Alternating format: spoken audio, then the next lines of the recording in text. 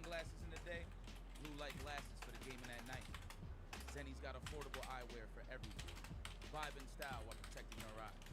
Evo sunglasses, available now.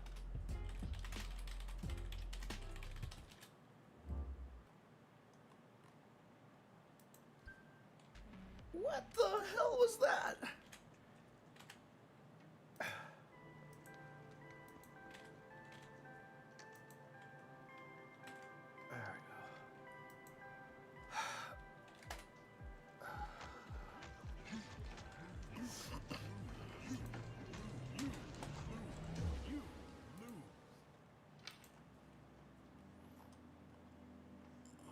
Give me a second, guys. Taking care of all of my socials here, as always. All right, there we go.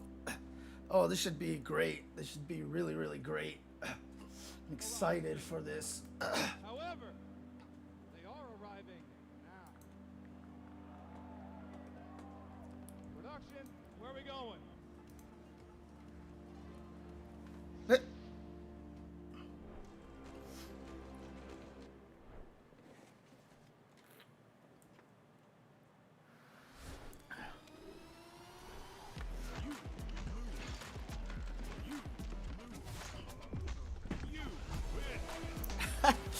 I haven't seen this little commercial before. Yetski, I will be doing a beginner-friendly restream. Dude, Nathan, I just fed you like 3 hours ago, buddy. It's gonna be a little bit before you eat again. Oh, what's going on over here? What's up, everybody? We are here at EVO Japan 2025, and we finally got the cosplay winner for this event. And, I just want to ask, please introduce yourself and, tell us what you do. 自己紹介を簡単にお願いします。 Oh, 皆 the さん、はじめ chat. まし Right, て。 you're 天 right. 野咲 I と haven't 言い got ます。 that よろしくお願 started い yet. します。 Oh, what's up, So now, Shinryukin? I want to Oh, ask, thank you. why Appreciate Manon? that, Why, out of Shinryukin. all the costumes, Glad why that, Manon? hopefully having the ability to do the stream on YouTube helped in that a little bit. 私はもともとバレエを習っていて、そこでマノンを挑戦することを選びました。で、マノンを使っているうちにだんだん彼女のことがすごく好きになって、今このエボジャパンに向けて一生懸命衣装を直したりとか、こうやってマスターに向けて練習してきました。So she used to take ballet lessons. Oh, that's so cool. And then that's how she chose Manon as her character for Street Fighter 6. And she has been practicing this character so much, and it has been trying really hard to prepare Manon's costume. Wow, that is encouraging because, she was playing the game to get into character. So now you won. How does it feel to win? はい、そして今回見事に優 Justin 勝されたんですけれども、今のお気持ちを Isn't お願 really いし sure what kind of ます。 questions to ask right now. はい、本当に How 正 does 直 it びっ feel? くりしていて優勝できる It's と思 always っ the ていなかった toughest ので、 question とても本当に because 嬉しいです。 it's a valid でここ question, で but 優 it's 勝 such で a きたのも common. 支えてくれたリスナーの It's 方 like 々 one of the ファンの most 方々 common だと思っ questions てい that るの gets で、 asked 感謝 during し an かありません。ありが interview. とうございます。So she's very surprised that she won the first place this time. She didn't think she was going to win. She's going to win, but she's very grateful to all her fans and her viewers and everyone who has been supporting her. So she wants to say thank you to everyone. Well, I remember seeing her last year, so of course you're going to win when you enter the cosplay contest. So now you won the events. Which Evo are you going to go to? はい、そして今回優勝されたということで、今後あるエボのどこかを選んでいくことができるということなんですけど、どちらに行きたいですか？ラスベガスでお願いします。はい。 I translate that. She said Las Vegas. It's okay. One more question. Really, I know Nathan? You You're just mentioned gonna earlier knock that you were over playing cans of Manon, soda like you're this? grinding Jesus her, Christ. and you were trying to learn and get into her character. Did you get to master rank with Manon? はい、今回このエボジャパン2025に参戦するにあたってたくさん練習したりとか、そしてキャラクターになりきれるようにたくさん頑張ったりというお話を先ほどされたんですけれども、今回マスターに到達することができたんでしょうか？ Oh my God. はい、皆さんのおかげでマスターに上がることができました。 Thanks Oh, to everyone God. who has supported me, Freaking cat. I reached master rank. That's what she said. Oh, let's go! Omedeto! Yes. Yeah, the being so able to, really like- excited. I can't wait to see you in Vegas. I hope we see Manon cosplay again. And other than Being that, able to jump back and forth and like actually rewind and watch replays and stuff like that. I wonder if I should be streaming from their YouTube channel because that way I can do that if I want to. Community members, people showing up. Yo, come on, man. This dude Obama didn't listen to the plan. Yo, dude, come bro. on, what you doing, man? Listen, I did cosplay security No. and cameraman work for 2 years. What the heck was going on over there? That you didn't even stick to the plan. Martin Obama here with Tasty Steven Ringe.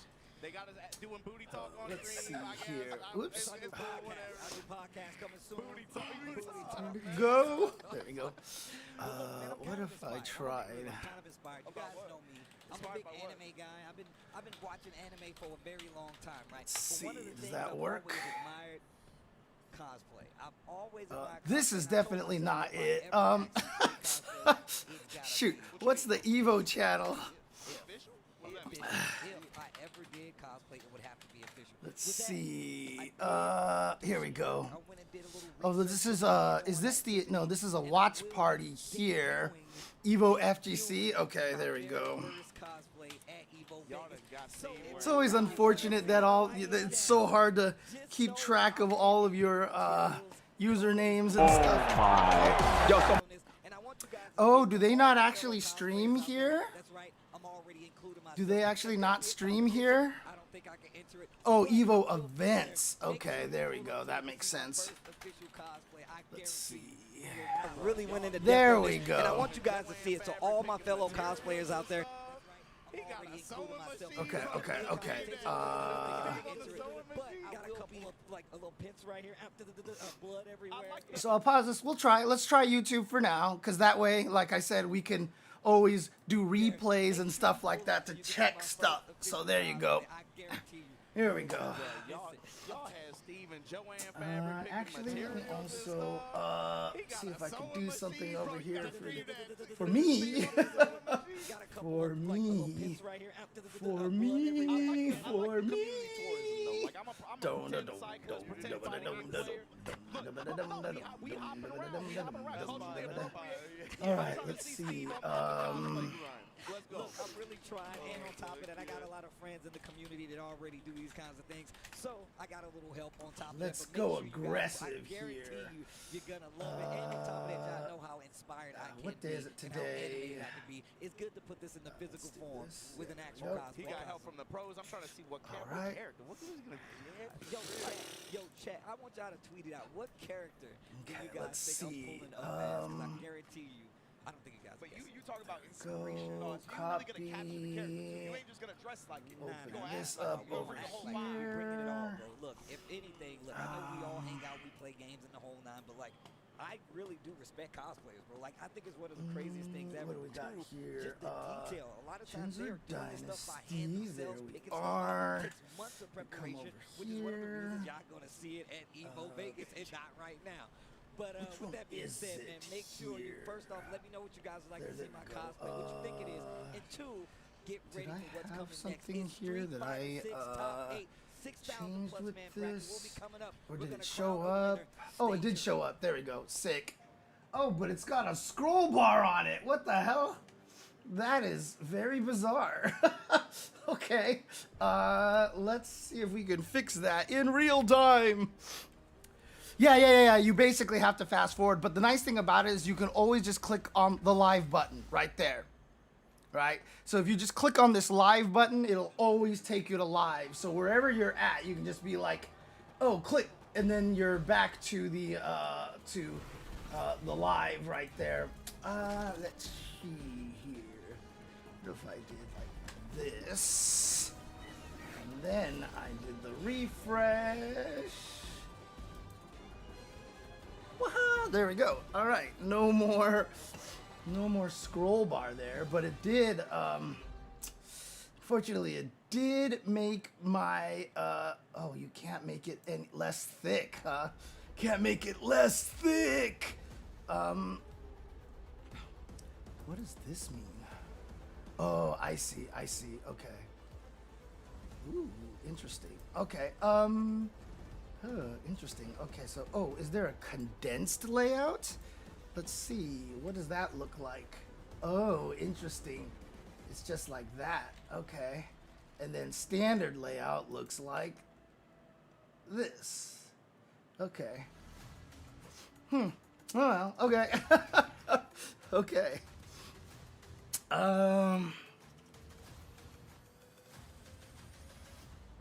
Right. Of course. Yeah. But like I said, you just click live here and it should be fine. So it's just about to start, Snowpiercer.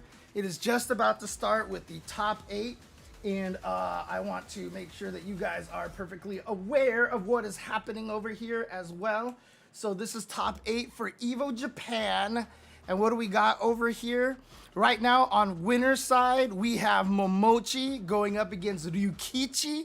We've seen Momochi play Ed and play Mai. So which character he's going to go with this time, we'll see what happens, how he feels about going up against Ken. Mena RD, I've only seen play Blanca so far. Akira, of course, is the Japanese amazing Kami player. So 3 players here in the winner's side from Japan. Mena, the only foreigner here from outside of Asia region, actually. Because on the loser side, we have Kobayan, who is the amazing Zangief player. It's like him and Itazan are considered the 2 strongest. Higuchi, of course, the young Guile, who is just absolutely killing it with Guile these days.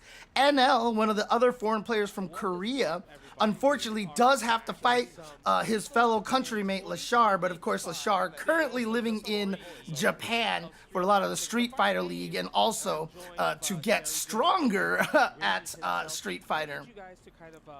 Sherry Jennings. Oh, are they? Oh, is this the commentary team? Nice. Okay. Street Fighter 6, bro. As you know, I wonder if they're switching in the middle of this, because I would have expected at least like Sajam to be here. Has embraced Street Fighter 6, unlike they've embraced any other Street Fighter previously, right? It's really been an incredible tale. Every single Japan main stage winner is 35 plus. Not quite, because if I'm not mistaken,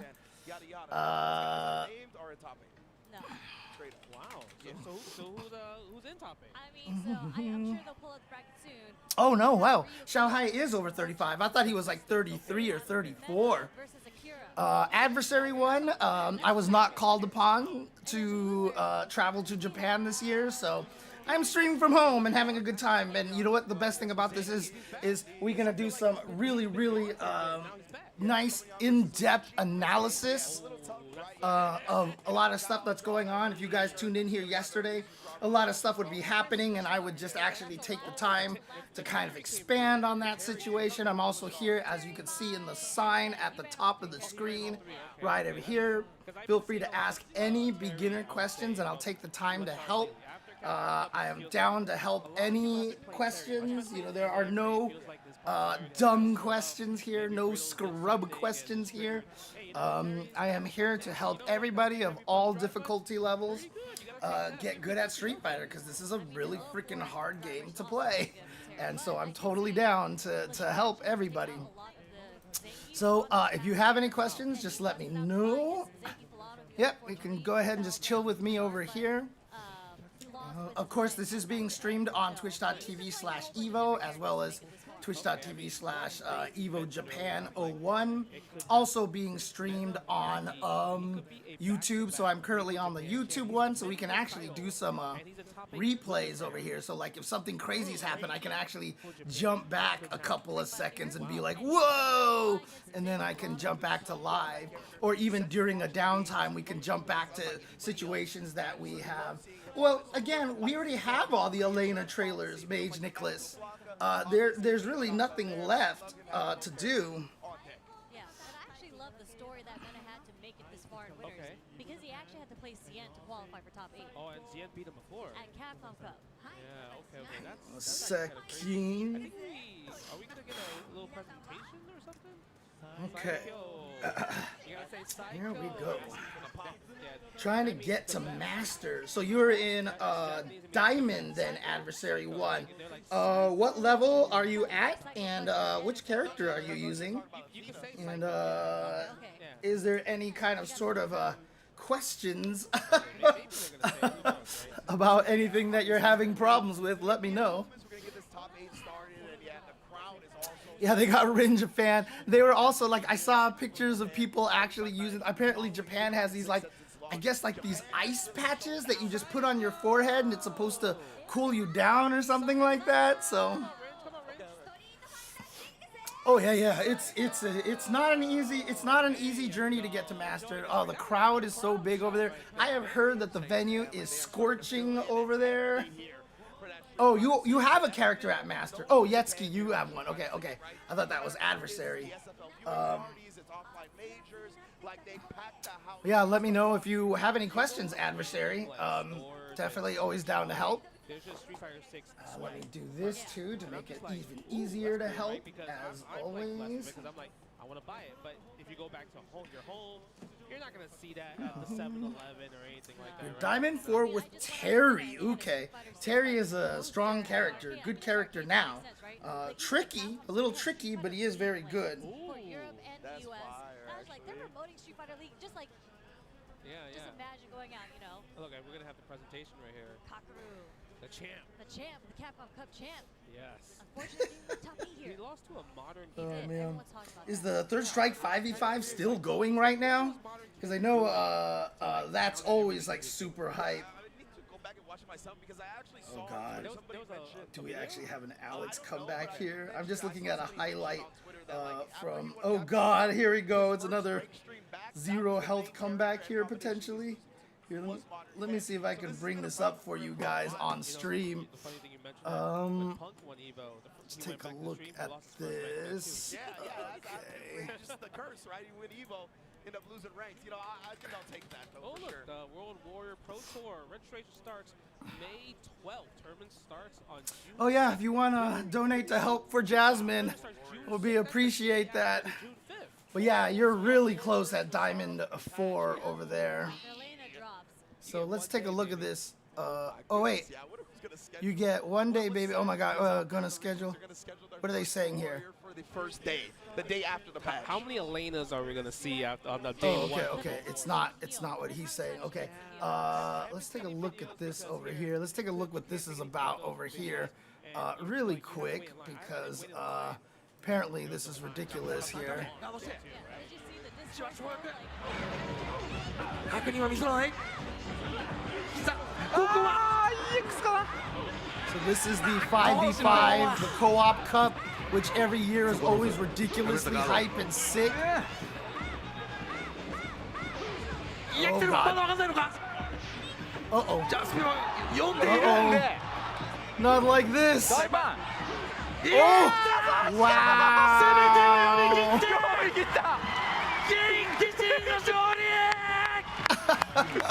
And take a look at this. Yes, the last players on every team.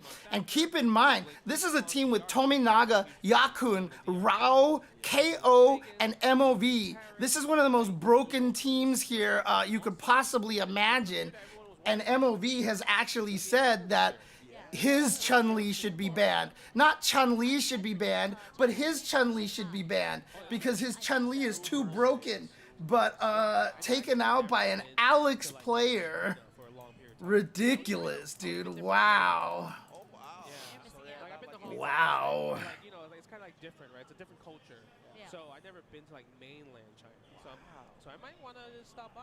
Shanghai's beautiful. I mean, again, I don't know if it's in Shanghai. I think it is because it's All right. other Capcom tournaments have been. And don't get it wrong, Alex is really awful in that game, but keep in mind, because the game is... Oh, what's this all about? Oh, is this the intro? Okay. Because remember, the 5v5 is one match.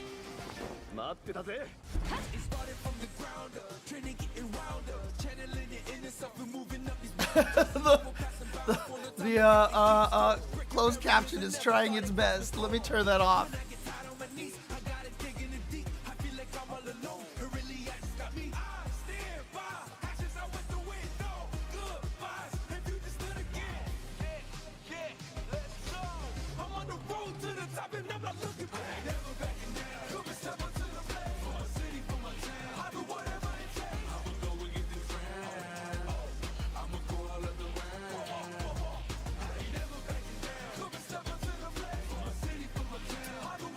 Like, I used to have a lot of the editing skills to like do a lot of cool things, but I haven't kept up with it as much. But I tell you right now, they need to get me to at least write what happens in the give me that trophy. Bro, he snatched with 2 hands. in the actual video, because I used to do all the intros for Evo, and whenever I did them, I'd always try to like make themes and stuff like that, and make sure that there was like some sort of like you know, message across the intros and things like that. And I don't feel like we get enough of that anymore. Oh, no problem, Petty. Let people know. Thanks for the restream. Thank you for the resubscription. And please let everybody know if they want to come and hang out and watch over here as well. Pretty sure I got this in there. Yeah, okay, cool, perfect. Here we go. With the Cammy, I believe the lone Cammy here in the top 8. Okay, did we, oh, they lost to a Urian. Ugh. I watched Momochi versus Daigo from Hi-Fi. He clipped it. Yeah, it's tough, man. The ranked grind is really hard, adversary, and I honestly don't think that it's the greatest system out there. Well, I mean, ranked is fine. Ranked itself is fine. How you gain points, etc., etc.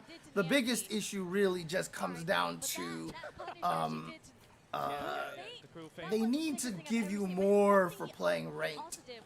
There needs to be more than just watching your points go up and down all day. Like, there's those really terrible mobile games where, you know, you play some puzzle game and then you do something that's completely unrelated, has nothing to do with anything, like building a town or decorating your house. And I felt like Guilty Gear Strive was trying to do that. But, you know, we got to do something like that in these games, in like a fighting game. Like, for example, like, you know, Capcom has all these cool arcade games that are available to be played on here, you know, like you can unlock the Striders and all that stuff like that. They need to make it so that you can actually like go and build your own arcade or something like that, you know, or even make your own battle hub or something, and so people can visit your battle hub design or something like that, you know. It's Lashar. Just to remind every fishing. God, I wish it was more than just fishing. But here we go. As a reminder for you guys, once again, it is Momochi Ryukichi in winner's side, then Mena RD versus Akira. Again, we don't know if Momochi is going to go with Mai or if he's going to go with Ed. I saw him play both. Ryukichi, probably the best Ken in Japan, and yes, counting Tokido. I think Ryukichi's Ken is better. I think Tokido's a better fighting game player, but I think Ryukichi has a better Ken. Mena RD, of course, from the Dominican Republic, trying to win a second Evo Japan. And then Akira, the Japanese Kami player. Kobayan, a Zangi, the crazy Zangi player that everybody was talking about after Itazan. And then Higuchi, the super young Guile Wonder. NL, the Korean player who has fought tooth and nail constantly using Akuma here. Lashar, I saw him using Terry Bogard. No doubt he still has an Ed, but what that means is that we have, let's say he's going with Terry, so it's Terry, Akuma, Guile, Zangief, Cammy, Mena RD was playing Blanca, Ken, and then Ed / Mai. That's 9 different characters, man. That's 9 different characters. So, you know, I know a lot of people have been talking about, you know, oh my gosh, the game's not balanced, blah, blah, blah, blah. I mean, come on, guys. Come on, guys. And see, like, this is the thing. Like, why would it be like this? Like, I just logged into Street Fighter 6, right? I just logged into Street Fighter 6, and what does it do? you know, obviously it sends me to this screen, the new screen over here. Where is the Evo Top 8 is starting right now. Go to Twitch or Capcom or YouTube to watch the event. Where is all the Evo news here?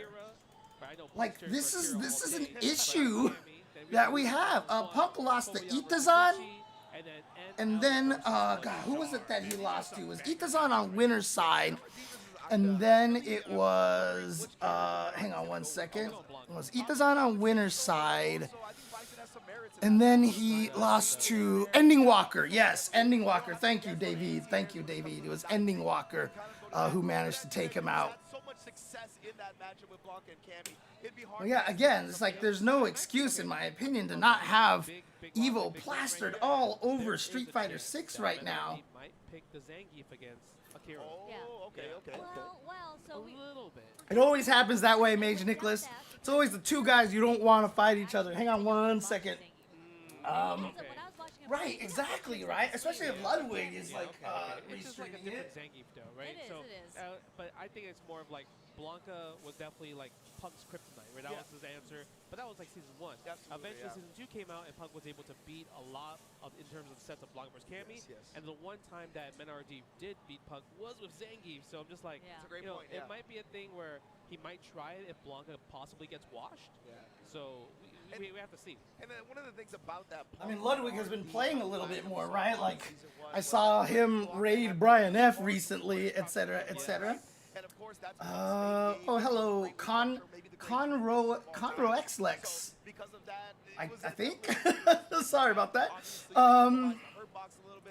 But hopefully everybody is doing well, like David is asking here in the chat. Oh, were you there, Petty? Nice. Okay, walking around the pools tables yesterday was wild. Wow, here's two legends fighting and it's off stream. Yeah, it's so impossible to actually, excuse me, it's so impossible to stream all the matches. It's so crazy.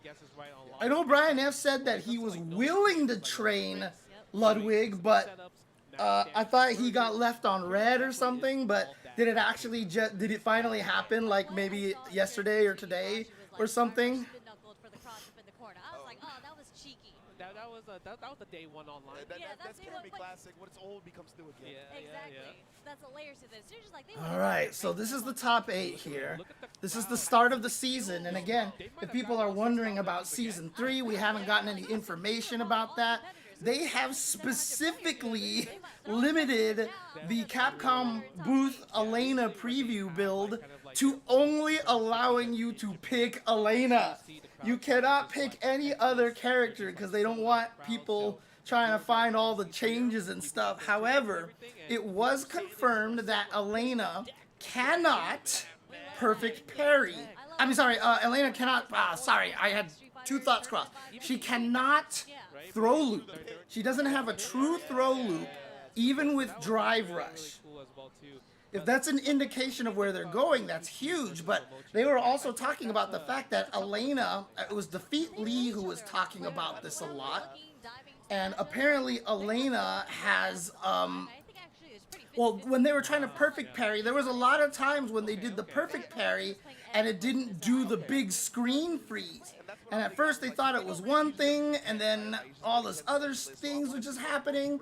And so one of the theories right now is that because if you have 2 frames to perfect parry, only the first perfect parry works on the, only the first frame of the window to perfect parry causes the slowdown. But if you perfect parry on the second frame, you get the non-screen freeze version.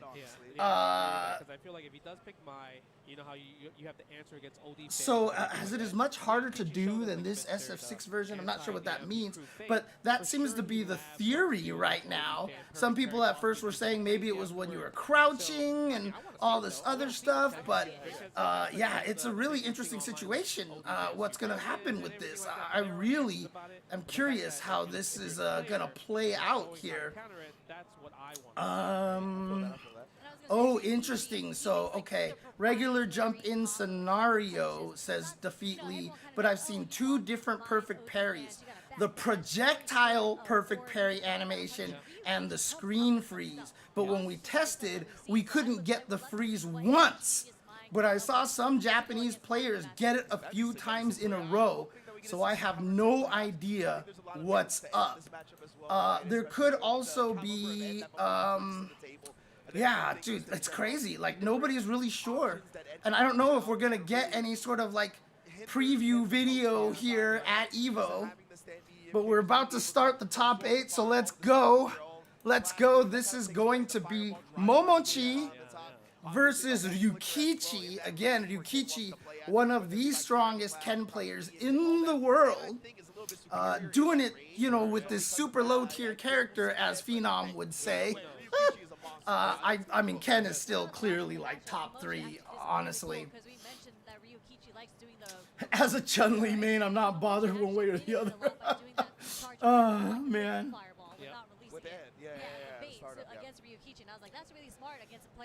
All right. Oh, you participated on Friday. Now I just want to do it again next year. You know, every time I talk to people at EVO and, you know, I'm like, hey, is this your first EVO? And they're like, yeah. And I'm like, pretty amazing, right? And they're always like, oh my God, like you don't even know. Like, this is the greatest thing I've ever experienced. And then I give everybody one goal for the next year, which is bring a friend.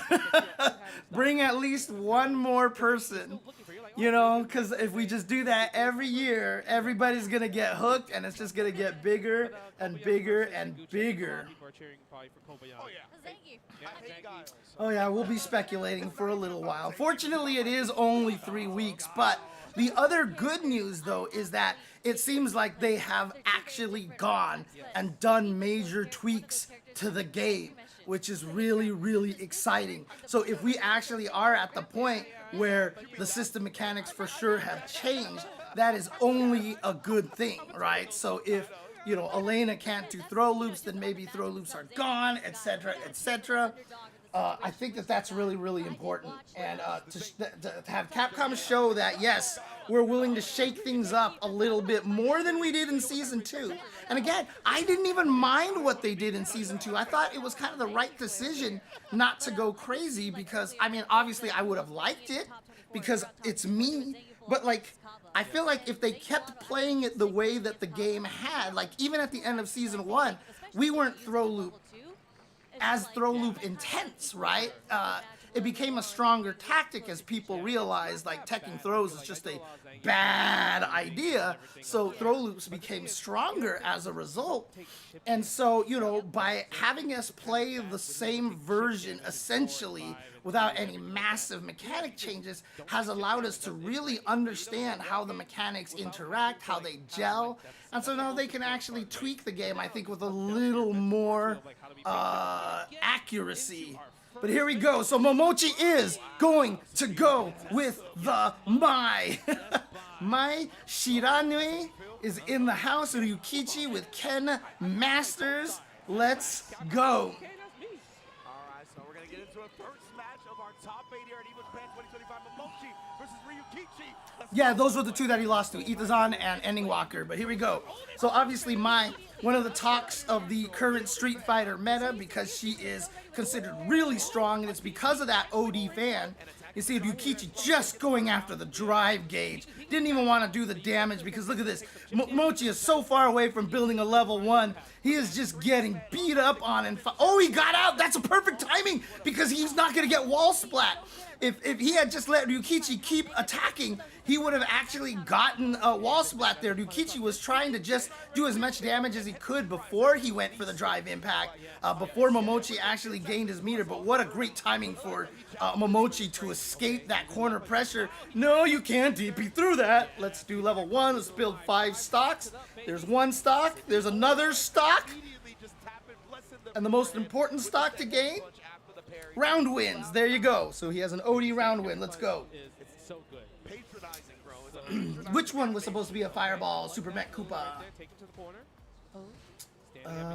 is the same situation from round 1 where Well, there's no reason for them to change the names, right? I mean, they can just keep calling it Street Fighter 6. Okay. Okay, yeah, it's a trade, but that's a great trade for Ryukichi. Very smart, but Mai can block that, so that's just a call out. And so, okay, nice, but you see, it doesn't let him loop, right? So Ryukichi's just going for the jab DP, because if Mai hits him like that, you know, she doesn't get to keep looping the OD fans, which is what, you know, he's hoping for. And as a result, as you can see, he gets out of that situation, and here he is taking round number 2. Every time he blocks a fan, he's doing light punch DP. You know what I mean? That's the second time doing it. Both didn't bite yet, so I'm curious. Did I do a pun? I totally missed that. I mean, there is enough counterplay for it, Shay, and that's what I've always said. I keep saying that I don't think throw loops are inherently bad. The problem is they're really strong because the counterplay is not strong enough. There is counterplay, but the reward for you getting the counterplay is very weak. And so you have the potential to either be put into the same mix-up or lose 50% of your life. But if you make the strong read and guess that they're throwing and do the right thing, you're kind of probably still in the corner, and at least you didn't get damaged. And the other problem with it is, too, is that it's just ugly. It just makes the game look bad.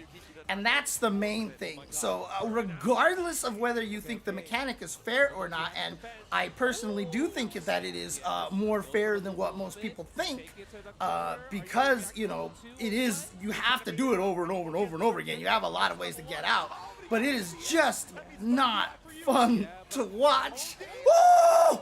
Oh my God, he might be able to kill here. Nope, just the DP, just the DP. Oh, what? Hang on, see, now we can do this. We can do this because we're on YouTube. Ah, I see. Whoa, but Momochi was the one burned out. He just did it, hoping that Ryukichi would miss his timing. That's all he cared about. He was just hoping that Ryukichi would miss his timing. Oh my God. Oh my God. That is some, look. Desperate times call for desperate measures. If he got the meaty perfect, you know, it would have been a bad situation. So he was like, just do it. Just do it. Momochi taking game number 1. Now, keep in mind, of course, that this is first to 5 now here with this top 8. Right, that's the thing. He was going to die with Chip. There was nothing he was going to do. So you might as well try. There's no reason not to. That's what I'm saying, right? That's why I think if he times it right and hits you, you are gonna die anyway. Oh, ow! What? Oh no! What was that? I think he just maybe didn't see him blocking. Did he do it the wrong Ryuhenbu? I'm not sure. But Ryukichi taking round number 1. Oh yeah, first to 3, best of 5. Best of 5. Sorry, I always get that mixed up. 2 ways to say it. Best of 5, first to 3. Same thing.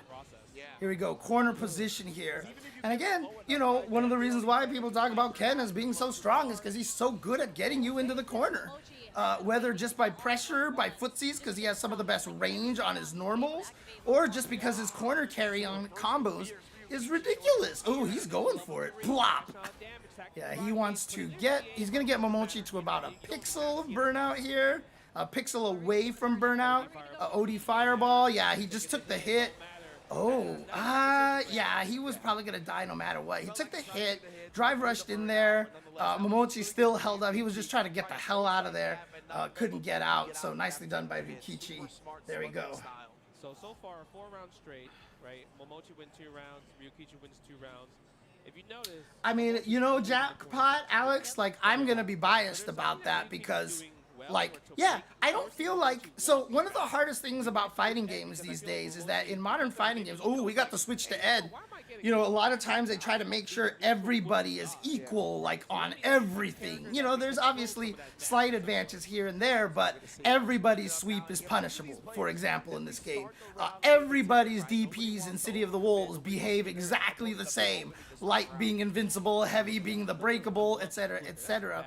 I wouldn't mind it if they actually just made it so that like 3 characters still have throw loops, because if you take throw loops away from everybody, Kimberly sucks. So leave it for her.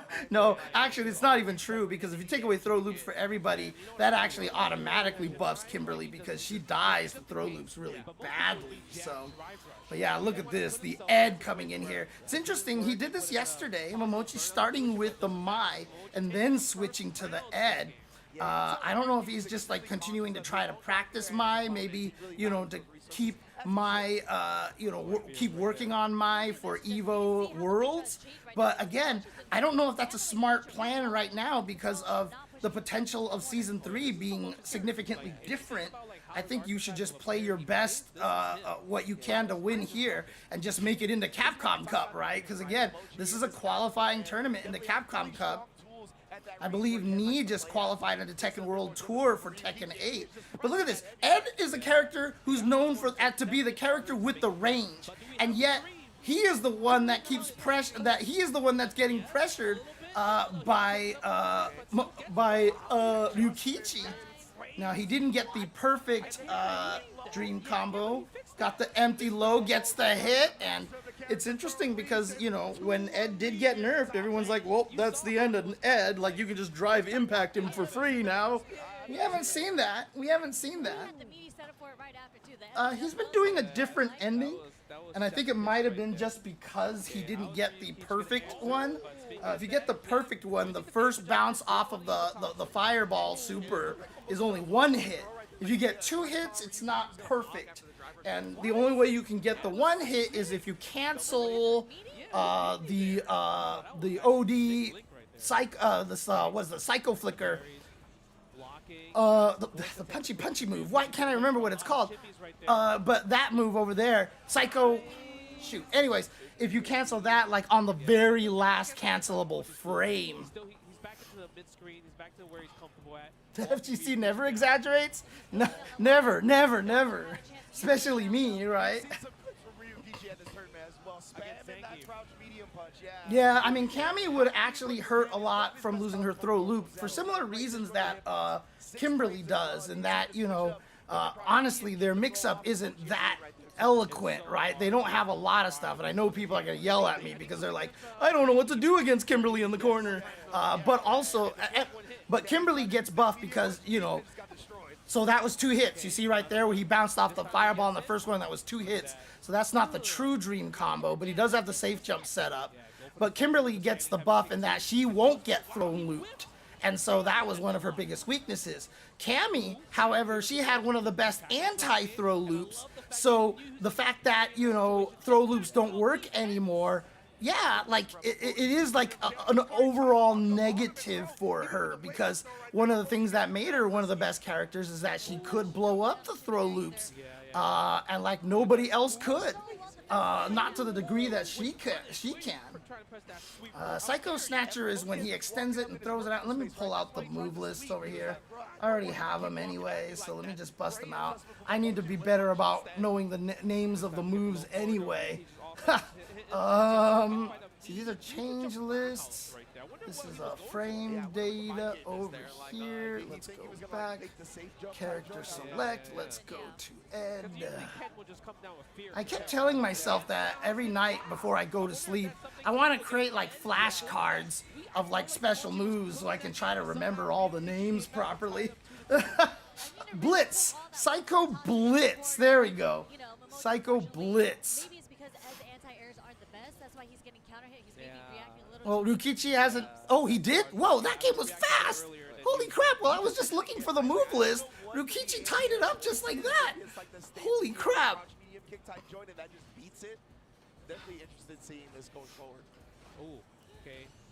Oh, yeah, gotta be careful. And that is, of course, one of the best things that Ed has. And I feel like Momochi dropped something right there. But that standing medium kick. Oh, nice! Yeah. If you manage to get through, like, the cancel between low forward into the medium, Jinrai. And what's important is that Ryukichi had been stealing a lot of turns by doing the heavy Jinrai for a while as well. So I think, Momochi was getting ready for that. So if Ken cancels crouching medium kick into medium or heavy Jinrai, it is not a true block string, so you can actually drive impact in between those two. If you do manage to drive impact between those two, Ken is basically done unless he has a level 3. There's no way he can save himself if you manage to drive impact between those moves. But the hardest part is you have to react to it and if he decides to do crouching medium kick into nothing, you could end up drive impacting yourself to death, basically. Good reaction on the DP. Here we go. Just the pressure, doesn't go for the knockdown. Beautiful air to air. Oh my God, Ken was in range. Ryukichi should take this. Is he gonna go for the level 2? No, he is making sure he is going for the level 3, taking this to final game, final round. What's up, Vishwakarma? Look, I just saw my parents today, again, for Mother's Day, and no, I'm gonna have to keep it short for a while because my mom is way too happy about me having my short hair again. Oh man, and also it's really hot right now, so I kind of am okay with the short hair. Here we go. Ryukichi into the corner, delayed, trying to catch him whiffing. He got him with the whiff punish, and now he's back to 1 meter. Momochi, he's in a strong position here because, wait, is this gonna kill? Oh my God! Dude, how many juggles do you get? Ryukichi with the 0-3 comeback, and you can see how excited he is. You can see the elation. And again, one of the things I love about offline tournaments is moments like this, is seeing how they react. Because sometimes you think to yourself, oh, these are top players, you know, it's just another day for them. But you can see how excited they get, how much these kind of things mean to them. So yeah, he's so beside himself right now. And again, you know, a lot of the times too, it really is the pride. You know, I saw a conversation online. It's interesting because a lot of the younger players today, you know, when you ask them like, what would you rather win, Capcom Cup or Evo? A lot of the younger players are just more like, oh, well, I'd rather take, you know, Capcom Cup because there's a lot of money there. But, you know, for a lot of people who've been in the scene a lot longer and such, you know, winning money from fighting games was never a thing to us. It was never kind of part of the equation. And so this is just kind of new. So a lot of the older players, you know, winning Evo, because Evo has that history, right? It has that prestige involved. So a lot of the older players are definitely more interested in just winning Evo and getting your name there. So dumb questions are, is a drive rush is a miracle or mistake on modern game design? Because that inspired Tekken to make the heat system. I don't know if it was necessarily the inspiration for that. If I'm not mistaken, one of the main developers for Tekken 8 came from Street Fighter EX. And so I'm sure they were just trying to think of some ways to do stuff. And they did say they want to make the game more aggressive. Street Fighter 6 didn't come out significantly earlier than Tekken 8. So by the time Street Fighter 6 came out, there's no way that they could have saw that and said, okay, let's put heat in there like Drive Rush, because they've probably had been working on Drive Rush and balancing that thing for quite some time before. Oh, am I slightly behind? Yes, I am. Okay, there we go. Now I'm up to speed, I think, I hope. So I don't think that's what it is. And again, Drive Rush. So, I mean, the thing about it is, all mechanics are fine, right? All mechanics are, really? I thought I just clicked live. Am I still behind, Mage? Am I still behind? Am I not actually live? What if I do this and then go to live? Okay, there we go.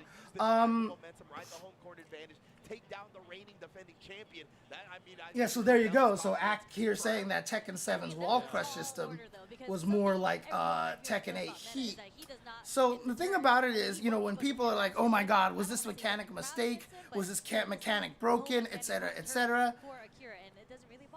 There is no such thing as the concept of a mechanic being broken.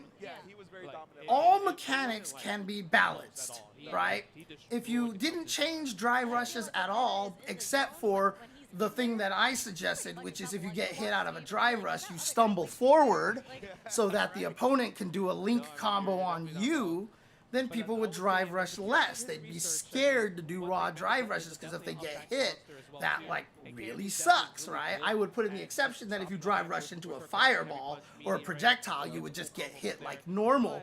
But if you get hit by a normal attack, it would be punish counter plus frames, and you would stumble forward, so the opponent gets a bunch of good link combos and could damage you as much as you can damage them. Then, without changing anything from the offensive side of drive rushes, you've balanced drive rushes, right? You change the risk reward, you change the you know, how much people, like I said, if you just didn't change throws at all, but you gave everybody a new move that if gets thrown, the other person dies, then we would see like 0 throw loops. No, like everybody would be terrified to ever go for throw loops. But we didn't change throws, right? But you just added a move that specifically kills throws, and so it just changes that way. So here we go. Well, no. Normals are actually not stubby in this game. If you go back and play 5, oh my god, like that is some stubby ass buttons here. Now, obviously, Mena RD is using Blanca. Blanca is known to beat Cammy. However, Punk has been beating Mena RD's Blanca for a little bit now. But I don't know if Akira has the same kind of, you know, a mindset and has fought as many, fought Mena RD as much. So we'll see if Mena RD can. Oh, that's interesting. But he forward threw him. He didn't back throw him. So Blanca Chan is still there, but he's not going to be able to reach it. Okay, so here comes the throw. How is Akira? Just a dash and didn't do anything else, but going to get caught with a crouch light punch right there. So Mena RD taking round number 1. Like I said, this is supposed to be in Blanca's favor. You know, as time usually goes on, it gets a little bit better overall. Do I still think it's in Blanca's favor? I do. Oh my god, he got to the other side. Akira wasn't ready for that. And so here we go. What's the setup into Lightning Beast? Hasn't gone for it yet. But, yep, there we go. Just a little extra forward walk by Akira right there. He's going to go for the level 3 because he sees that he's going to be able to burn Mena RD out. He's probably going to go for a drill here. No, don't do the drill. Yeah, because, oh, he actually went for the air Blanca ball. So here we go. The drive rush cancel, but obviously you're not going to be able to kill. Had no meter. Oh, he got away. And yeah, now he's just running. He's running. Yep, and there is the reason, ladies and gentlemen, why a lot of people think Blanca beats Cammy. And it is that standing heavy kick. That thing is so, and it's not just like hit range or hit stuff, you know, all this stuff. It's not all that stuff. What it actually comes down to is, let me get the frame data here for Blanca. The reason why it's such a strong button is because if you actually look at this, it has active frames from 7 to 15. It has 8 active frames. That's what makes it so good against Cammy jumping, because even if she tries to delay herself in the air with the dive kick, there's enough active frames to usually still hit it, right? So you hit it so that you hit early as the anti-air, and if she dive kicks, and that just means the later hits still hit Cammy out of the air. So that's why Blanca standing heavy kick is so good against Cammy's jump. A lot of times if you have those anti-airs, they have like 2 or 3 active frames, they go away, the dive kick hits you. That's not the case for Blanca standing heavy kick. Oh, that is so good for Mena that he got hit by that, because that allowed for the side switch, which is why Akira is going to go for the OD. Nice! Oh, but somehow ended up on the other side. Good side switch. But Akira not going to pursue the Blanca ball, just going to let it go. Oh my god, if he had pressed the button a little bit earlier, he had Mena RD. Lightning Beast activated. He just does nothing on the recoil there. He just wanted to see if Akira was going to try to do a parry or anything like that. So people used to try to perfect parry the Blanca ball diagonally down after the Lightning Beast. So Blanca's got smart and started to... Oh no, he was too far away. He got greedy. He got greedy. He wanted to combo that. That does combo for Cammy. On counter hit. But a lot of the Blankas got smart, and they would do the lightning beast straight down, and then be able to walk up and throw the parry attempt. Oh, it wasn't canceled in time. Oh, what? No! Yo, did he just single hit confirm on the crouching medium kick? Did he just single hit confirm on the crouching medium kick? Dude, what is the buff? He confirmed standing. He confirmed the opponent standing, because if I'm not mistaken, I don't think crouching medium kick has a large enough cancel window for that. I don't have the information on FAT, unfortunately, but I don't think you should be able to single hit confirm camis unless people are just ridiculous with that now. But sometimes you just see that they're standing, and if they're standing right before it hits, you're like, you know what? Chances are I'm hitting him. Go for it. Just go for it, right? And I think that's might have been what he did, but I'd have to consult people with good reactions because I am not someone with good reactions. So obviously I cannot single hit confirm something like that, but maybe somebody else can.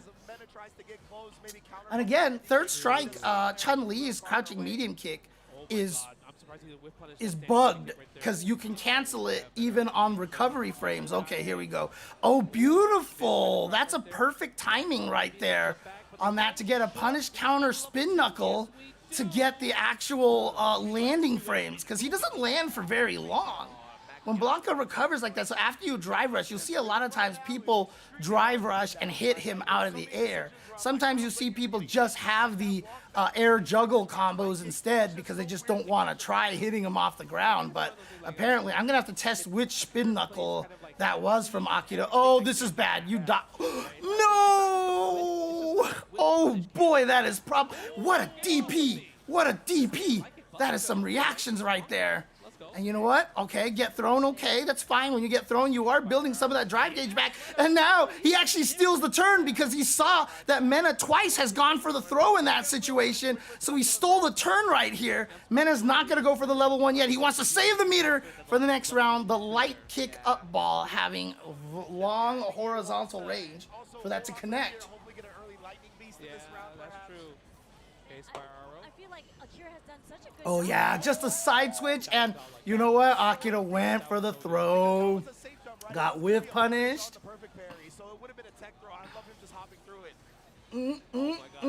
Burned out. Oh, it's so scary. But Akira has the meter, but he wasn't ready for the surprise meaty there. It's so hard to get away from that. Again, in a weird way, kind of makes me happy to see people get hit by that, to know it's not just me, that it is actually hard to react to. And honestly, if you made it slower, then nobody would ever react, then nobody would ever land it. And so it's like not exciting. And smart Mena knows he's got the lead, so he's taking the throw. Yeah, so Akira is gonna have to try to throw as much as possible here. Oh, good blocks, that's minus. Oh, what? And he's gonna get the juggle here. He's got a level 1 too. He's got a level 1, is this gonna kill? No, it's not. It's not gonna kill. What a read with the air throw! Yo, Mena RD. Oh, he's feeling himself. He knew. Because that's the thing, is like, I think Akira was too scared to take the hit, even to block, because he was burned out. So of course he was gonna try to jump to avoid the super. Mena RD with the read and got the air throw. Let's go. Yeah, we literally just got off our seats, bro. That was that was insane. That was so good. That was beautiful. If that doesn't make it to high fight, I know you're watching. They're talking about high fight already. Oh, nice confirm into the drill, into activating the drill right there. It's hard to confirm that, but again, I mean, maybe Akira's just showing that he's a confirmation god here. Nice! There you go. If you drive rush cancel off of a light, you cannot make it a true block string. That's not what he wanted! That's not what he wanted! Oh, yep. Plus frames, plus frames. Here we go, here we go. Again, wow, that's a lot of drive gauge that Akira used already. This is scary, and so yeah, you gotta go for the Lightning Beast now. Gotta chip him out. I mean, not chip him out, but kill that drive gauge. Here we go. and he has a level 2. So, oh, okay, he just found a gap. But you know what? His drive gauge is still really empty. And so, oh no, good last second block by Akira. Yeah, he goes for the throw now. Oh, got the counter hit, 2 counter hits, and that's great. So now he's back, and there you go, drive rush again. They call that the option select, but really it's just DP there. What? Whoa, what a decision to drive impact save. Jump, you weren't ready this time. He should be able to finish this off. He has the level 3. He might not even need it. He just needs the level 1. Don't put us through all of that animation over there. Mena RD is now in winners finals to go up against Ryukichi. And I have a funny feeling Mena RD probably would have rather wanted to fight Ryukichi than Momochi. However, I do feel like that Mena RD sometimes plays better when he considers himself the underdog. So if he went up against Momochi, maybe he would feel a little more like inspired to actually go ham. And against Ryukichi, maybe Ryukichi now feels like the underdog. So it's going to be interesting, but we'll see what happens. We'll see what happens. So, yeah, I mean, again, like it's funny, not a con, because a lot of people will actually say that, you know, this game is still very RPS, right? But there's a lot of variety in this, right? There's a lot of mechanics and craziness here, and I think that this is a game that, you know, is in such a position that, you see, even when he does the early dive kick, the roundhouse still hits her. So it hits the early dive kick, the regular jump, and it hits the late dive kick. You know, it's crazy. But this game is in such a position. That's ridiculous. That wasn't even a late cancel. He canceled that instantly. That was an instant cancel. I think he just went for it. So, hey, Chen Lucia. 5 years in a row for Zilcho. Appreciate you, man. Appreciate it.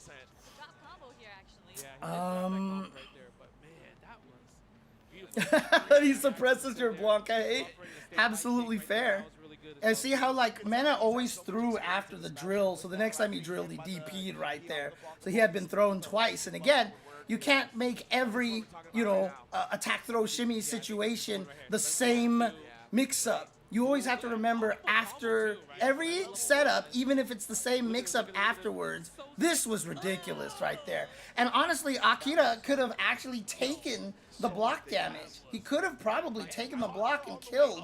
So the fact that he did jump and Mena had that read was really nicely done. That was such a sick moment right there. Yeah, 100%. He knew. I mean, of course, at that point, he definitely knew. I mean, I think he's vastly more interesting in this game than he was ever before. I think Blanca is one of the hardest characters to balance.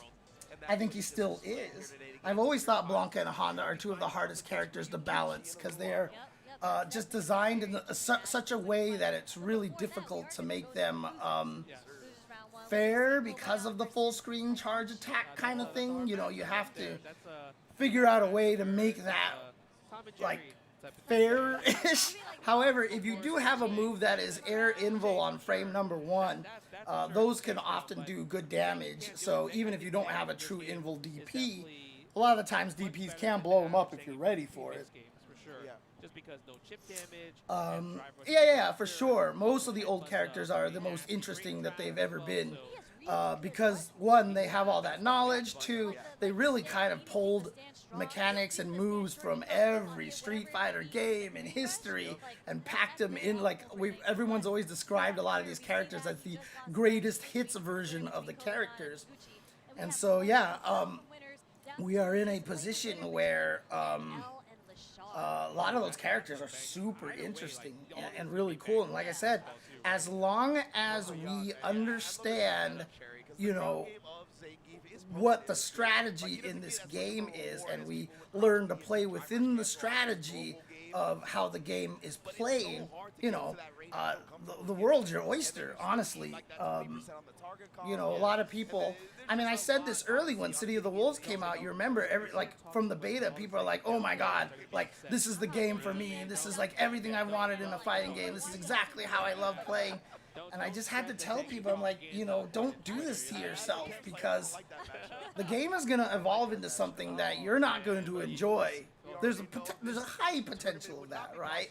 And some people already complaining about, you know, the rev blows and, you know, all sorts of other things. The option selects people have been talking about. And so, you know, all you're doing is you're just setting yourself up for disappointment. Fighting games are never, ever gonna play the way you want to play. The way you want to play a fighting game is your current favorite fighting game, in which it didn't play the way you wanted it. It's just that's the one you liked and enjoyed. So now you want all fighting games to play like that.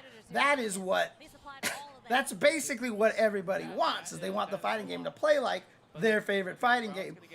No fighting game is ever going to play exactly how you want it to. And so what you do is you learn to play within what the game is trying to teach you. If you don't like it, that's fine. Go play something else. But don't saddle yourself with, oh my god, I'm enjoying this game because it's playing exactly as I want it to, only for the game to become, you know, option select madness, you know, option select the game.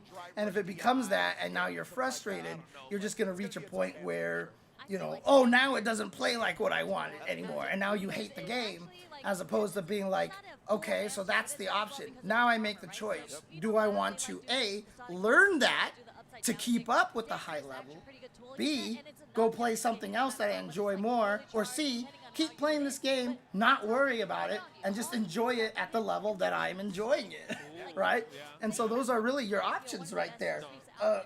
But if you're just like, oh my god, I want a game to play like this, you're going to get to the point where you're not going to enjoy the game at some point. Honestly. Hyper fighting on Super Nintendo. Obviously, all the Zengi players, they want to use EX Lariat to kind of get the more better situation. Dave, commentary is a crowded field. They ask the people that they ask, and I was not asked this year, so I'm here. Now, I've also heard it's like 100 degrees in the venue, so I'm not going to complain too much. But it's also 100 degrees here in California right now, so it's still kind of annoying. Right, the patch culture is a lot of that too. Because back in the arcade days, I mean, when we all discovered roll canceling in CVS2, right? If you discover a technique that makes it that for only 3 grooves in the game, that you can turn every special move invincible for the first, like, 18 frames, like, you'd be like, well, this game sucks. It's completely useless. I did. I quit the game after that because I was like, well, I don't want to learn roll canceling. This is dumb. Right now the game is broken and stupid. Well, the thing is, like, we didn't have any choice. What were we going to do? And so a lot of people are like, well, you can't prove roll canceling one way or the other. So it's legal. It's tournament legal. There we go. And so we just all learned to play it that way. And we all learned to play it that way, and it actually made the game better in a weird way. But again, we didn't have any choice. So, like, if MVC2 came out today, if Super Turbo came out today, like, they would be hot messes. People would be mad about everything. You would see, like, some stupid Venom throw bug, and you'd be like, man, does Capcom even QA these games? You know, it's just like, oh.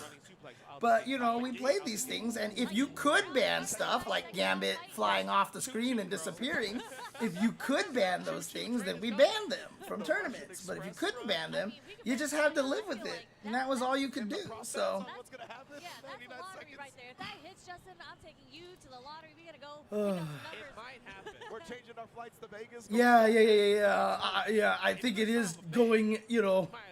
as hard as it can. I've seen it, but I mean, even last year at regular Evo, at that venue over there was really hot too. I remember I was fanning myself constantly, and there was way more space, and they were cranking the air conditioner. I would love to see it too on this stage because you know everybody doesn't want to overcommit at the very beginning. Right, PlayStation 5s too. The standard of what we see in high-level players is when it's round start, they're literally just gonna wiggle around each other. Yeah, I mean, John Ding. If you say that I look like John Ding, Air Kaiba, like, thank you. Bless you. I mean, John Ding is like, raw, like that guy is ripped, dude. I've seen some stuff in my day. But yeah, like you can't. You have to mold with the game. We get to decide how the game is played. That is true. But we can only decide how the game is played within the mold that the game allows us to, unless it is very customizable, like Melee, right? So if you can take away stages from random select, turn off items, or do all sorts of stuff, if you've given that customizability, sure, we can mold the game to how we want to play it.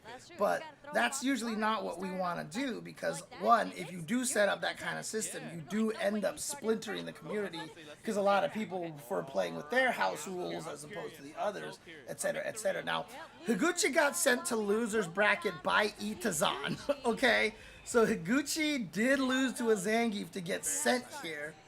And if I'm not mistaken, Kobayan, I think, was the one that eventually defeated Kaba. So Zangief is considered pretty decent against Guile, which is the most wild thing ever. And one of the reasons for that is the fact that when Guile throws the Sonic Boom, he doesn't start the fireball far in front of him. He starts the fireball close to him. So Zangief can actually get into range and standing heavy punch the Sonic Boom. And it is really annoying for Zangief, for Guile to deal with. If you get into that range where standing heavy punch can be a threat, you can armor through the Sonic Boom and basically punch Guile a lot. So if Zangief can get close enough, it could be an issue. But if you can keep Zangief out like this, it's a problem, but here we go. Okay. Oh, Jesus, that was a lot of damage. Holy crap. I mean, this match sucked in old games. Like in Hyper Fighting, this is a terrible match. Yet, this was one of my favorite matches to play. I really liked playing this match, weirdly enough, because I was just really good at it. In fact, when Watson threw like a Hyper Fighting tournament at Super Arcade before he closed it down, I went there and played in the tournament, and I played Zangief, and I fought Duck Doe, who used Guile, and I beat him. I beat him in the tournament.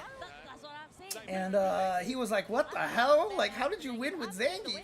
And then one time I went back to Super Arcade, and it wasn't even a tournament. And Duck saw me. He was like, I want a rematch, man. Let's do a first to 5. And I was like, all right. But he played Guile and I played Ken, because I was like, Ken is a better matchup against Guile, and you know, I just like playing Ken because he's fun. And then Duck beat me like twice or something like that. So I was like, fine. And I switched to Zangief, and then I beat him like 4-1 or 5-1 afterwards or something like that. So I won the first to 5 again. He's like, bro, what the hell? Yes, the Marvel OG DUC Duck. Again, I knew Duck when he was like a teenager, dude. Like, I knew him when he was super young, because he came from the same area that I did. He came from the Inland Empire, San Bernardino area. So I met him a long time ago.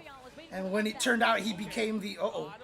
Okay, so Kenny, what's he going to do here? Bam, into that. Not going to be enough to kill. So he's going to have to do a little more damage, and he's burned out. So this is dangerous. He does have the armor for the Fierce, but he is still in the middle of Solid Puncher. So yeah, there you go. That jump was needed. Yeah, so Headbutt level 1 now works, Mage Nicholas, because they increased the catch box of the level 1 to be lower. So before, that Headbutt would slam him too far down, so the level 1 would miss. But one of the patches, they extended the catch box lower, and that allowed that to... Oh my god, that was far! Holy crap, and that was fast! I wonder if he used something similar to the technique that I've been wanting to put the video out for, but never have, because I'm lazy or ADHD, and I'm terrible at that. And I need somebody to hold me accountable for that shit. because he just walked up and did it. Either that or he did some sort of hajiki screw or something. Oh, not gonna kill, obviously, because of all the scaling, but here he goes. Oh, tried to nice! Check with that standing heavy kick. Oh, and that was so smart. I was not thinking of that. And he couldn't have DI'd back because he would have died. Nice, Kobayan. Let's go. Bro, but the Stallion Roundhouse as an anti-air, I feel like you just don't see that too often. Hey, I was watching X-Men vs. Street Fighter on stream earlier on Boss's channel, and that was a first-to-one double elimination tournament. So some players didn't even get to hit a button in their matches. It was round one, fight, get hit, infinited, guard broken, infinited, game over. Have fun. It was so messed up, but you know what? That's the game that they love, and they love that game, and they play that game, and none of them were complaining. Uh-oh. Okay, I did see some weird behavior from Higuchi, and I'm not sure what it was, but we have an issue over here, and it looks like it's on Kobayan's side over here. So we'll try to see what's happening over here. I mean, it could be the PS5 overheating, and you can see the frustration on Kobayan's face right now. I just want to walk on my face, block on my face. That's what wrestlers do anyway, right? Sabretooth Infinite. And it's so funny, too, because, like, look, everybody knows how much I hate Sabretooth. In my FAQ, I actually had it before I edited it. Old versions of my FAQ definitely contain the fuck Sabretooth in the actual FAQ. I think I removed that, but just complained about how stupid he is. I still think that Sabretooth is dumb. I still hate him. But I do know that he is not even remotely the best character in the game. He's just a really, really good scrub killer and a character that at the lower levels, I should say, is completely messed up. And is just super, super annoying to fight against, and makes people who are not good at the game think that they're better than they are. That is not a slight on anybody's skill level who actually uses Sabretooth. I'm not insulting you guys, but Sabretooth, dumb, okay? Character, dumb. It wasn't meant for armor yet, but we might see it later in the set when, obviously, when the two players are adapting to each other. And that's the thing, right? I mean, I know a lot of people mad, you know, like, oh my God, Punk was complaining. He complains, but I mean, look, there's a lot of money on the line, there's a lot of history on the line. If you go back and think about, like, I lost this because this console overheated, it's annoying, right? And again, like I said, Punk has a lot of pride, and it is something that I've spoken to him about a little bit. And you know, it's one of those tough things to shake a lot of the time. I do the same thing every time I lose. Immediately, there's the excuses, right? Like if I lose when I'm playing ranked online, you know, it's Kimberly sucks. She's the worst. She's the worst. She's the worst. And I even know she's not the worst. Like I don't even have her in the low tier anymore. I have her in the higher tier, which means that, you know, she can actually be a threat. But if I'm playing ranked and I lose, I'm just gonna be like, oh my God, she's awful, the worst character, oh my God, you know, like, it's just the way it is. So, you know, right, he is doing it for years, but that's what I mean. Like, it's less of a, I'm a spoiled brat and I'm trying to make, you know, excuses, blah, blah, blah. There's an element of fear, and there's an element of insecurity, and there's an element of just emotional distress that causes that, right? So, like, you know, when I make those complaints and when I cry about something, it's less about me, you know. I mean, when I was a kid, I was always called a spoiled brat, but that's just the thing, is like, nowadays I'm old enough and I know, you know, that's being a spoiled brat. I can't stop it, but, you know, I know for myself, when I do that, it's not because I lost, it's not because, you know, this or that, it's just like, there's just this element of frustration and disappointment in yourself, and you kind of just lash out at other things and stuff. And so, like I said, the reason why I always stick up for Punk and I'm always on his side for a lot of this stuff, you know, obviously there are things that I will tell him that he should not do, but a lot of the times when he does get mad about stuff, you know, I totally know, I can see it. Like, he's doing exactly the same thing that I would do if I was in his position. If I was that good and I was able to win Evos and stuff like that, like every time I lost, I would complain about something. 100% I would. I would complain about something just to get the narrative out of the way. And again, complaining about the PS5 console being hot or complaining about something trivial and people getting mad at you for being a spoiled brat is a narrative that you can control. so you can control that. And that is one of the biggest keys right there. Because if I lose and I jump off the console and I complain about something stupid and irrelevant and people are like, James, you're dumb, that's not even relevant, I can control what negative things they're saying about me. If I don't say anything, they're just going to be like, James, you suck. And that's worse. I can't handle that, right? Like, I would just be like, no. So I will give you the reason to tell me why I suck.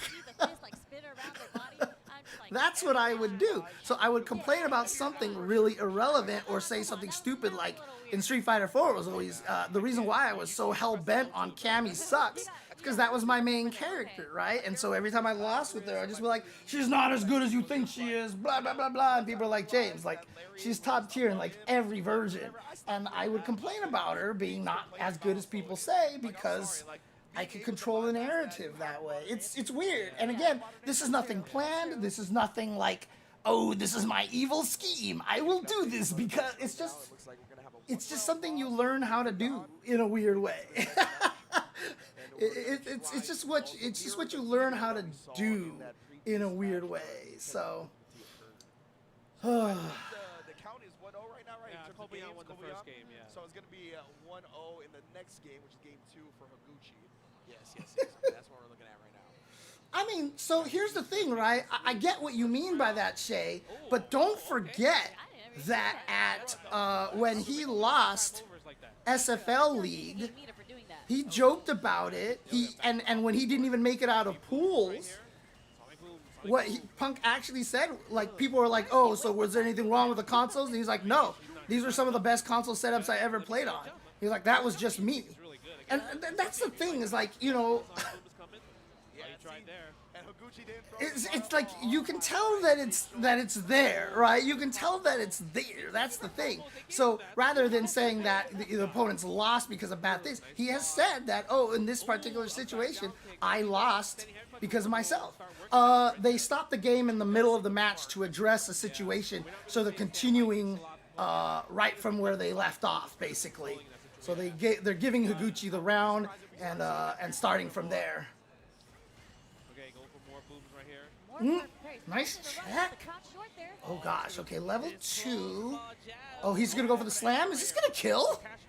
Oh no, he's burned out too. He's burnt out. This is such a problem. He wants to trade with that Sonic Boom, but that's why Higuchi threw the OD version. Beautiful jump timing. So no, that was too early. That was too early. He wants to jump as early as possible so that he lands right past the Sonic Boom. Because if he waits till the Sonic Boom gets next to him and jumps, then Guile has enough time to drive rush and punish him. But the earlier you can land when the Sonic Boom gets under you, the less chance that there is for Guile to actually... Oh, wow. He call out with the drive impact. All right, here we go. We got to go for the OD. Regular throw. Oh, nice. We might see more wake-up OD flash kicks now from Higuchi. All right, Higuchi up 1-0 thanks to that last win. Empty jump to keep his hurt box smaller. Keeping the hurt box smaller. Beautifully done. Nicely done. All right. Well, that's the whole point of this stream, Backseat, is that I'm here to talk to you guys. All right. Nice. The throw.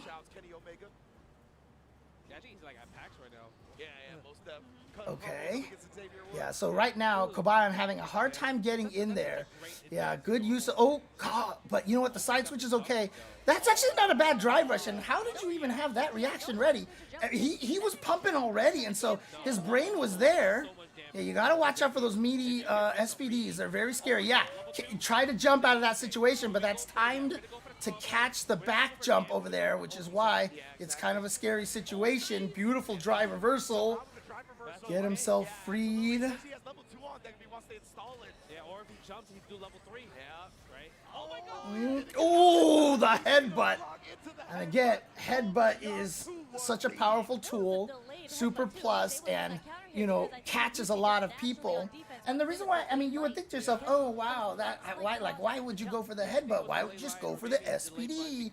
Headbutt also does catch people jumping out of the air a lot of the time. So you see them try to jump back, your headbutt will smack them out of the air, flatten them to the ground, and then you have better kind of Oki pressure. But if they stay on the ground and they just happen to block it, at least you're still plus. And so you've got the mix-up. So, you know, I think it was Sherry yesterday who described it, you know, as Zangief's kind of 50-50. Is he going to SPD or is he going to headbutt? And, you know, it's a really good way to look at it. That is one of the biggest strengths that he has, is that he has the decision between those two things. But he just has to get close enough to actually exact that. Just so he doesn't let Kobayan determine the pace of the match. No flash kick there. Surprisingly, that's punish counter. Front beam kick. So like the sign that might be a little bit. Crouch heavy punch. Let's go. Let's go. I love that. Again. I mean, every top 8's going to be the worst top 8 in the world if your favorites haven't made it, right? But this is a stacked top 8, man. Like Momochi, Mena, like Kobayan, Higuchi, NL, Lashar. Like, how are any of these people bad? Seriously. Come on. Number 1 anti at this time, and OD flash kick to follow. Higuchi's actually Like, a really good strategy right now. oh, see, right there. Okay, he was just a little late with that standing heavy punch. Didn't quite get it through the sonic boom. What you're doing automatically. Yeah. So your best option now, if I was Kobayan, is like, don't perfect parry the move, just jump. Ooh, we got standing flash kick combos. Nice. Oh, and even then, I love that switch up, right? It just a dash up to the crouch. Yeah, I mean, we have 9 different characters, 10 different characters, essentially. Like, no repeats. It's like, how do we complain? And yeah, so you saw that drive rush forward there by Kobayan. A lot of people do that, one, because it's kind of like an option select that if you parry something, you know, it slows down, it eats your drive rush input, so you can just do whatever you want afterwards. But also, if you do it and the opponent doesn't do anything to you, you oftentimes will drive rush forward, because then if they throw you, instead of taking punish counter damage and being a hard knockdown, you take just regular counter hit damage, and you're much safer, and you're in a better Oki situation too. The only reason back C, like I said, they just called upon the commentators, and they picked the ones that they want, and I was not chosen. And the group isn't very big. Like, I think there's only 8 people total, and so you know, sometimes you just don't get the call. That's just it, really. Yeah, I mean, that's the thing, is you play as a grappler, it's like really, really scary. Well, yeah, again, like, even if your top 8 doesn't make it, you know, you have to enjoy what you're getting out of it as well. So, I mean, this is one of the tough things, is that, you know, you watch these things all the time, and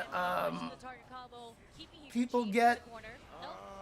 Oh yeah, he's got the SPD. If you get that bounce like that, if you get just the right height, oh god, that's painful. Here we go, final game, final round. Who's gonna advance? Is it gonna be Higuchi or is it gonna be Kobayan? Oh yeah, got to the other side. Oh no, what happened? I think he just threw too early. Wasn't expecting Zangief to get hit. Good combo right there. A lot of drive gauge spent. Too far away probably for the rest of the standing medium punches to hit. Suddenly, Kobayan with the big lead. That's it. He's going to go right into the 720. Kobayan defeats Higuchi. Another Zangief in Kobayan's belt. Dude, that's ridiculous. If we actually look through his run over here. So he beat Yanai, who's the Bison player. He beat Tokido, Ken. He beat Tantan who was the Jamie. Oh, maybe it wasn't Kobayan who beat all these guys. Maybe it was just Itazan. Oh, it was Zangief Bellotto that I was thinking of, too. Yeah, so he beat Nauman, Eda, Junino Raz, etc., etc. But I think the ones that I was thinking about were actually the like Itabashi, right? So Itazan. Oops, actually, let's go back to the previous one. Itazan in loser side over here. He beat Lashar, okay.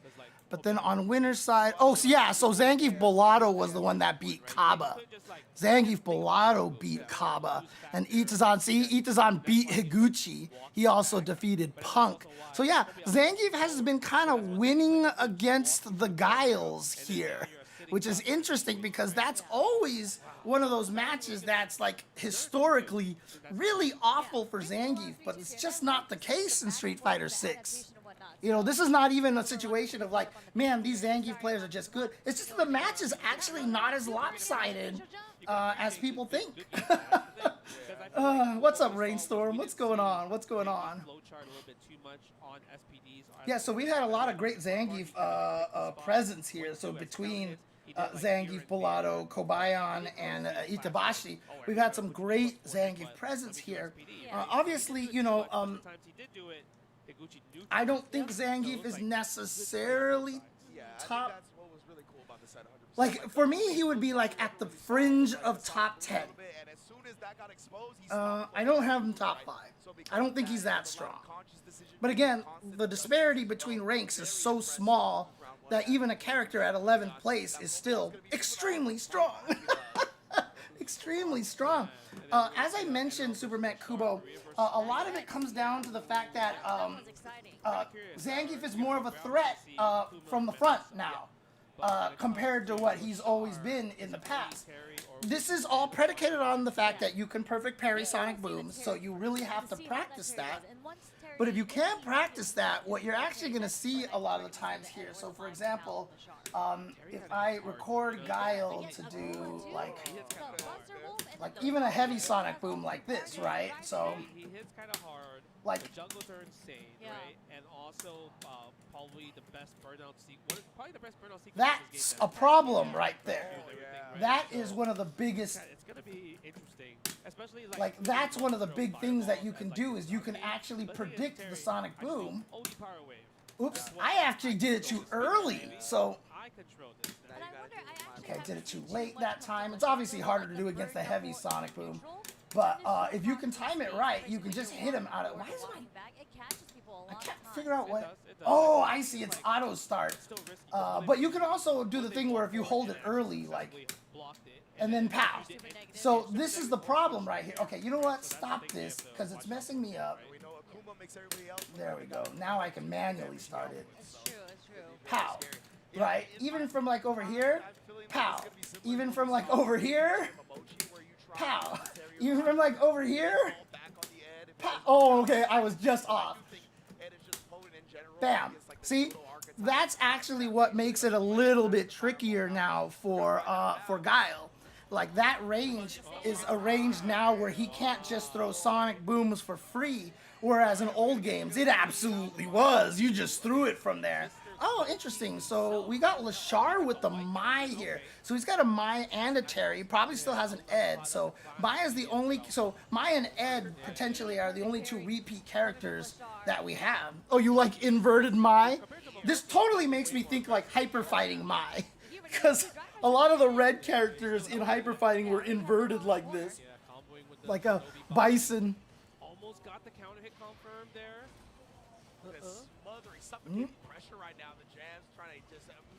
All right, let's go. Got the launch version there, and now just gonna confirm and a perfect against NL. Wow. I mean, it's a tricky situation because, hey, thank you, Delphcause, for the sub. And the reason why my sub meter is not going up is because I think a lot of these guys are resubs. And so that meter only counts new subs. So, you know, if you can, oh no, what? That was a bad, he accidentally did the second hit of that, and that's going to cost him a lot of life. Okay, at least he got some damage. At least it wasn't back-to-back perfect, but he's got to do something here. And you see how well Mai controls that space inside between the fans, the light Ryuenbu, and that heavy kick. Was just about to say the heavy kick, and Lashar did that. So thank you, Lashar, for illustrating my point. But my standing heavy kick is super, super good. Punk got eliminated by Ending Walker in the loser side, and then he got eliminated, then he got sent to the losers by Itazan. So Itazan was the one who sent him down there, and again, you know, Punk is not wrong when he says that Zangief is a good character to fight Cammy with. I don't know if that's necessarily an advantage to Zangief, but I hate the fight. If I'm Cammy, I die to Zangief all the time. But, you know, it's definitely one of those situations where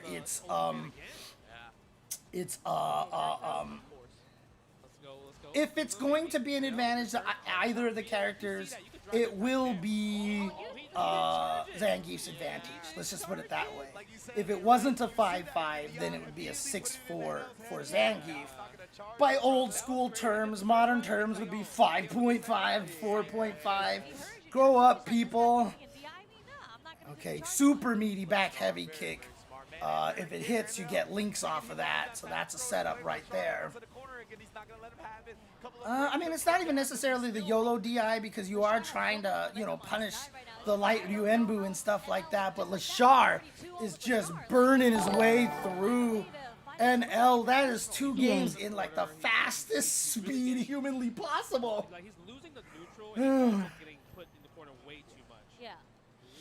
Yeah, I'm not sure. I mean, Akuma is also a character that I do think is like it's so stupid for me to say things like this, but like I think Akuma and like Bison are overrated, but I still have them in like my top 7 or something like that. But you know, when people talk about Akuma and Bison as just being like, oh my god, broken, some of the best characters in the game, I don't agree with that. I think they're great, but I think that they have significant flaws, and especially for Akuma because he dies so fast. Holy crap. Oh, okay. And I'll finally getting some play over here. We've seen a lot of this happen, you know, these turnarounds like this. And obviously, like, I've known NL for quite some time. I got to talk to him at a Capcom Cup one time after he lost the match, and he walked into the player room. I just happened to be sitting in the player room. I don't even remember why I wasn't in the commentator area, but I was sitting in the player room, and I just saw NL walk up, and he sat in the open space next to me, and he put his controller on his lap, and just his hands were in his head. Like, or his head was in his hands. Like, he was just beside himself after losing. And, you know, I looked at him and I was like, don't worry. Like, you lost this match. You're good. Like, you can still do this. You can still, I mean, don't beat yourself. You're very, very good. You're a great player, etc., etc. And then he went out, and I think he went down like 0-2 to Momochi, and then he ended up coming back 3-2 in a row or something like that. And, you know, I saw him again. I was like, there you go. So, you know, NL is a very emotional player. Now, obviously, a lot of the Japanese players try their best not to show you that. And, yeah, that is a checkmate situation if I ever seen one. I mean, dude, like, what are you supposed to do in that situation? Like, there's nothing you could do.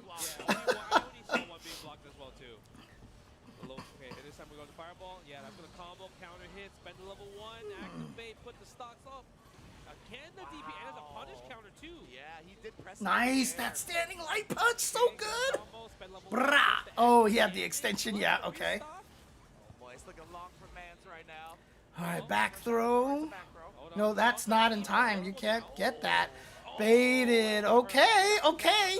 NL, this is your chance. You've got the level 3. Do you go for it now? Yes, you do. Take the damage. I absolutely would.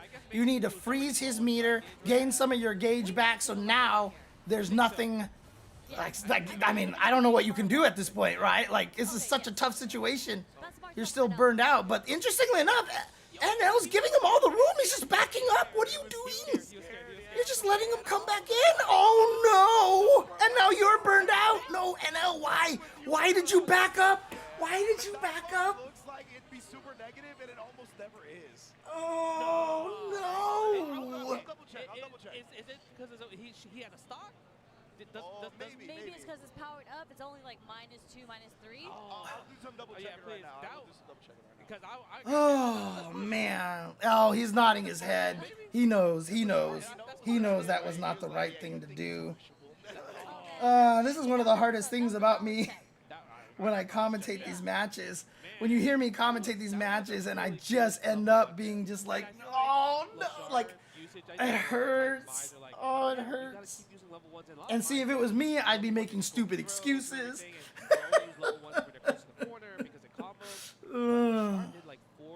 Yeah, Raging Demon's very hard to get. Very, very hard to get because you have to be critical art, blah, blah, blah, blah, and all this stuff. I did put out a whole tech video on a cool way to land it, and I've never seen anybody do it yet, but... I feel like he really used Mai's buttons and her, like... Oh, man.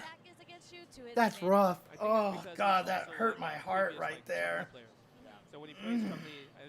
I mean, the only time you really ever see it is that if it's a particular, you know, if you combo into it, or if it's a particular setup. Daigo had a really cool one. Like a Ken player, right? And it's not really like that type of style as well, too. So I think Lashar, when it comes to it, it fits them a lot more. Yeah, he was pressing some buttons. So, like, if we come over here, one of the popular setups for Raging Demon. The dive kick is at worst -5. So obviously that is there we go, Raging Demon. One of the popular setups here is. Whoops, I missed it. It's hitting you high enough to where it's more negative than it is. Yeah. I'm not really great at this. Like, if you do that and they haven't held up, they're done. So watch, I'll record M. Bison just holding up like this. I'll just record him holding up like this. And if you throw him, no, I think I had that right. And then I turned him to jump up. See, it's playback. You see it, the green at the top left? It's too late. It's too late at that point. Can't jump out of that. Can't jump out of that. So the other thing, my tech that I showed was if he blocks all, let's put him at crouching here. If you do this, whoops, like that, you can jump out of that, right? It's timed just right that on block. If you try to do the Raging Demon as fast as you can. Oh, God. But again, that's the freshness of Mai. It's still a very unorthodox situation to have. Like so. Whoops, I actually did the tech. Whoops. Even when we know about it as fighting game players, that still hasn't come up. God dang it. Stupid thing. Oh, maybe I didn't. I might have actually messed up. I actually think that was the first dive kick we saw. You can actually jump away from that because the Raging Demon actually comes out too early. But there actually is a way to delay the Raging Demon a little bit, so... That's the first neutral one. Because he did a lot for combos. Like that, and now they can't jump out of it. Right, so... But yeah, I think in that situation where... I put a whole tutorial on how to do that, how to do the delayed Raging Demon. And I've never seen anybody do it. I'm not getting it right here right now. That was it? That's it right there, yeah. I was doing the other one too early.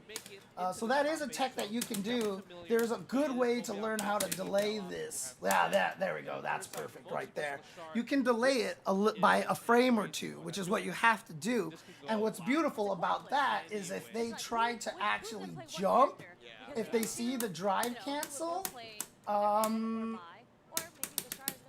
so if on block reversal I make Akuma jump, like I make him jump backwards like this, so if he sees this cancel and holds up back, that catches him perfectly.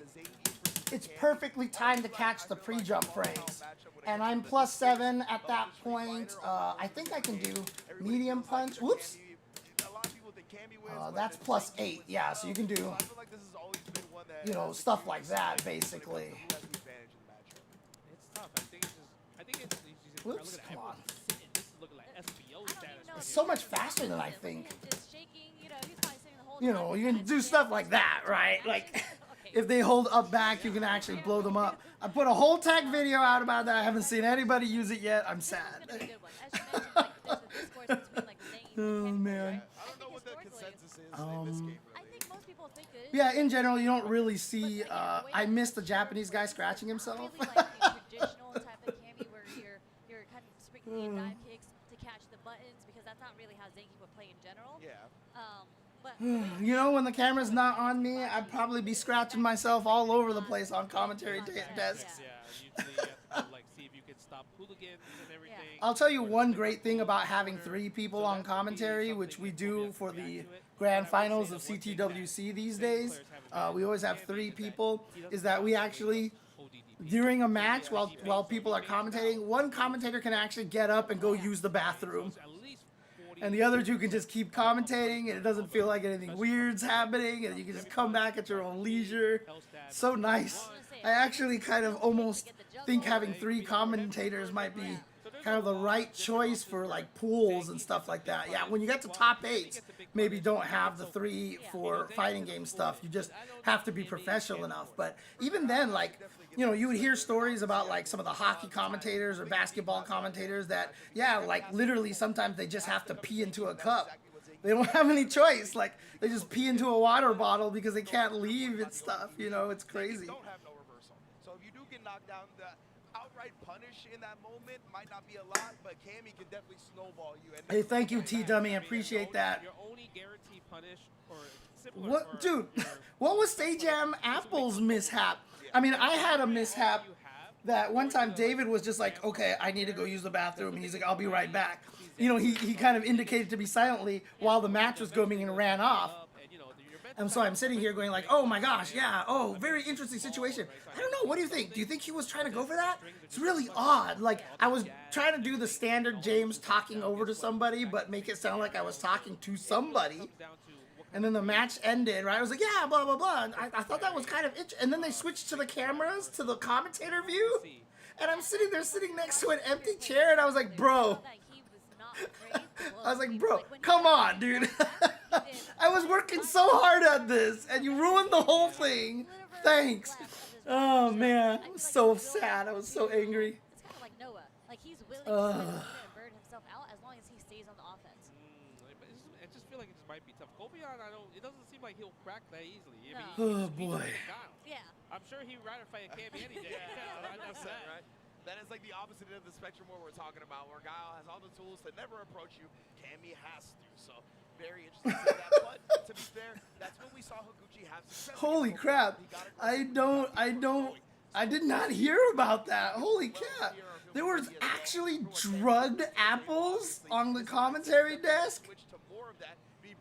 Holy shit. That sucks. How quick his reactions will be, like the dive kick, right? Oh my god. Dive kick consistently or not, a bunch of different answers that we're going to be able to see. Totally. Dive kick is like the X factor. Yeah. That's a funny shot. Especially OD dive. It's a nice nice product shot there. That's good stuff. Shout out to the guys who set that up. Light kick or crouch medium kick, but standing medium punches. Nicely done to Ringe. Picks up the can and takes a drink. I'll tell you right now, Ringe bodies those Red Bull cans at the desk, man. When you see Ringe drinking the Red Bull can like that, that is not like, oh, I'm just product. Like, he pounds those things on the desk, man. Like, we'll put the Red Bull cans on our table, and oftentimes he'll go through like 2 of them, like within just like a really short period of time. It's not the same can, dude. Play to Zangief's stand medium punch if you're Cammy, because her crouch medium punch is also fantastic.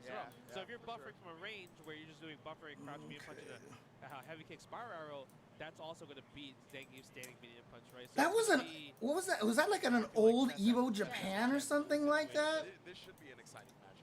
I also got to tell you that Kenny Omega. Oh, he actually just talks about this. Nice.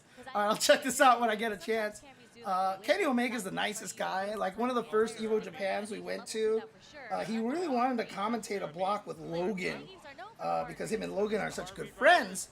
And I had a block coming up with Logan. And so Chris Seglia came up to me. He's like, are you okay with having Logan take your spot? Like, we're not going to lower your pay or anything. You know, it's just, he just really wants to commentate with Logan. So you're going to lose a block. And I was like, you're going to pay me for doing less work? All right, whatever, sure. And then later on, like, before that block even went up, like, Kenny Omega walks up to me and is like, hey, James, you know, are you sure you're okay with that? I really just didn't want to, like, are you sure you're okay? I don't want to take your spot. Like, are you cool? Blah, blah, blah. And I'm like, bro, you're Kenny Omega, dude. Like, what the fuck? Like, do whatever the hell you want, you know? As you mentioned, Josh, the once Zengi starts getting smothered because Oh, man. it's difficult for He him is to like read. seriously the nicest guy, dude. And I love it too because he plays like such a heel and stuff like that. Random drive rushes, but it's hit him in the neutral. Many times so far. Some places are. Yeah, a lot of places they pay you for blocks of commentary. Some places are, but most places are usually, you know, for most people, I think it is that way. For, you know, higher grade commentators, they usually get paid a rate for the entire event, or they have a day rate kind of a thing like that. Ooh, I didn't know he could make it to the other side that way. Interesting. You're not gonna wake up level 2. No, he's not. Just stumps everything again. Hey, leave it alone, Henry. Leave it alone. He got hit by the 2 standing jabs. He was trying to get out of the corner. No stand light kick, driver cancel. Well, not even necessarily, because the reason why you would have a day rate like that is because it's the only way that certain commentators will actually do the job. Because if you pay them the hourly wage, it's too small. So, like, there's no way you're going to get Sajam to commentate an event for, like, $20 a block. You know what I mean? Because, like, okay, you commentate 5 blocks, you get $100. Like, how, like Sajam, if he stays at home and restreams the event, is going to make way more money, you know, than getting paid $100 for 5 blocks of commentary, you know, kind of a situation. So, like, you have to go for the day rate because that's the only way you can actually get anything that's, you know, what value you are. But the problem with that is that, you know, it's hard unless the person running the event, you know, really believes in the commentator or actually feels like having, you know, more known commentators is worth the spend, then that's why a lot of the times you don't get a lot of big commentators at smaller events and stuff like that, because you just don't end up paying them enough, right? Like, okay, I'll go to this event, and after paying for Ubers and food and everything like that, I come out of the event negative, you know, like there's a lot of events that I'll go to, even if I get paid a weekend rate, that after spending money on Ubers, you know, in California and buying meals, expensive meals at the hotel or ordering Uber Eats and stuff like that, because you don't want to leave the venue because you have to commentate at 10 in the morning, you know, you end up breaking even out of an event. So, yeah, it's crazy. He thought he was going to super. That's why he held that right there. Yeah, most of the time, if you don't do top 8, you will lose a day of payment. And also, at a lot of events, you also get paid significantly more for doing a top 8. So if you do a top 8, you get paid more money in general. So if you don't actually get a top 8, you basically are out. Like, for example, the last 2 years, I haven't done EVO top 8 commentary, which means that the last 2 EVOs, I've made significantly less than half the amount I would have made had I done the top 8, right? It's like, for big events like EVO, it's a significant amount of money that you get for doing a top 8 because it's prestigious and they're picking you because they rely on you and they have to put a lot of trust into you and stuff like that. So yeah, if you commentate a good number of blocks, like a decent number of blocks, and then do a top 8, most likely you will more than double the amount that you make from the first 2 days by doing a top 8. So if you don't do a top 8, the amount of money that you make from an event gets severely slashed. You didn't really have much room to maneuver anyway. Nice string right there. Standing heavy punch. Oh my god, and that's still a punish? Oh my god. Holy crap. Heavy punch was big brain. I mean, this is why they say, oh, that was smart. Go for the level 2 to burn him out. Burn him out. He's close to level 3 though. He could churn. He could churn. He could churn. He's gonna churn, bro. Oh god, he tried to lariat, I think. But you gotta watch out. He's got the level 3 and he gapped. Oh, what a drill. He let go. He let go. If he had held that, he would have been able to punch him. Super clean from Makita there. Well, if you do multi-game commentary, you just get more blocks. That's just all it comes down to. And that doesn't necessarily mean much, right? But there's some events that I go to where I end up commentating like 6 or 7 different games. But most of the time I do those events, one, they are paying me a weekend rate, so they asked me to pick up the slack on a lot of other things, because then they don't have to pay me extra. But also, I'm one of the only people who can do it, honestly. One of the only people who can actually do the multi-games to that level. Like, I would have been great for the Evo Japan English stream, because I would have been able to have more to say about a lot of the games than, you know, some of the commentators they picked. And not that I'm saying anything bad about a lot of the other commentators. It's just, you know, some of them are newer. Some of them haven't been around as long. Some of them just don't play a lot of the other games. Nice reaction. But even like when I went to First Attack one year, oh, is this gonna kill? Even against Zangief? Holy crap! Holy crap!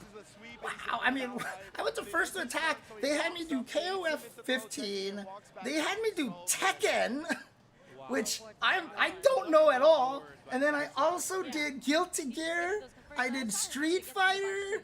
I forgot. Like, I ended up doing like I think they even put me on like a Uniel or a Grand. I did like 6 games. I had a Canada Cup where I literally commentated for 12 hours straight and like commentated like I think it was like 10 different games or something like that for the weekend, including doing an interview with Robin Show and the I forgot Kari Takagawa, who played Liu Kang and Shang Tsung in the original Mortal Kombat movie. Like, dude, it's crazy, dude. Like, I can do a ton of shit, dude. How is he losing? Yeah, you would think that, right? But this is what we talked about. He has to stay aggressive, and he knows, like, sometimes... How is Akira up? Especially when this is such a bad matchup for Cammy. Nice. Oh, he just goes for the hooligan. Oh, Kobayan, the Zangief. Are we going to finally lose our Zangief? Oh, this is so sad. Come on, Zangief. Bad matchup for Cammy, right? Bad matchup for Cammy. See, this is why, like, I can't say that this is actually a bad matchup for Cammy. But having played it, if you are not that level of Cammy, like, this matchup feels horrible. Especially because, like, I remember talking to a Cammy player, like, they're like, this matchup is worthless. Like, every time I dive kick, he just SPDs me. And I asked the Cammy player, why are you dive kicking at him? And he was like, and I was like, you're just playing Cammy. You're not fighting against Zangief. You're just playing Cammy. I was like, don't dive kick at him. That's a terrible... Okay, you know what? I can't even make that joke. I don't even want to make that joke because I don't even want to go there. So never mind. I take that back. But yeah, just like try not to dive kick at Zangief in neutral, like unless you have like a really specific strong read. Like when you're playing against Zangief, just play as defensive as possible, be a jerk, you stand medium, kick a lot. Obviously that thing can get hit by Thunderstorm, which is annoying, but if Zangief's going to try fishing for Thunderstorm, you're kind of winning in that situation. And so, you know, it's just one of those things, like, at the lower levels, this is a terrible match for Cammy.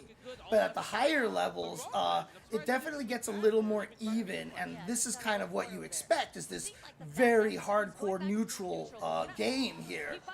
And it's just going to be really about whiff punishing and your footsies. Now, you can get some of those dive kicks like that. What a jump. He's going to go for the level 3. He wants to put Kobayan down on low drive gauge. He's not going to necessarily be able to burn him out, but at least putting him down to 1 block is going to slow him down a little bit. And see how Kobayan is backing up now, because he needs to get some of that drive gauge back. And so he's kind of walked himself into the corner. So Akira built all that space, but the whiff punishing standing light kick from... Oh my god, he lived? Yo, bro, I was certain he was dead. I didn't even ask the question because I was so certain he was dead. Standing light kick, drive rush cancel into another light. Heavy, heavy scaling. Heavy, heavy scaling. That's all it was. Maybe he spent all that, because those first 2 games were so heavy in the adrenaline. Like, I'm talking about, you did. Oh, you see him pound his chest? Oh, wait a minute. I'm telling you, dude, this is nerve. Yeah, I mean, look, Shay, I mean, I think I'm really good at this. Unfortunately, I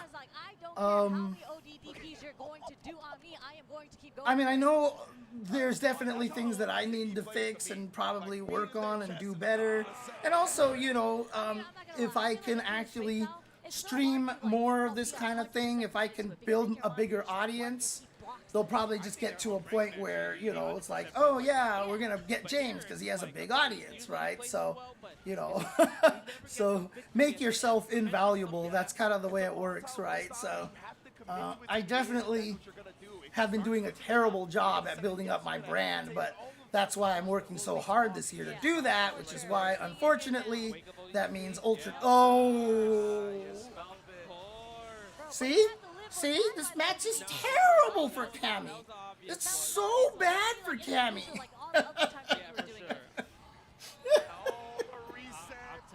The nerves are hitting him Oh, yeah, that was a counter hit. That's definitely a free combo. Oh. Well, that wasn't a counter hit, so he didn't confirm. That was actually nicely done. But this is going to kill. Kobayan actually moves on. He moves on. Yo, let's go. Let's go. Am I behind again? No, I'm live. I don't know why my thing is delayed here. But nicely done.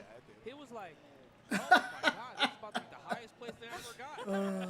I'm about to win. I'm about to be Kobayashi. Exactly, and then something happened. Hey, at least Akira's smiling about it, dude. Like, I'd be so salty right now. Holy crap.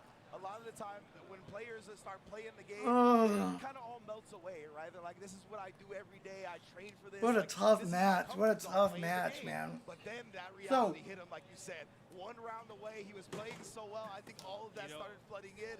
He stopped thinking about the game as much as he usually does. Just cracked. If you are fighting a character like Zangief, as I've mentioned to everybody before, you know, one, as you watch that match, I mean, we could go back through this whole match. Like, let me actually just go back through this match, and like, I can do this thing that I've always just kind of wanted to do over here. Oh, wow, that was way back there. So like we can do this here. Let's just look at this kind of a situation here. He could have SPD'd there. He did not SPD. Got hit. This is a hard match to do it because, oh, could have SPD'd there. He didn't try to go for the SPD. Oh yeah, he's just getting beat up over here right now. The point being is that, oh, that was so good. The point being is that, you know, Zangief can SPD you way more often than you think he can, and you'll see a lot of players, they're willing to take that risk a lot of the times. He probably could have tried to SPD or something over there. He could have tried to SPD after the jab instead of go for the combo. He could have SPD'd right there. He gets the sweep. He could SPD right there. He could have SPD'd right there. He could have SPD'd right there. He could have SPD'd right there. He could have SPD'd right there. He could have SPD'd right there. And he did SPD right there. The point being is that when you fight Zangief, just because he's in range to throw you doesn't mean you have to be totally scared of the SPD. If you spend your whole entire life being scared of the SPD, you will die. You have to accept the possibility that you're going to get SPD'd and just be like, whoops, okay. But again, as a Zangief player, it's scary to kind of go for it, honestly. And so, you know, when you're fighting against Zangief, this is the wrong thing over here. When you're fighting against Zangief, you want this move. And you want this theme song. That's the Cammy theme song. You want to be at this space right here. You want to make sure that you have something that hits right there, because this is the best kind of way to stop Zangief. And the reason why that's very important, even as opposed to, for example, a low one that hits like that, is that if Zangief happens to, for example, what's the best way I can test this? I can just be like, This is a treat. This is like, you know, even if he tries to jump and I happen to hit this button, whoops, like so, like, really good match. I feel like if you want to, like that, it has the ability to hit him out of jump, right? So it's that's kind of why you want a button that kind of hits in that direction in general, because it can incidentally hit a jump if it just happens to be timed right. So it's a little safer to go for something like that in that situation. But if you are trying to go for lows, he might jump over it, catch you off guard, you get scared, unless you have your DP on point, and etc., etc. But you need that kind of move. You need the low every once in a while to make sure Zangief can't freely walk back and forth. So you have a good move that hits in front of you straight like this. Cammy standing heavy kick is actually another really, really good one, because that can hit people out of the air really well. If I'm not mistaken here, so like you can do. Oops, I don't know how I'm gonna be able to do this. So that's probably why he doesn't come out too much. But I mean, his accolades. Yeah, there's no way I can do this because I have him. God. Yeah, there's no way I can do this because my playback button is on my heavy kick, so I can't show this to you properly. But basically, you know, if you have a move that hits kind of diagonally like that and hits far, also a good low, and you have an anti-air that works against Zangief, those are like your three main ways to zone him out. You're going to have to switch between the buttons you use, because if you only keep using the same buttons, he can whiff punish you, so you want to whiff some lights occasionally, etc., etc. But in any case, here comes Momochi and Lashar, and these two have been using all the same characters. The only one that I haven't seen is that I haven't seen Momochi use Terry. But other than that, both of these guys use Ed and Mai. So obviously these two players are very, very familiar with each other. Not even being greedy about putting Lashar in the corner. Yeah, go for the fire right, the cycle shoot. Yeah, he's just slowly chipping away at Lashar's drive gauge. Curious to see. Drive rush does move into the button. Yeah, he The couldn't delayed check drive it. rush. Throws him in the corner. Lashar very low on drive gauge though, and that's one of the weaknesses of Mai. If you can stave off the Odie fans, then oh my God, he's still alive. If you can stave those off, she's often in a situation where she has no drive gauge. Perfect parries. Wow, that was really nice. That was just single perfect parry or double. I don't even know. No, I didn't even see the second I one. think it was a single one. Okay. Either way. All Very right. impressive from Lashar already. See, playing around Ooh. with that flicker Okay, just range, playing the zoning game. always parrying it once he sees that he's in range to block it. Yeah, standing heavy kick right there.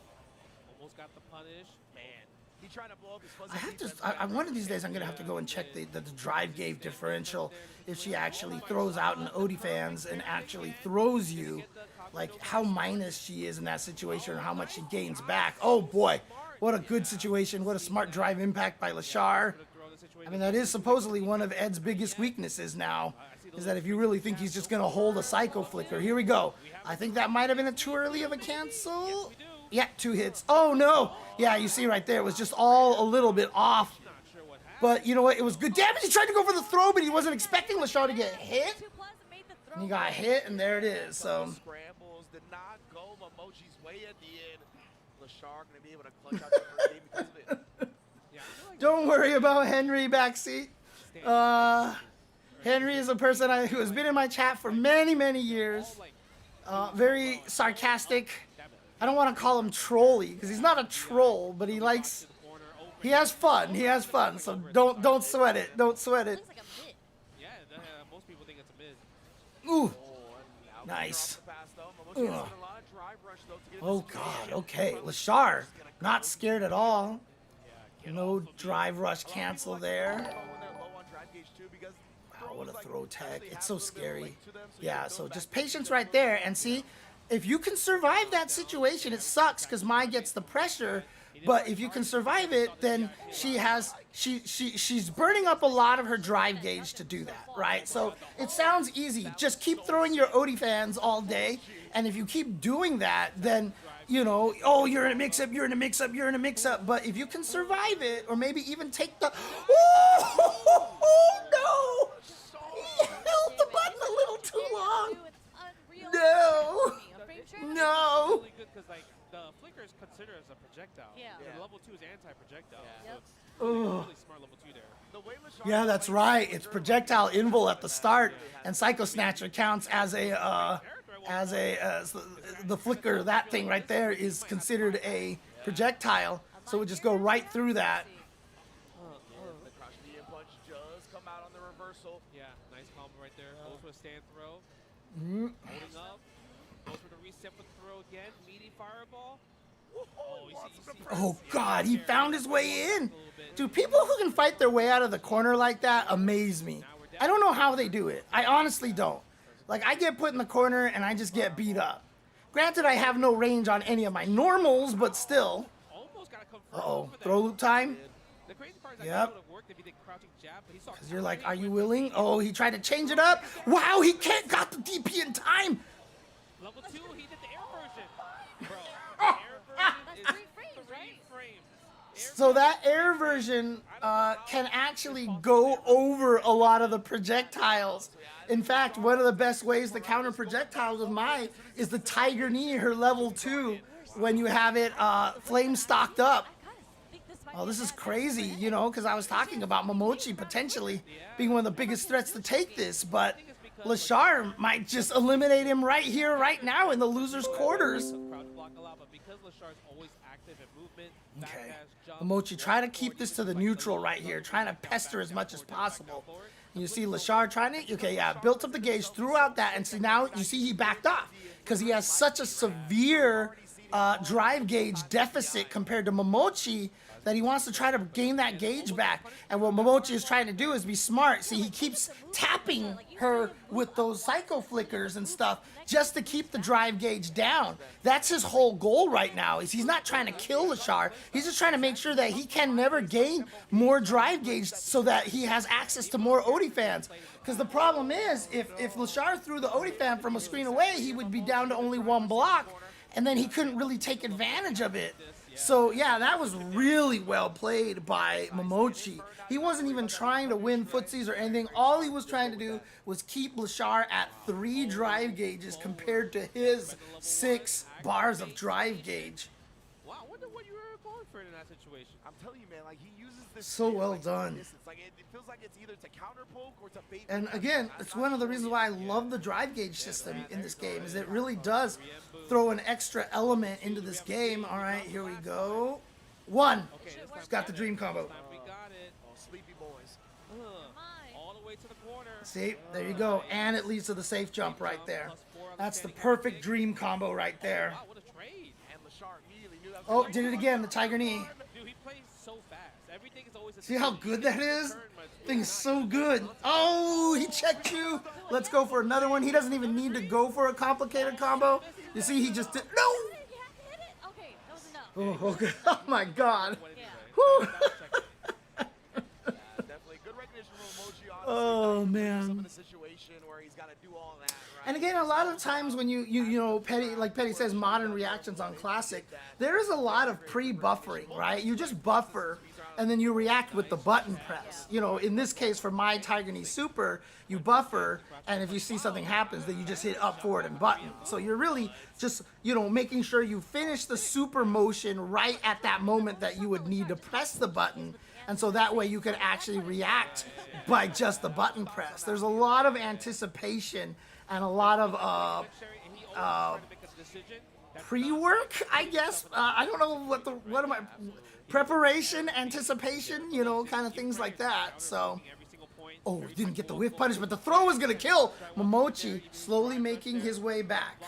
Should be the last option on his list is what he's thinking. Well, Jiggy, I mean, again, you can tell what which combo you get by how many times they bounce right here. 2 bounces right there means it is not the optimal dream combo. 1 bounce means it's the optimal dream combo. And I can't tell which one it is. Oh, he did. Oh, he tried to fake it, but there's the nerf. But at least it's not like a counter hit or anything like that. I can't tell which one it is on sight necessarily, but the determining factor is the cancel from the Psycho Blitz into the Super. If you can't, you have to cancel it as late as possible, and then it works. I can sometimes eyeball it, but if I'm not paying attention, it can be really hard to see. Oh my God, he's just trying to be a nuisance. But yeah, oh no, he burned himself out, and he's got the level 2. Can he hit him in time? No. Oh no. I was wondering, how much invincibility does Ed have during that situation? That's the question to me. How much invincibility does Ed have when he activates the level 2? Let me see here. So Ed, yep, Ed. Yeah, like he's just more active in the neutral right now with the flicker Psycho too. Cannon. Again, and he's also attacking the drive It doesn't say here on their official website, so I'm not sure. I'd have to look at FAT to see what they say over there. He seems to be stumping Lashar's approaches a lot more frequently, maybe not committing to stuff outright and instead reacting a bit more. It might be this is like defense versus offense. Yeah. Nice, perfect parry on the fan right there. I can't believe we've gotten to the last game here. Momochi has turned this almost around. What a hit confirm! That was amazing. Oh, the wake up DP, but he's burned out. He's burned out. Oh, he challenged! Why is Momochi so good at that? He's so good at that. Holy crap, dude. Oh my god. Oh. He tried that earlier, remember? Okay. Wow. Fighting here. Yeah, because we don't really see Momochi doing like DPOS just because he's a little bit. God, Momochi is not scared of waking up with buttons, and he's at match point right now. Here we go, launch. I think he got it this time. Nope, nope, still 2 bounces. And see, it disappears there. Had you gotten only the single hit, you would have one more hit at the end there for another explosion. Nice, perfect parry. He's not gonna go for the level 1 combo, and again, dude, Momochi is not scared to challenge. That's all he's been doing is challenging him. Oh, yo, a different path.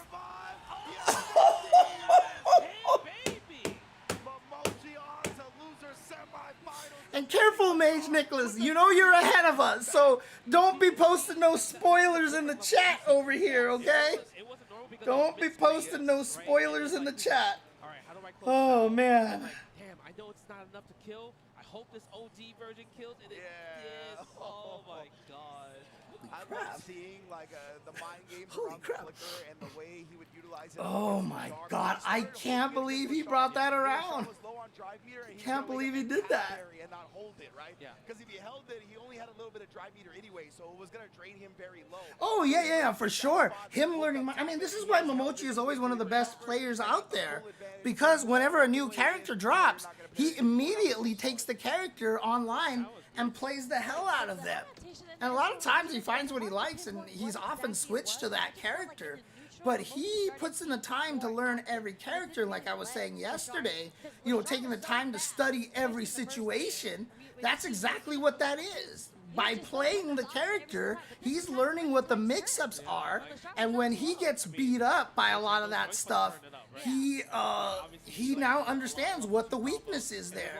And see, that was 1 bounce on that one, and so that's why, pow, he gets that extra explosion there, and it sets up for the safe jump setup at the end.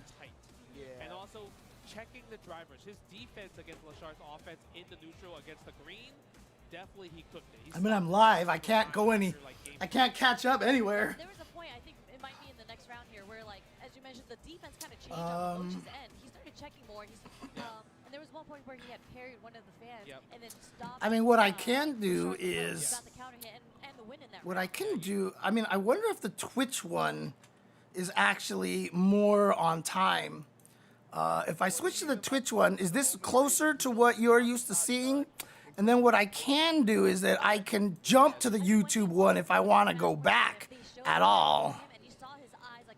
Really? Auto is 360p because I am streaming too much? Is that what it is? What if I do this? Will you just completely explode on me? But I think we're going to see that after Winner's Final. All right, so far so good. All the matches, Ryukichi versus Meta, it's just everyone is So this one is closer, basically, is what you're saying. Okay, so this one's closer. So I'll leave it on this one for now. Meta might have cooked Ryukichi like straight 3-0. Yeah. So, Oh, yeah. No, it was cooking. All Chun fans are so sad. So this is like kind of Ryukichi's like revenge. Yeah. Obviously, he's in a winner's final situation, and it's super important because there's. But how does that make sense if I'm live? If I'm live, there's nothing to catch up. Yeah. So I mean, Like I am at max. And it's super important because probably has the home court advantage, and everyone's Like, I'm literally on live. I can't go any further forward. I don't understand what that does. Even if he takes one game, he's automatically doing better than last year. One game, he's automatically doing better than last year. That set going is because they're actually kind of both very hyper-aggressive players. So I don't understand what that actually does. Yeah, see, it's already on normal. I am as live as I can get, so And I think a lot of like those dry rush hops that Meta that'd be sick if I could do the that, you know, and actually. that's my prediction. And All right, we'll just stick with Twitch for now. last year too. Yeah, I mean, definitely. I think there's also it's a different Blanca. Crouch medium punch was kind of crazy, right? Well, I already have it set up to low latency. I have it set up to the lowest latency I can go with. I have low latency. I can't do ultra low latency because if I go ultra low, they need I need to lower the quality of my settings on YouTube. So he probably has some sick answers because he's a Ken player that.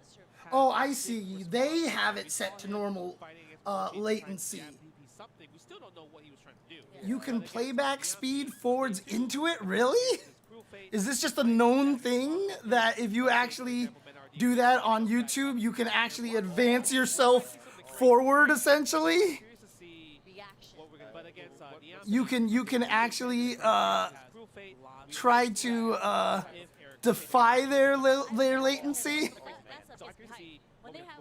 Whoa, where did Sajam learn it from?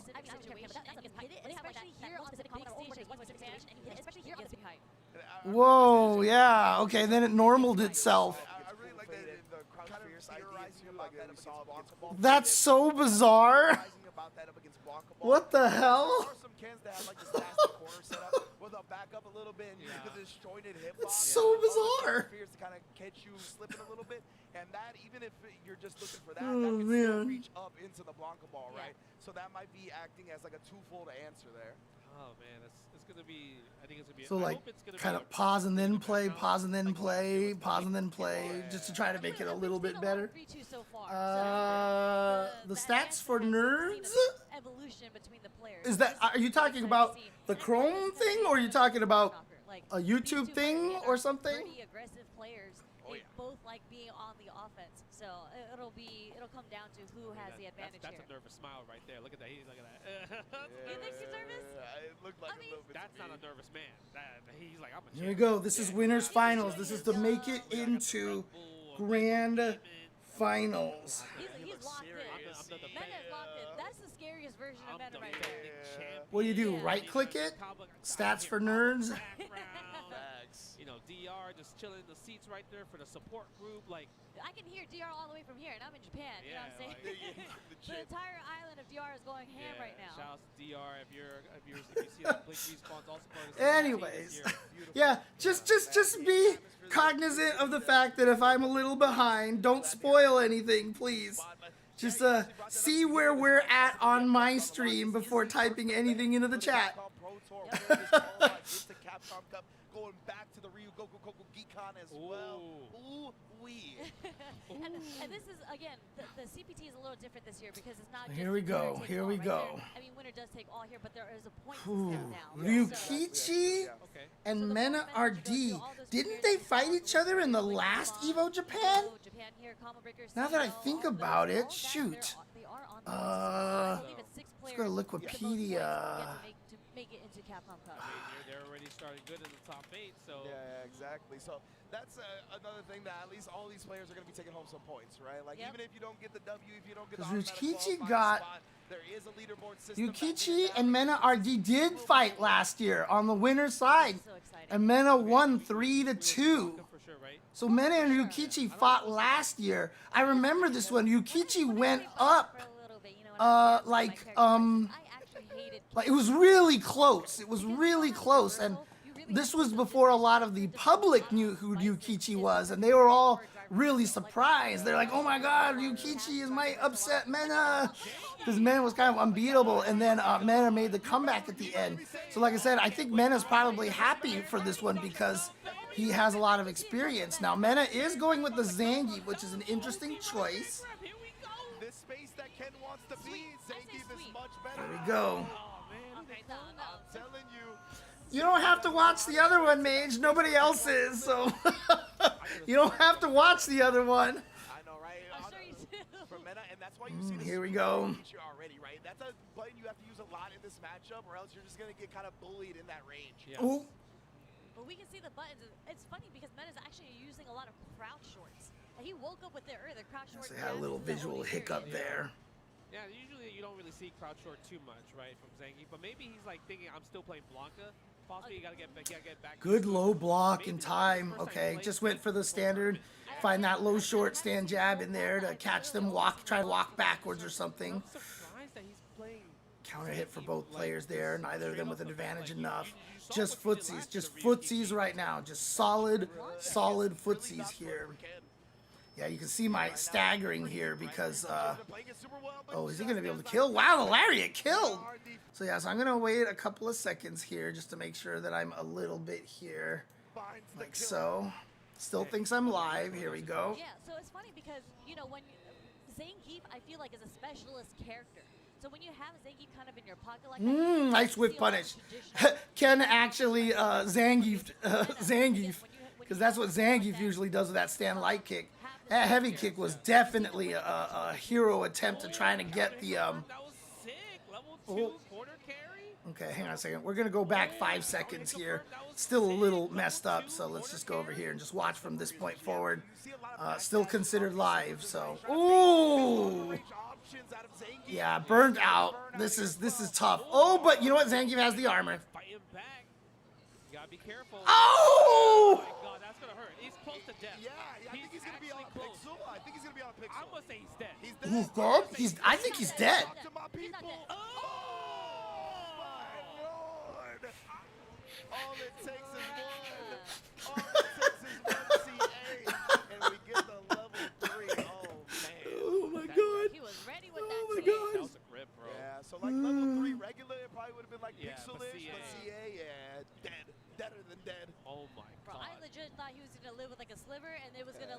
Yeah, dude, being at the venue right now is probably what, like, just the most ridiculous. It's like super warm over there, right? So, It was close. To the 50-50 right after that. It was so close. now I'm probably considerably behind. So if I speed myself up a little bit, He really went for the DI there. Because it's funny because he showed it once already, right? And he saw Meta got hit by the fierce into the DI. That's why he did the combo. And then he went for it again. He was already. whoops, I meant to go back. He was already doing something. Stop. He was already, like, getting hit by a lot of Stop. Jin There Rise. we I think go. He was trying to churn through the Jin Rise Yeah. with level 3, but eventually it made it easier for All him right. because of the DI. Exactly. It's just like, I mean, it's okay that you get hit by the Jinrai. Why not? All I need is this one level 3 to hit when it comes out in the proper time. Yeah. So.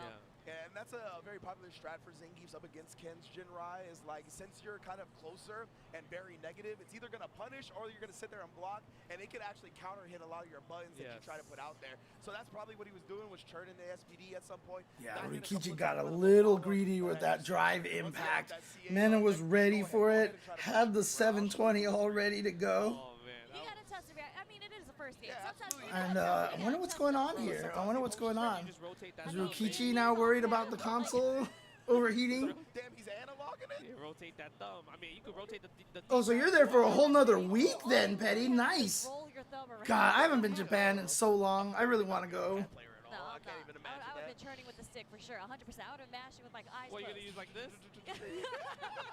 Did you see the I mean, honestly, that's one of the beautiful things about the SPD is that you can just keep churning, and no matter what, anytime you press the button, it works for a 720. Like, that's the beautiful thing about that, right? Like, you can just keep spinning, and anytime you press the button, it turns into a 720. Whereas, like, if you're doing a super, like a quarter circle forward, you have to do quarter circle forward, quarter circle forward. You have to make sure you try to hit the button when you get to forward, you know, kind of a thing. Me too. No, for this match, I was like, Because if you don't do that, you might accidentally come out with the DP. Yeah, I mean, so that's the beauty of playing multiple characters, right? Because Ryukichi is definitely Yeah, but on a 720, you just keep spinning and then pow, like that. A player like Mena, you're just like, who do I need to practice for? And then he pulls out the Zangief, and you're like, holy. Zangief. Speaking of things going financially, I'll be finding a lot more soon. I'll be finding a lot more very soon, so. Do the OD air ball on me. I'm so ready with this crouch fierce. And he goes Zangief. now he's like, man, I gotta win straight up. Yeah, I got bro. nothing fancy. Yeah, I hope I can make it back to Capcom Cup too. Yeah. I really hope I can. That's the thing about about Mena too is that he's not afraid to send it either. So even if No. you get a knockdown, like we saw here, even if you got an advantage, like if he's got something to threaten with, you have to respect it, Yeah. bro. For sure. Wow, that was. Man, I'm curious to see You want if some Zangi's brushes? gonna win like You want 3-0 some or brushes? whatever. Yeah, we'll see.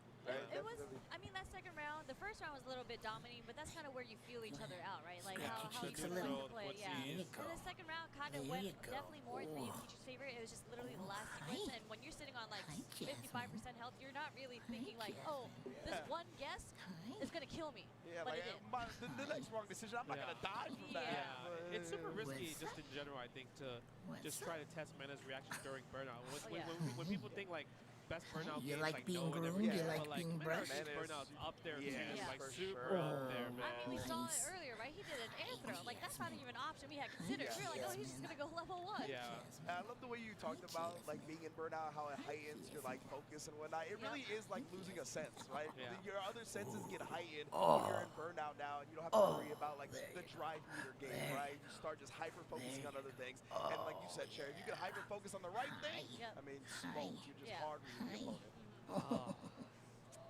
And I guess also with Ryukichi, Good he girl. couldn't establish. Good He's not throwing, I girl. think he's not throwing too many fireballs. Oh, you like Yeah. being I- brushed. He's not a fireball. You like Yeah, being right. brushed. But maybe that's why I think let me Zangief, also do because this. he's like There we go.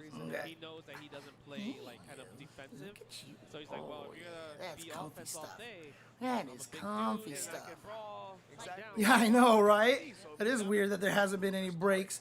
I'm not sure how the this broadcast is working here.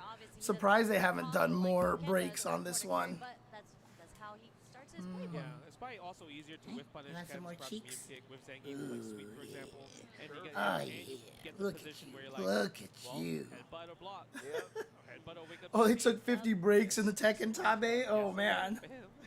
I mean, if they don't have a lot of breaks here, this could also be the result of, you know, a sponsor maybe.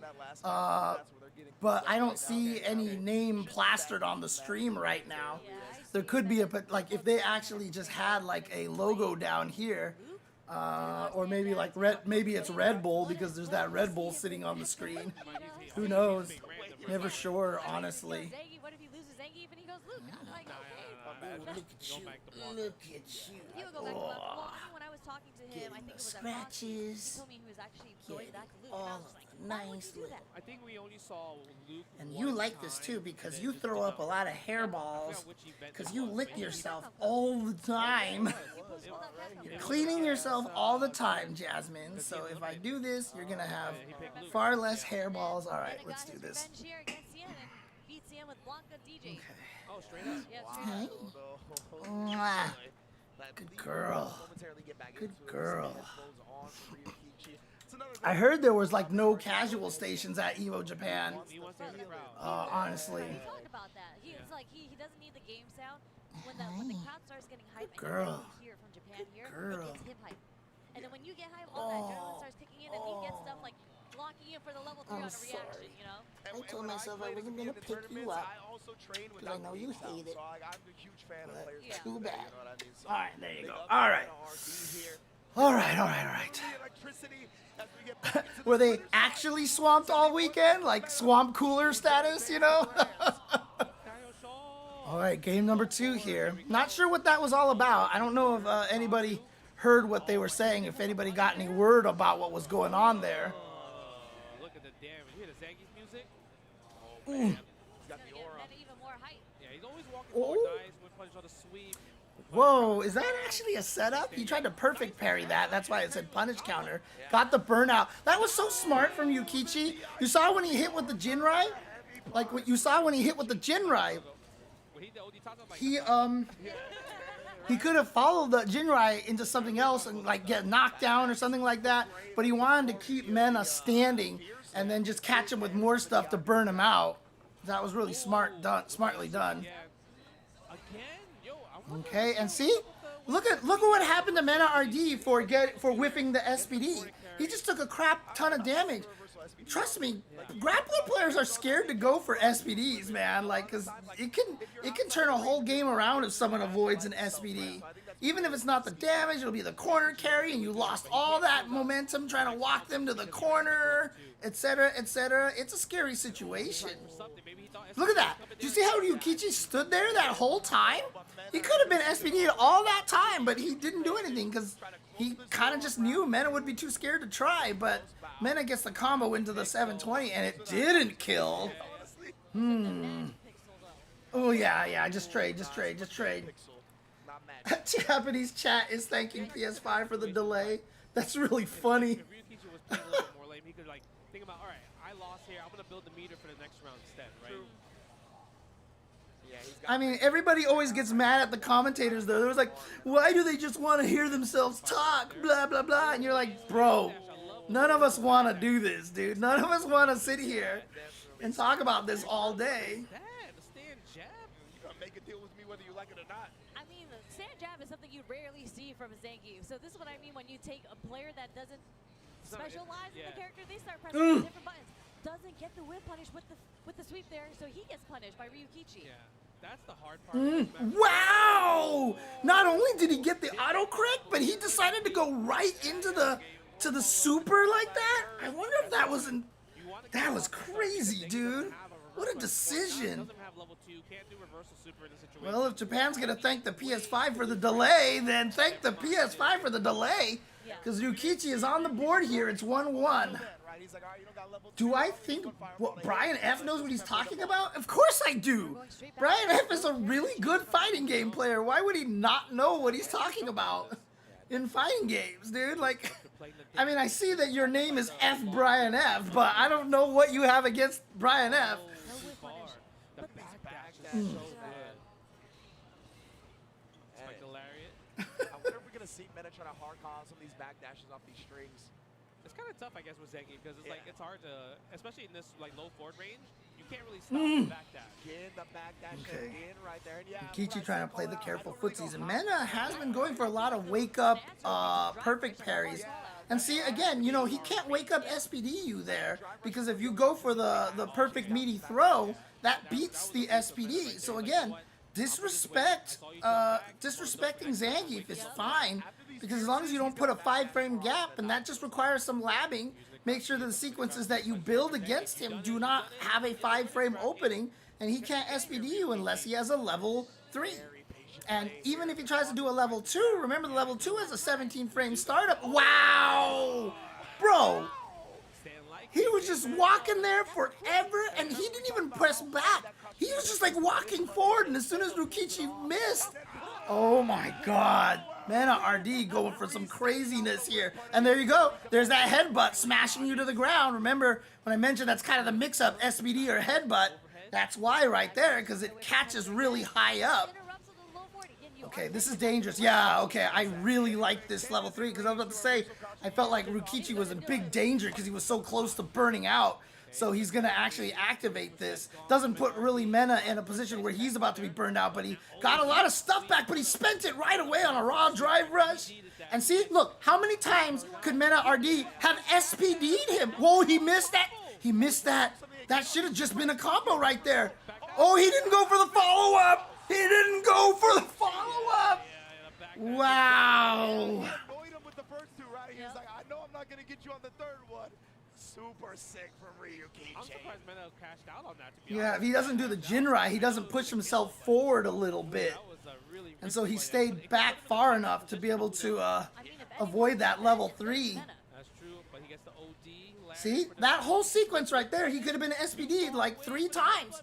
But Ryukichi is just going to count on the fact that it's scary to try to SPD somebody. Now, obviously, if you're playing at low levels, people are SPD hyper. So just if you fight someone who's SPD hyper, then jump a lot, jump straight up a lot, and kill them for doing the SPD. Maybe hold up this time. Oh, the Jinrai first Yeah, hit. light Jinrai right there, puts no gap in there. He's close. Oh, what? That was old school. That was Hitbox Fighter, dude. That was like Hitbox Fighter from Street Fighter 2 days. What the hell? And Justin, you know, what you requested, a more competitive set compared to last year, that's exactly what we're getting. Blanca? Are we gonna see it? Blanca? I don't know. I feel like the Zangief's a little. he might have did his job. He did his job in kind of changing the meta. To get one game a little bit. To get the one game. But I think, like, I feel like Blanca's the call here, For man. sure. I think it's because now Ryukichi has got the right read on, like, okay, Oh, in this man. frame right here, every time I backdash, whatever normal you press, I am punishing you for it, right? So you can't poke back confidently when it's your turn. Yeah. Right? So it's like you kind of... I just noticed the water effect down there at the bottom over here, and I'm trying to figure out what that's supposed to represent. Hi. Oh, I've got a little boy rubbing his head on my leg. Little boy rubbing his head on my I leg. took a peek back there. Hey, we root for everybody here, F. Brian F. Let's be nice to everybody here.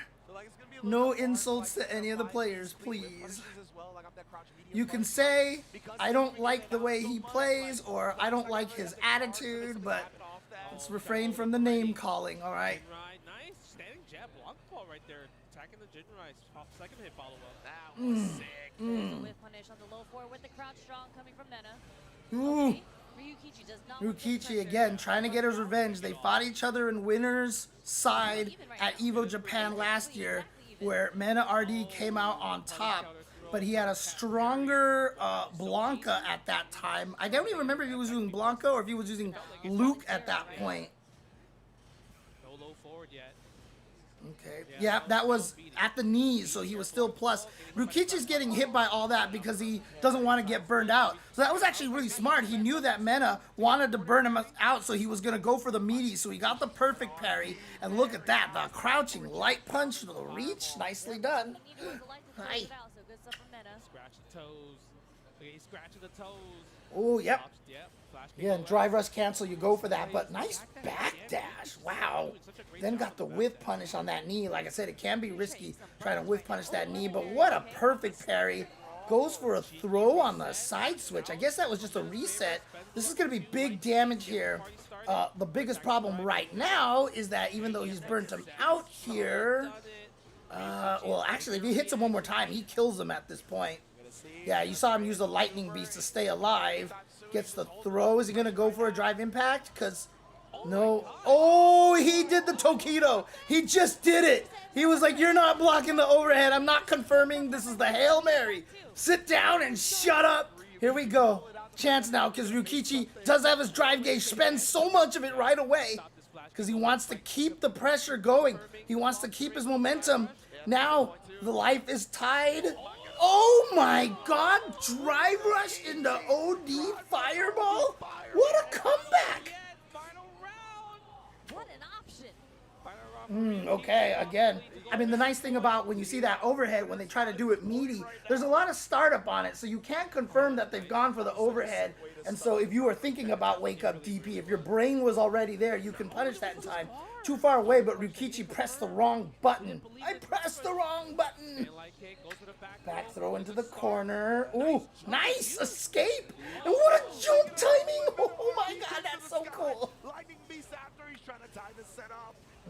Blanca champ. Blanca set up. Ah!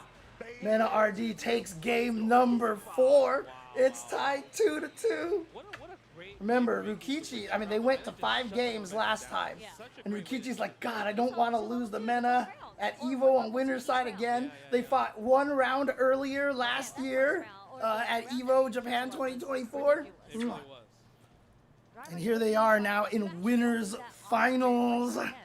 Usually if you try to check, it's like a dry rush dragon lash. Yeah, but like since he only needed a little bit of life, right, he just wanted to do the safest thing possible. Not It's so fast, too. risk. Yeah. Just got him with just raw drive rush and the crouch medium kick. Great start for Mena, but dude, Ryukichi showing he is not scared. He's still going for it. Went for the frame trap there. You saw Mena RD try to take his turn. What a perfect parry on the counter here. So that's, oh, he went for a setup. I like it, but perfect parry blocks in all directions for you. Oh my god, you died. God, that thing does so much damage, and they nerfed it this season too. Here we go, just like that.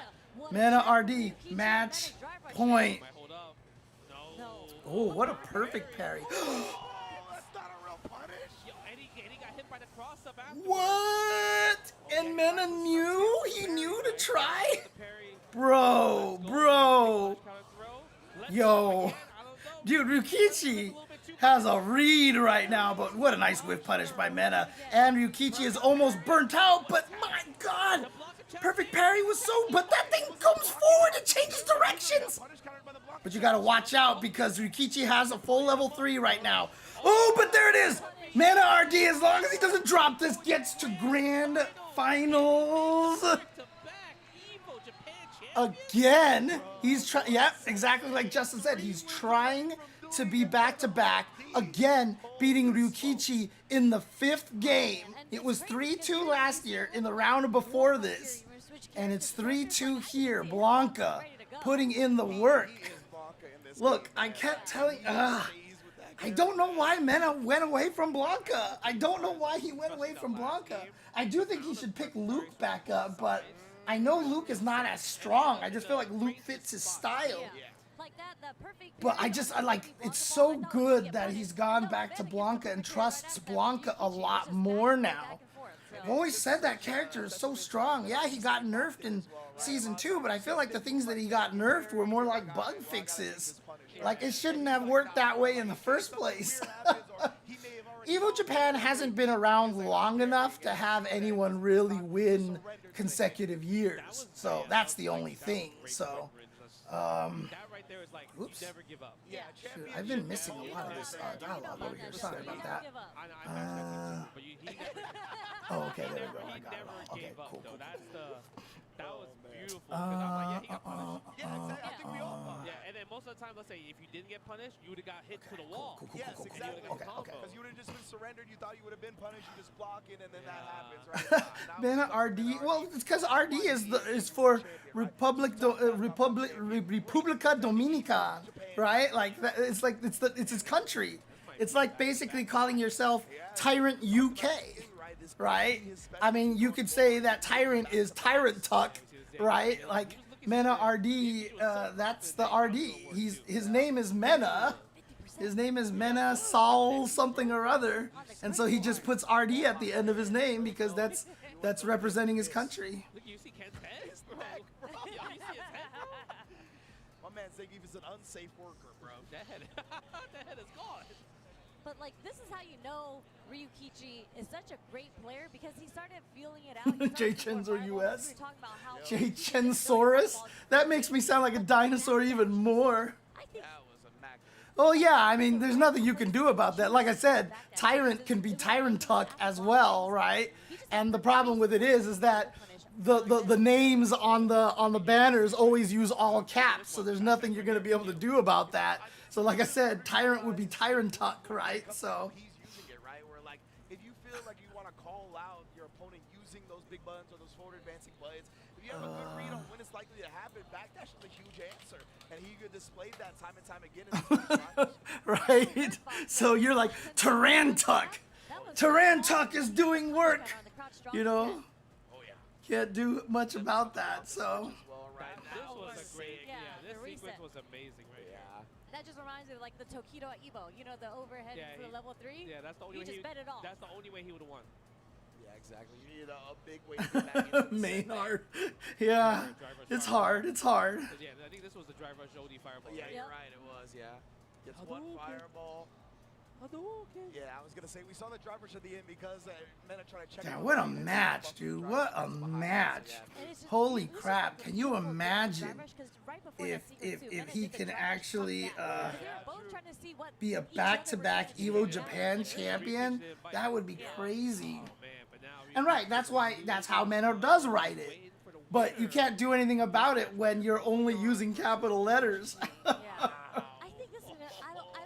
I'm sure they played each other a lot. I don't know how it's gonna go, but I feel like all the characters do not do well for me. Like, and those are just not good matchups. Any Akis? Oh, yeah, actually just got outside of it in 9th place.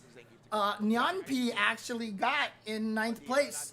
She was on the winner's side. If she had won her match, she would have made it into top 8 on winner's side. Then she got sent to losers and unfortunately lost the second one in a row. So she ended up in 9th place. But she was the highest ranking Aki. Again, he's here on stage. He's Okoro. been here before. I mean, this is Okoro. fourth place right now. This is Okoro. fourth place. Okoro. Like it'd be Okoro if you're Japanese. Came back, defeated Higuchi, came back in the second setup against Akira after going. I mean, and Hibiki and Broski, right? Like, those are gonna be your best, You know, I'm thinking like your best Akis to watch. in Topanga possibly. Sounds right. Yeah, and maybe on one. Really? Like it just sounds familiar. Against his Mai? No, this is before mine. Yeah. Oh, okay, okay. Because I feel like Mai shuts down Zangief. I just can't. Because like when I think I have been taking the hydrate very seriously at my desk recently because I always end up with my mouth dry, and I always end up with that weird thing where that thing that hangs in the back of your throat gets all swollen. You're right, Hikaru, yes. Gonna get the Kobayashi to make Momochi go to Ed. If that's gonna be the case, maybe even with some victories, he won't switch. Just believing in this one, of course, Momochi, my guy, always rocking the. But it does require me, yeah, Uwula, there you go. But it does require me to buy a lot of water. Oh man, Momochi mains DLC. Oh, Aki? Yeah, no, that's super cool. That's super cool to that Faye actually got to do that. I mean, if you guys don't know, Faye's been in the fighting game community for a long time. I mean, we've known her back in the 2009 days. Like she was hanging around fighting game community in 2009. So she's been around for some time and might have even been around before that too. Yeah, he's gonna be. It was just 2009 when the scene got bigger that I met everybody. Just loses the DI, right? Especially if you hold it. And her crouch medium kick is pretty damn good too. So that's another thing that can get you. Okay. And the fierce barely Yep, connects. goes for the charge up here. Now my fans are OD. Legitimately, I don't even need it. I actually don't know a lot about this matchup here. What he's supposed to do in this situation. Stand fierce, use the armor. But remember how I said to have that good long range button that, oh yeah, because that's projectile invulnerable. He got in one time. Oh, he was buffering the level 1. He was buffering the level 1. He did it again. I think he needed a jump forward or a neutral. But remember how I said having that good long range move that also kind of hits upwards? Well, my standing heavy punch is excellent for that. So I imagine my fighting Zangief is actually probably kind of hard for Zangief. Because also keep in mind, standing heavy punch is also bufferable. So if you're Mai, every time you throw out that heavy punch against Zangief, you're just thinking about the drive impact, right? And then the standing heavy kick also reaches really well. I like going into the air like that for Kobayan actually because you get hit and the Mai has to be really on point to get any juggle off of that. But like a lot of times if you just do that, you can just kind of get yourself out of the situation. Nah, it's okay. Kobayan has a life lead. Huge life lead here. Yep. I feel like you believe that, Sherry. I believe it. No, I believe in Zangief taking this. All right, let's. Oh God. Here we go. Have to take this throw, right? No, he didn't, and that's why Momochi didn't swing back. Look at this. Look, even though he has the life lead, he has to do so much work to get this last hit. Oh. He's annoying. Oh, I almost thought he had that. Almost thought that was going to be the whiff punish. All right, he finally gets in there. Here we go. He dropped. The fan messed it up. The fan messed it up. Imagine if he hit the combo though. Yeah. Ooh, a little bit of a different It story. was very unexpected for that roundhouse to get the counter hit there. Yeah, it's interesting if he tries to go. He might go to Ed after this, honestly. That's standing heavy. Because he's been switching a lot after he loses. Like, he tries out Mai, and then he's like, okay, it's not working, let me switch. And it's interesting because Japan, even though we don't see as many...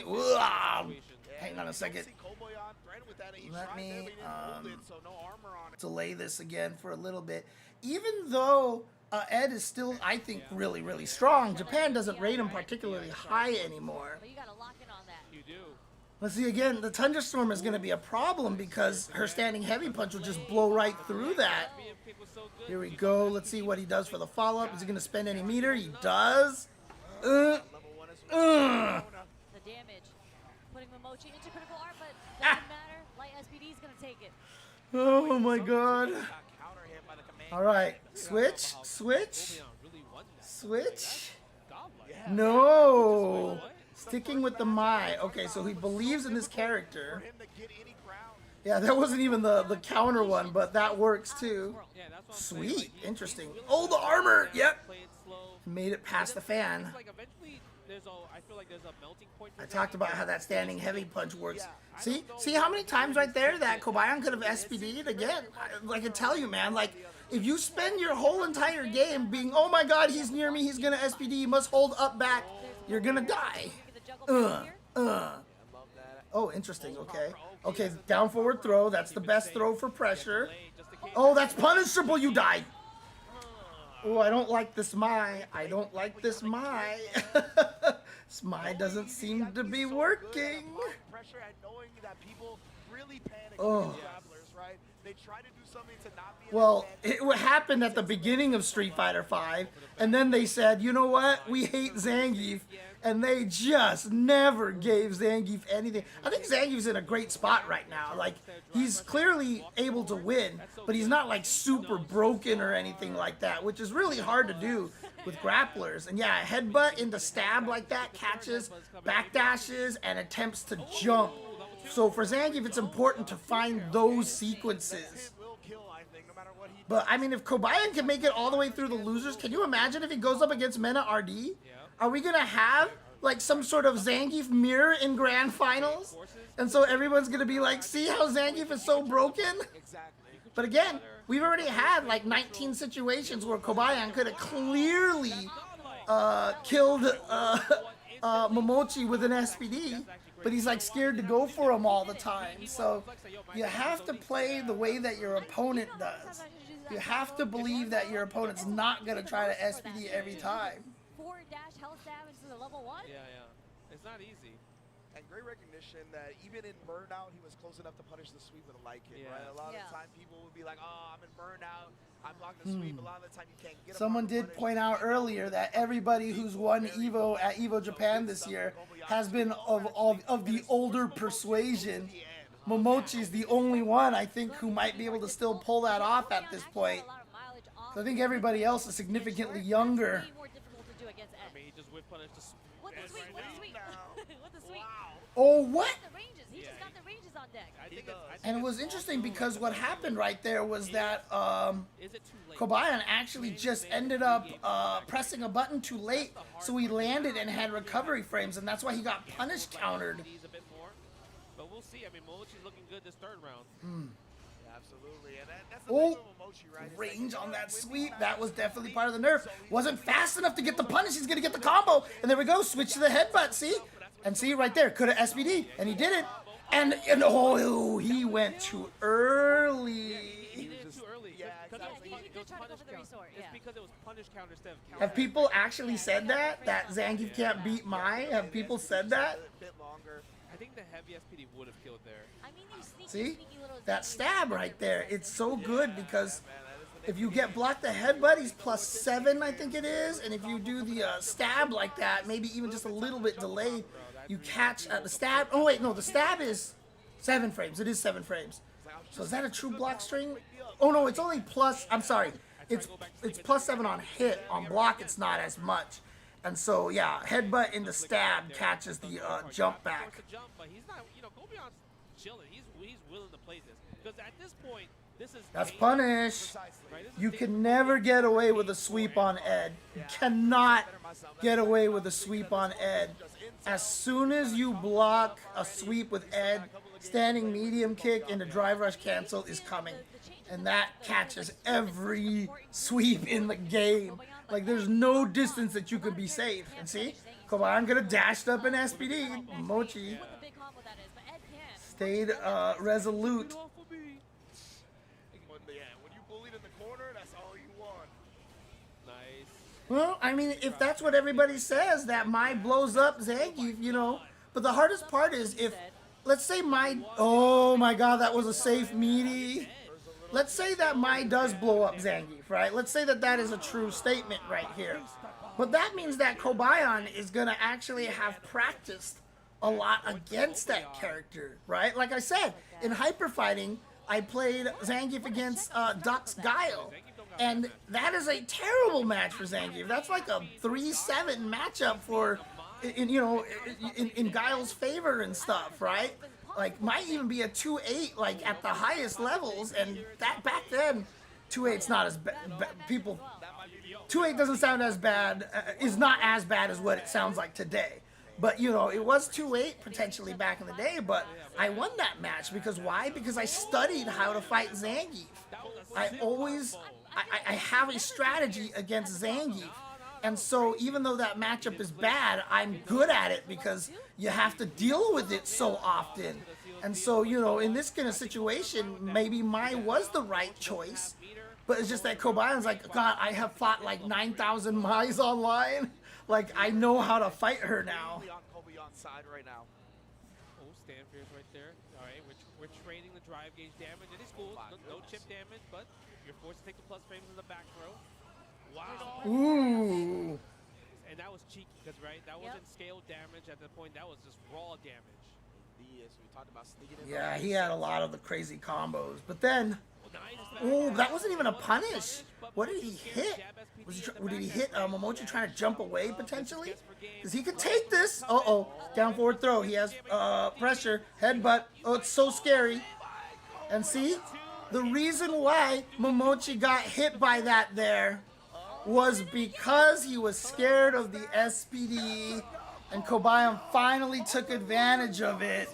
Kobayan is going to advance. Again, we talked about it, right? How good he is at just making or taking advantage of the opponent. You know what the crazy thing is, Petty? Like, me and my friend, we would make fun of that every single time. I know this. This is Unix. And we're like, bruh, like, come on. And then my friend actually found out that the thing that they were showing is actually a real Unix thing. It's just like nobody actually ever uses it.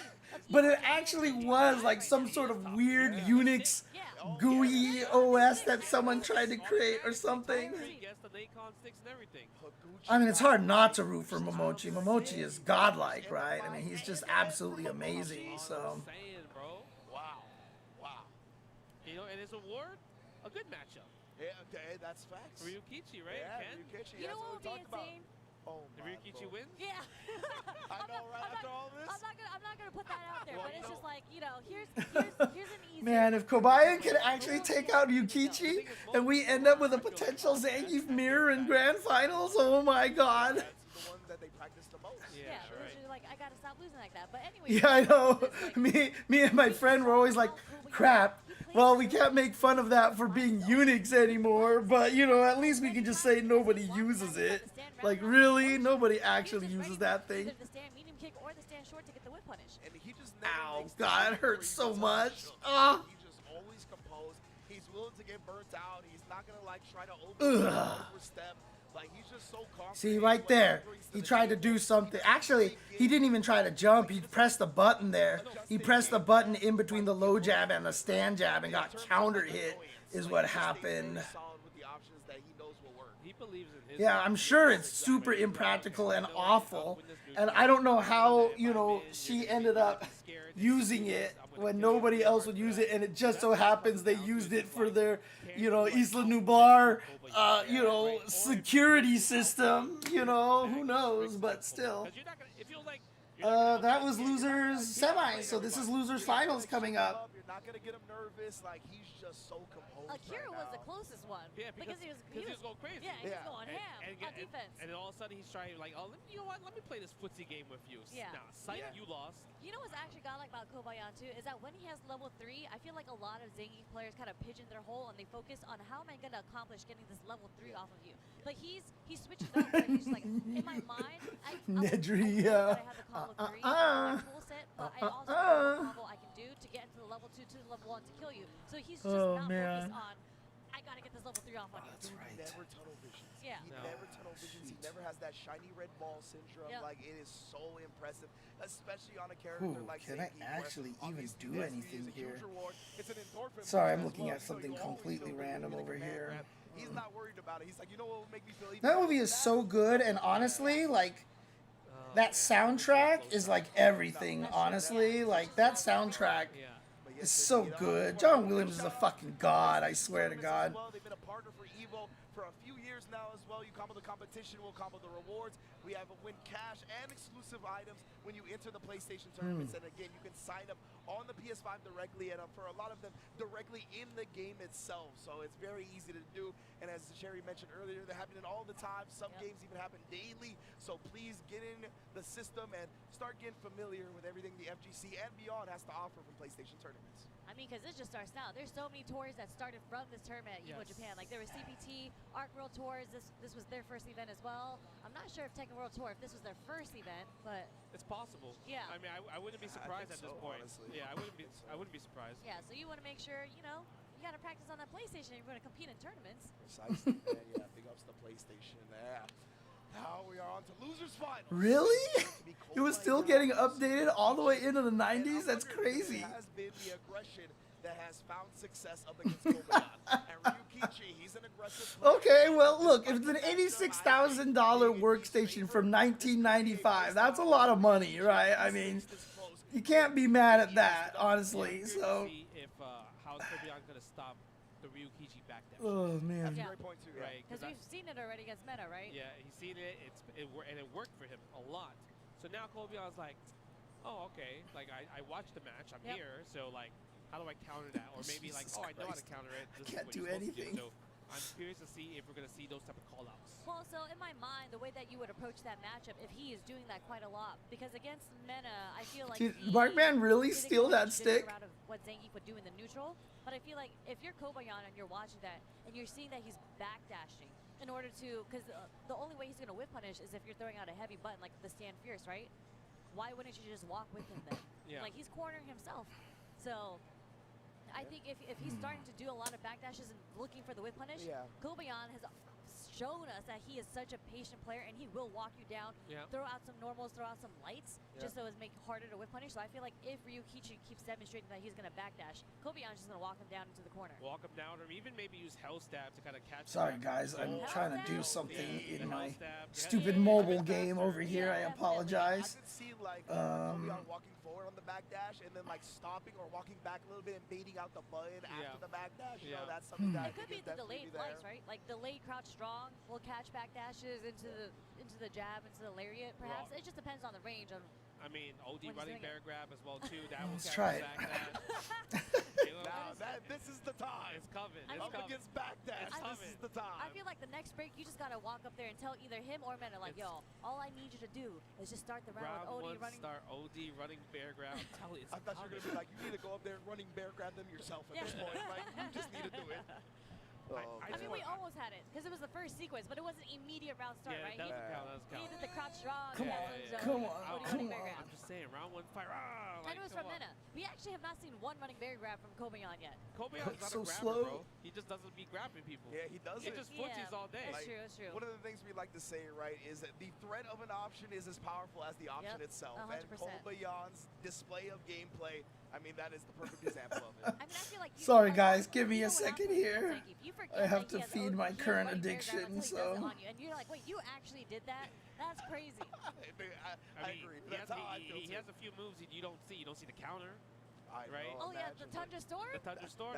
Hey, this is another one. That's another good one to use that I was against. gonna say, what if he The Tundra hell are they Stormed talking against about? The stand, Samian the pick. step kick. You could do, you can do step kick. You can do stand round. Yeah, I kind of wish it was still SBD, to be honest with you. I would rather have it be SBD. Sorry, I'm trying to fulfill my guild dailies here on a stupid game. Can get standing heavy kick, punish counter. That's huge, right? So we saw that a few times with Ryukichi versus Mena. So I'm curious to see if we might see those type of sequences again. And look at that, you can see the crowd. All the seats are filled up. Japan is so invested when it comes to Street Fighter 6 and fighting games, right? It's just beautiful to see. Only like 30% of that crowd, actually that part of the crowd is all sitting on the floor, but only like 30% of that crowd. It's a nice view. I kind of gotta love the crowd out here. And it goes all the way to I do miss the hotel ballroom kind of stage for Evos. You know, where you just basically had like the big, you know, the hotel room, the hotel ballroom where everybody could just be right next to the stage like that. They've brought it back a little more like that at Evo nowadays. So there is a little more of it like that than there was before. So everyone just wants to come to these tournaments, right? Yep. Obviously, this is EVO Japan. You're gonna have EVO Las Vegas in a few months, and then EVO Nice for the first time. So sorry guys, like I said, I apologize that I am doing stupid mobile gaming crap right now. Okay, that It's spelled needs the to- same, by the way. Right, it spells the same. You just hit diamond with Guile last night. Any advice going forward? No, it's gonna be tough. I mean, what do you find usually happens to you the most when you're actually playing, and like, what do you feel like you lose to the most? Usually once you get into diamond, the main thing that you're going to have to start learning is that one strategy is not going to apply to every player, every character and stuff that you're fighting.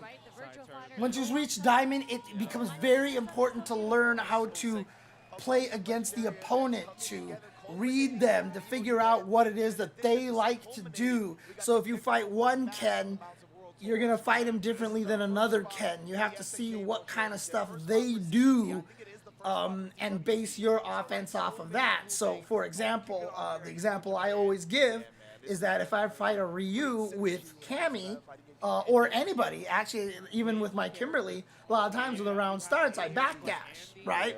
And the reason why I backdash is because I want to see if the Ryu chases me, or if he, goes okay, and goes back and starts throwing fireballs, because I'm judging that as at least a starting point at which how I want to fight the opponent. Because I still remember one time in Street Fighter V, I was playing Lucia against the Guile, and I was like, I hate fighting Guile because it's so hard to break his defense.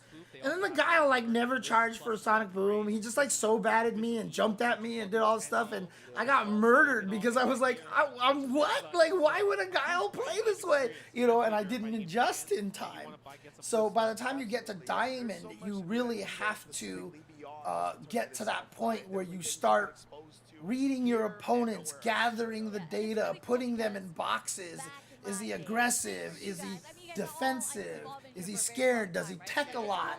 Is he willing to take a lot of throws? Is he adjusting?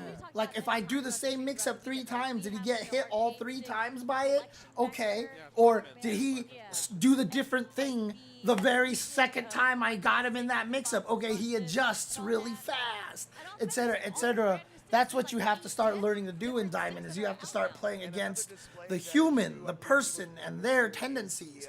I remember I fought a boxer in Street Fighter V, and I was like, my God, this guy won't stop hitting jab. Like, he just hits jab everywhere, and he destroyed me. And then I ran into him again on ranked, and I was like, oh, this is the boxer that mashed buttons a lot. So I just started doing frame traps and stuff, and he just kept blowing himself up. Because I would do like low forward and a burn kick, and he'd just get hit, counter hit, a combo off of that, etc., etc., you know, and I was able to kill him from that. So that's what you're going to have to learn starting from this point, if that is something that you feel like you are not currently doing. But here we go. Are we going to potentially see a Zangief mirror in Grand Finals? Ryukichi having to fight one Zangief here. Even if Ryukichi beats Kobayan, he's going to have to fight another Zangief potentially. But it was the Blanca that ended up beating Ryukichi. So remember, Ryukichi has the ability to take out Zangiefs here. Exactly, -2. I'll take that all day, but Ryukichi's still pressing. Nice. He didn't fight. Woo, okay. Punish counter. Yep, that was too close. Close enough to be able to get that. Doesn't even need to spend any meter. Nicely done. Good optimization from Kobayan. Yeah, that is the 5-frame command grab. Gets the sweep. Wow, dude, Kobayan's running all over him.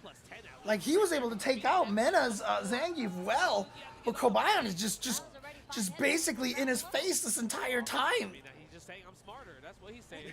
I'm gonna use my brain. Look at that stand jab usage in that range. Yeah, I don't know if they just didn't have the costumes unlocked on this machine. I'm guessing they didn't, because nobody's playing the versions that they want. But Kobayan, look at this, just absolutely just demolished him. Bro, that was kind of bad. That was crazy. That matchup, right? Yeah, I mean, it made him look like it right there. At the very We end. saw that earlier, that kind of like hitbox fighter kind of thing. Sprinkle with the stand fierce is just to take away the drive meter. Delayed drive rush from Nice. Oh, dancing on him a little bit right there. And again, I love the sweep usage. It's something that can ask to use a bit, but backdash punishing the throw attempt. Oh, wake up, stand short. Okay. Ryukichi gets the counter hit action. He doesn't go for the DP because he wanted the better Oki. But what a read on that throw tech right there. Chop him, choppity chop chop. Hi, it's Vince with the slap chop. Gonna be slap all your troubles away with a slap chop. Oh no. Nice. Okay, there we go. Ryukichi, how do you do that? No, you know why it's crazy part? Because it was instant. Yeah. It was Gonna like slap your troubles away with the slap chop. you're gonna DI here. Slap your troubles away with the slap chop. Barely the crouch immediately kick whiffed There against that we drive. go. Started with the Slap chop. right there. Back in action. Plus frames. Gonna get some combos off of that. And you died. That's enough. Wow. Kobayashi. What the hell? What the hell happened here? Why is it that Ryukichi cannot face this guy at all? Dude, all the grappler haters are gonna be insufferable. Oh my god. Around the first time, Dragon Lash. Where you reaching? Okay. Oh, your first opponent actually had the 720 stick? Oh, what a backdash. What a backdash. Okay. Okay, Ryukichi. Okay, Ryukichi. Back into it here. Level 3. Let's go. Okay. Okay. Okay. Okay. Okay. Reverse perfect. Here we go. You don't want to do level 3. Like, come on, I want to get to the next match. Exactly. Yeah, 100%. I'll tell you this though, if Kobayan can actually make it to grand finals, and let's say he somehow does defeat Mena, I think Mena would be so angry, you know, losing to a Zangief, you know, That was really impressive, honestly. especially if they're playing the Zangief mirror. Everybody has that reaction to jump back because if you're holding back, it's easier to go to up back. If you can get rid of that and just jump straight up, I bet you it's easier if you're a hitbox user to get the straight up punish on those throw situations like that. Like, oh, he's a grab. I need to zone him out. String him up. String him up. Wow. Answer for Zangief. That's what we saw when Akira was. But watch out. We've seen Ryukichi jump a lot here from the SBD situation. You got to watch out for the level 1. Yeah, delayed throw right there. But he did the down back throw, so he loses all the momentum because it was a defensive throw. He was trying to bait something out of him. Nice. Oh, he was trying to see if he was going to jump. He was trying to get, again, he had the same read that I did. I was reading that Ryukichi was jumping a lot. So Kabayan is going for that now, and he's ending up in a situation where he's getting, he's messing himself up. I have an option select for that, but it's really hard to do. I can't do it consistently. I think somebody on a hitbox can do it super consistently, but I should probably put a tech video out for that too. Oh, that's punishable. But for Zangief, you can't really cancel that in a big way. Okay, stand short from Ryukichi. It actually catches the startup frames of Kobayashi. Nemo got the tweets ready. Yep. Oh, what? I don't think he meant to. I think he was just buffering, and then he wanted a standing light kick or something, and it just came out that way, unfortunately. Kobayan right now, everything, the ship is falling apart all of a sudden. Oh, there we go.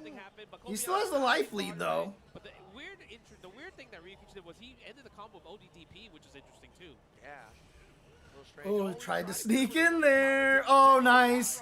Yeah, even with the scaling, that's death. All right, okay. Yes, calm down, Kobayan.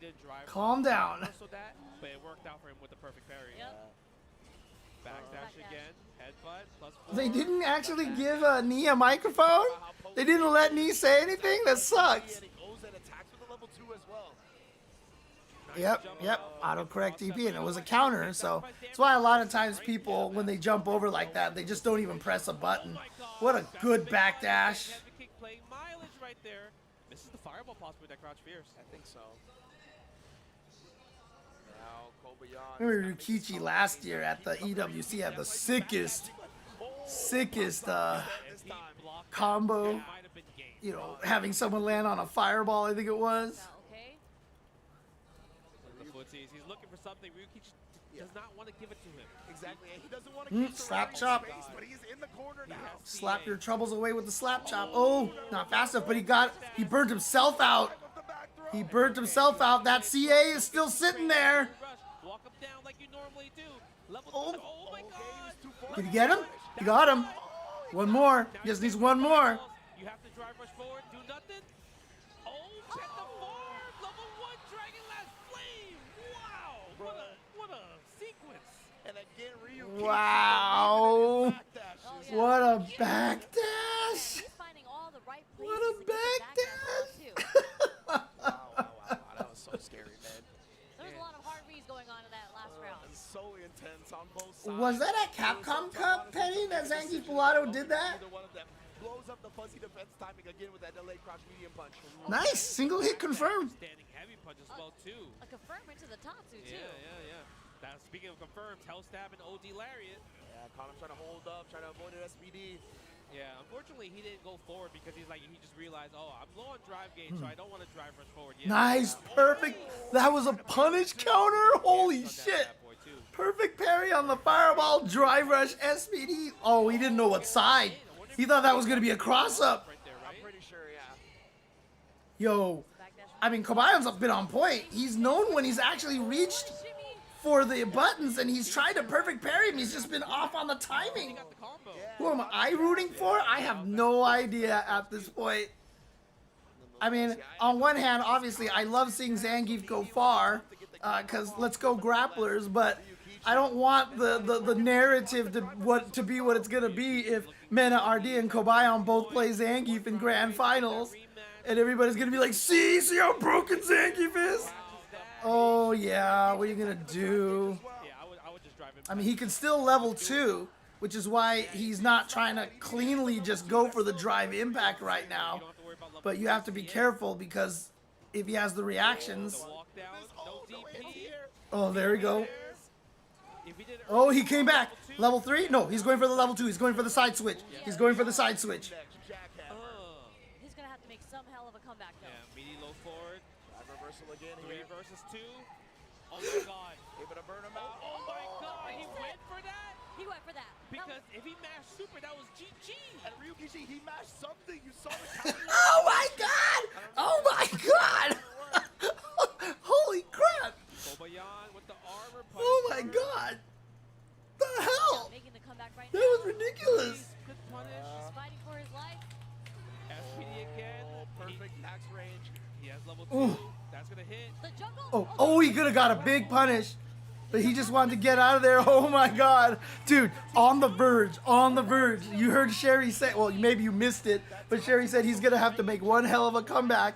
And he did. And he did. If he just lands there, he might actually have Oh my god. I just think it's the state, the electricity, the atmosphere get into him a little bit. That's usually the case, I feel like Ryukichi. It's like, he plays so well in the beginning, but it gets kind of like finicky towards the end. Nice. Good patience from Kobayan. But he is in an almost burned out situation, so this is tough. Right there, Yeah, there you go. That's guaranteed right now. So he's just going to do as much chip damage as he can here. Nothing Zangief can do about this because Zangief sucks in defense.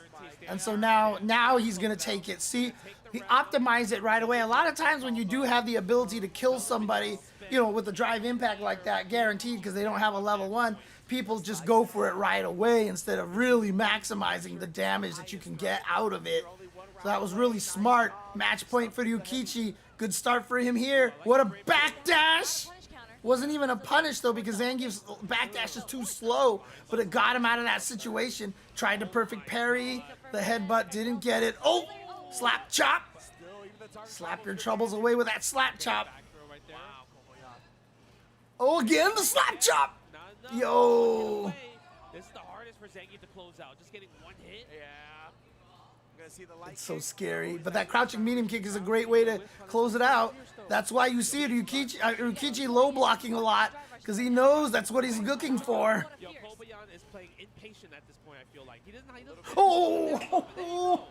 Pixels! That crouching medium kick missed by Pixels! It's final game! Final round! Full bar on both sides here. Good punish on using the stand medium Oh. kick. 'Cause it's- Didn't do anything after that, like it didn't cancel into the drive rush. Okay, gets that hit. Figured he was too far away. Nice, yeah, that's punish. And I love the fact that he went with the medium kick because the heavy punch was going to be too far away. Confirm off of the 3 jabs. Like I said, you know your pressure. He can wake up level 3. That's the thing. And again, you see Ryukichi's not scared. He's like, you're not going to bet this tournament on that wake up 720 in that situation. Oh, he's too far to combo. Okay. So close. No. No No. Oh, kick on the way down. Tried to shimmy. Doesn't fall for the shimmy from Ryukichi. He just needs one confirmed to level 3. One stand light kick as well too. Oh, chop, slap, chop. He kept that string tight, right? The 3 jab to push him out of level We 3. saw Kobayan make a ridiculous comeback earlier. He's got that level 3 ready to go. A combo into level 3 could kill Ken potentially right here if he has the right start. There's the, wow, the range, the whip punish, the easy combo, the level 3. Ryukichi is back to grand finals to go after Mena RD once again. He's lost to Mena RD in the first round of winner's side of top 8 last year. He lost to him in winner's finals this year. Here's his chance for retribution. Oh no. That's the worst because you're so close. Oh no. Like, I like being able to see the reactions, but oh, that breaks my heart. Their emotions on their sleeves, that show their Oh. We saw when he was winning, he was doing the same thing, right? Popping out, B in his chest, screaming in the crowd. So yeah, when a big L happens like that, I definitely feel Oh that man, what a match, dude. And it should have been over even earlier than that, but Kobayan with that one ridiculous comeback was able to stay alive. Or first round in the last game. It's just Oh it was god. so close, and I know it hurt so much more because you were so close. Yeah. But regardless, You could taste it. He could, Kobayan could taste it. He could taste that championship. He was like, it's right there. Of course, anybody who made it out of this still has to go up against Mena RD, who is poised to take 2 Evo Japans back-to-back. And he is in great position for this. Match away just from ending everything. Yeah, Right. the entire tournament. Entire tournament, 3 days worth of just fighting games, right? Fighting games, everybody just coming, buying merch and everything, and now Man, okay. Like, So it wasn't players. Do you know how Mena many RD's players are Zangief right that did the work last time. It was get all the way here? it was the what do you call it? It was the Blanca. So Ryukichi's gonna have to figure out how to do something about Mena's Blanca over here. That's gonna be the key here. So this is a really hard technique to use, but I'll see if I can show it to you. I'm not gonna try to do it like fully because it's just really hard. So it'll take me a while to show it properly. But the idea is you can do 2 half circle forwards plus 2 half circle forwards like this, and then press kick if you see them jump, and then pivot to and then pivot to up plus punch if they don't jump. Basically, if you do it fast enough, you get the SPD, right? So, like, let's say I have the opponent try to either jump back, backwards jump, or do nothing, right? Do nothing. There we go. I'm going to set these to 2 blocks each, like so. So if you have him like this and he is blocking all, you can do something like, whoops, if you don't accidentally jump, which I'm going to do because I'm sitting at a bad angle, like this, then you can grab them like that, and then if they don't jump, whoops, that's the danger right there. Oh god, see, my inputs aren't clean enough, and I keep coming out with the super when I'm not supposed to. But you know, you can react to the jump like that, and then, dude, why is that coming out? I'm not delaying long enough? It should be a long enough delay. The idea is that you surpass the window of that. So I think I'm just hitting it too early. This would be incredible to see. And dude, even bro, the come on. It was pretty close. And we saw the Zangief come out from Meta, then we saw the Blanca. Blanca definitely seemed a bit more comfortable. Wow, that's weird. So I'm wondering how it's going to go here because Meta is sitting in winner. Did they change something that made that easier to come out? He's not feeling like pressure. Like, cause that's what I used to be able to do. I'm doing it too fast. It's just what it is. Yeah, I'm doing it too fast.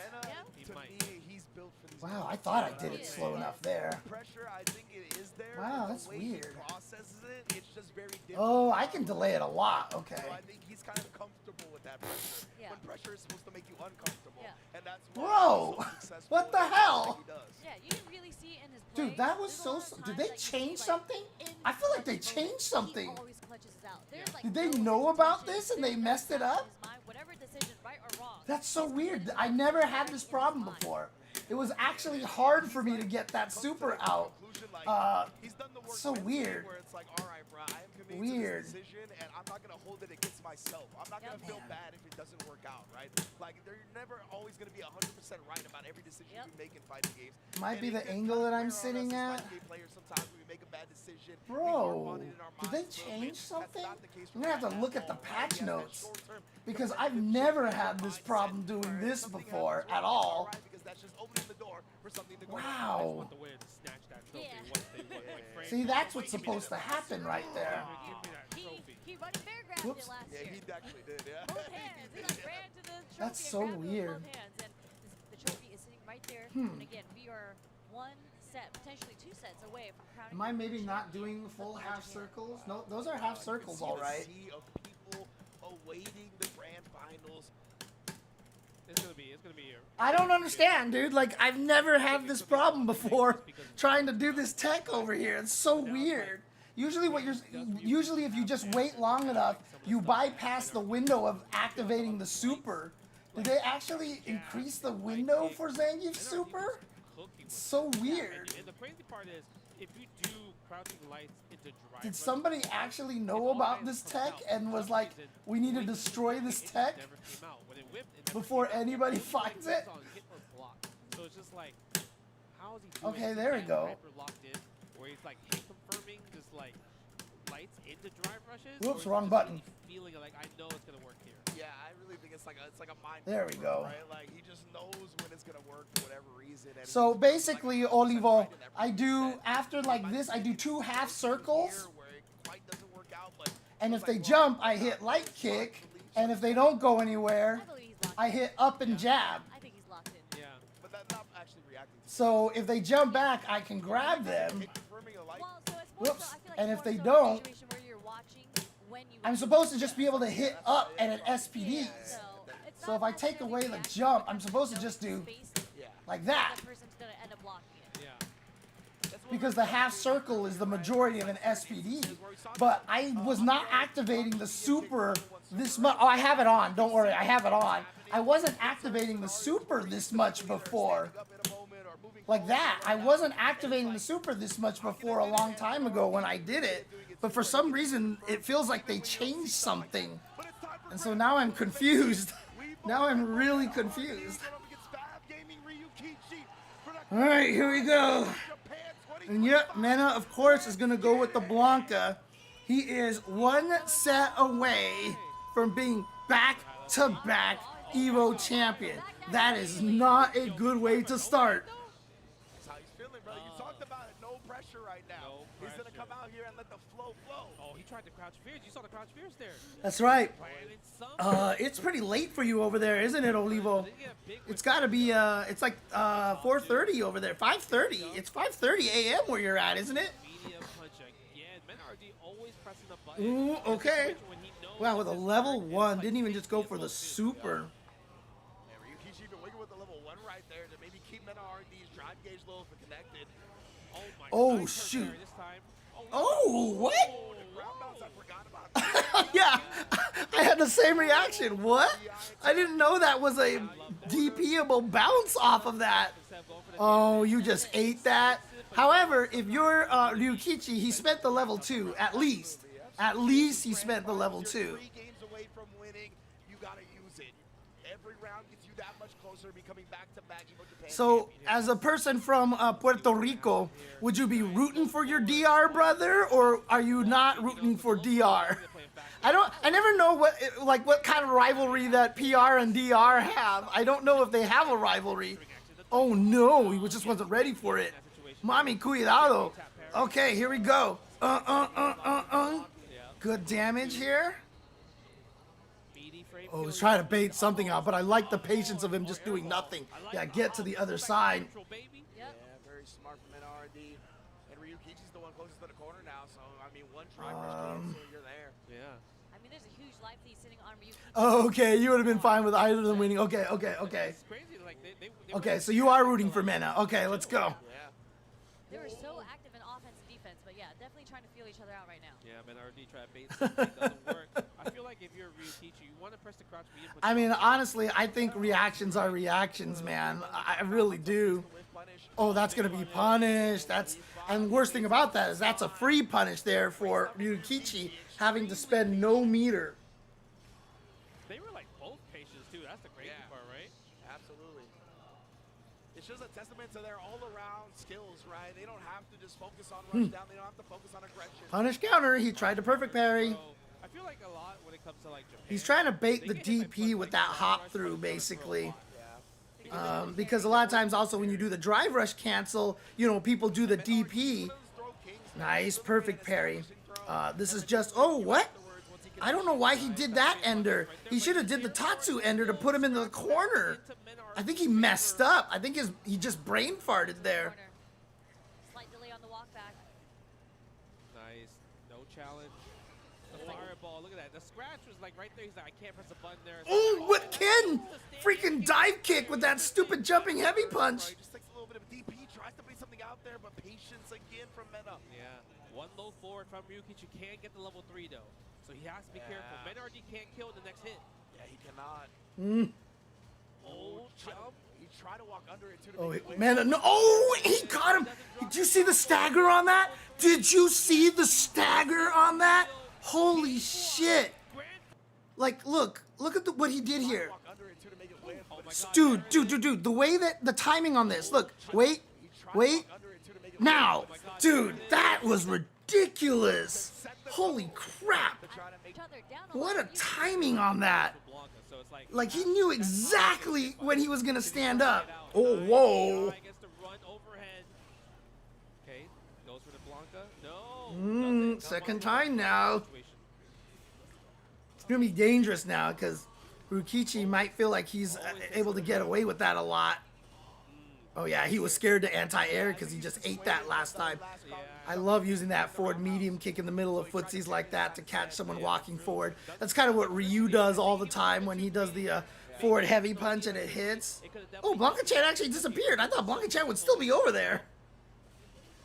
Nice. Whoa, that in combo. I love that from Ryukichi again. Yeah, I mean, honestly, Shay, like right there, too. You know, delay after the drive rush. Try to get them to delay tech or something like that. I always call that syncopation, basically. Don't press the buttons at the exact time. What a whiff punish. Jesus Christ. You see that? He was just like walking forward, and he was just like... Okay, you whiffed. I got you. That was ridiculous. Hit a mile away. It was quite good, honestly. I think it got outshined a lot by a lot of his other Oh my God. but that is a potent button for sure. Okay, stand fierce. Yep, counter hit combo. And yes, this is live. I am just using the YouTube so I can actually back up and do stuff like that. We will catch up to real time in a second. Too much. Not gonna let him do it for free. Nice block on the overhead, but still plus. You gotta eat the plus frames on the mix, left or right. Gonna hold this. Okay. Nice confirm with the jab there. Yeah, usually he would spend level 3, but in this Yeah, I'm gonna have to make sure I keep doing it this way because being able to rewind and kind of illustrate the things that I'm talking about, really, really useful for analysis. Wow. All right, Mena with a great perfect parry right there. Should be able to take this game. Well, no, because he's got no more supers, but he's gonna be able to plant out another. Oh no, he didn't do anything. Yeah, game over right there. Okay.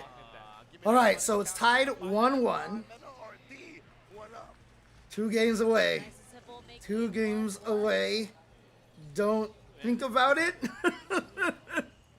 Don't tell yourself 2 games away in your head. This is just another game. This is like the Meals on Wheels where Jackie Chan's like, just gotta think of this as another training session. Oh, nice jab timings from Ryukichi to not get hit by that. But what a whip punish with a Blanca ball. Holy crap. I want to see Ryukichi stand block more of those situations just so he could be in plus frames and keep his turn?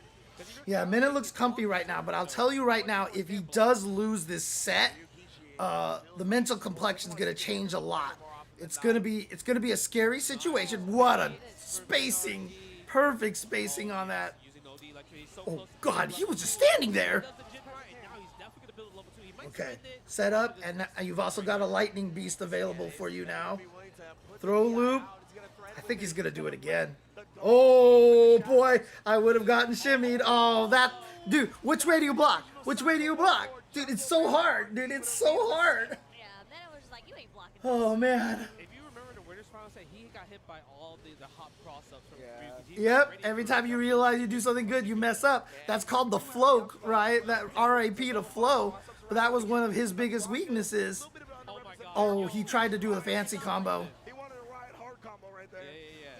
Wow! He was actually doing down, back, down, forward, down, back, down, forward that whole entire time. So he just had to hit a button to do the DP. Time to breathe and think about some of the decisions, what we want to do next. Yeah, put your opponent low, get yourself back in the green. That government bailout, shout out Logan Sama. Oh, Wow. He didn't punish in time. That was crazy. I mean, he went for a heavy punish, so, you know, off of a light button. No whiff punish. We can afford a dry brush cancel. He tried to cross cut. Does he need to spend the meter? Nope, he's... No meter spent. Wow! Optimal, as Yike would say. Optimal! I mean, this is impressive if you think about it. Ryukichi and Mena RD back-to-back top 8s like this is ridiculous for Evo Japan. It's really impressive. Oh, he did it again. That's a gamble for sure, but it worked out because now that level 2 is not a factor anymore. Remember, he died to it once, which almost kind of gives Ryukichi more ability to do it because Mena's thinking, oh, you died to it once, so you won't try it again. A punish counter sweep would have done amazing things there. Yeah. Jab, getting the punish counter there. And Mena was so low on drive, he didn't want to just buffer the driver's cancel behind it, right? Nice jab check. Oh my God, the crouching jab. Remember, if he does the light Jinrai, the spacing between the first Jinrai kick and the second one is extended, so you can actually interrupt a little bit easier with light buttons like that. Oh, got the throw. Here we go.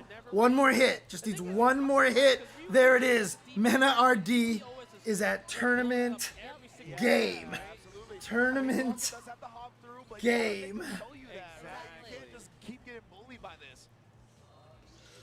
Setting your alarm to get up to things like this never works, man. Like, the brain just says sleep feels too good. Sorry. Oh, no. Mistimed it. Too slow. Oh, I like the side switch right there from Mena. Things are looking great for Mena. Oh, shut up, James. Shut up. Shut up, James. Up ball, though. Spending 2 bars, a bit expensive. Nice.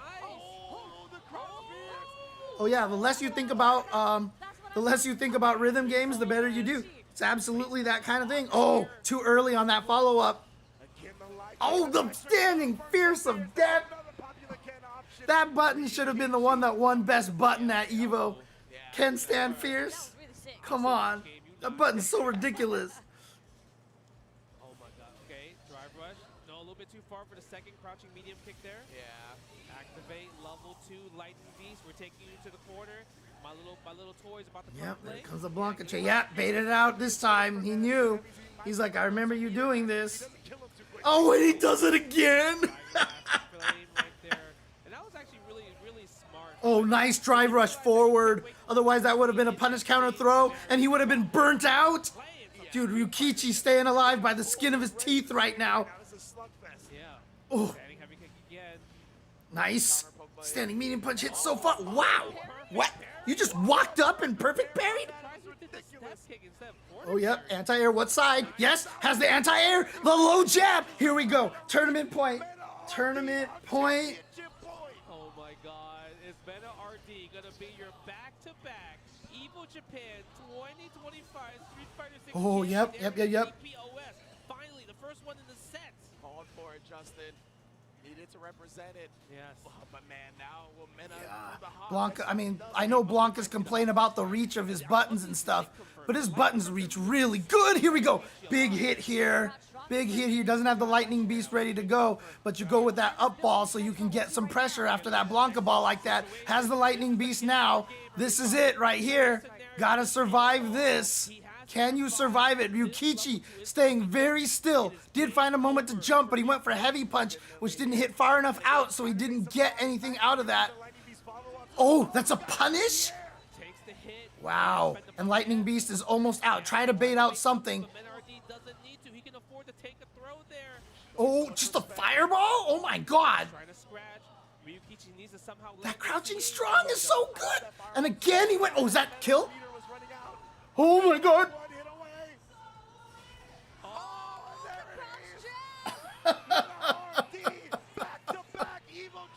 Oh man. Back to back. Wow. Mena RD is king of Japan. Mena RD, holy crap. Ooh, boy. Oops, hang on a second, guys. I just wanted to pull this up for a second because I wanted to check something over here. Oh my god. Let's go, Mena RD, back-to-back champion of EVO Japan. That is absolutely ridiculous. Absolutely ridiculous, dude. Holy crap. Holy crap.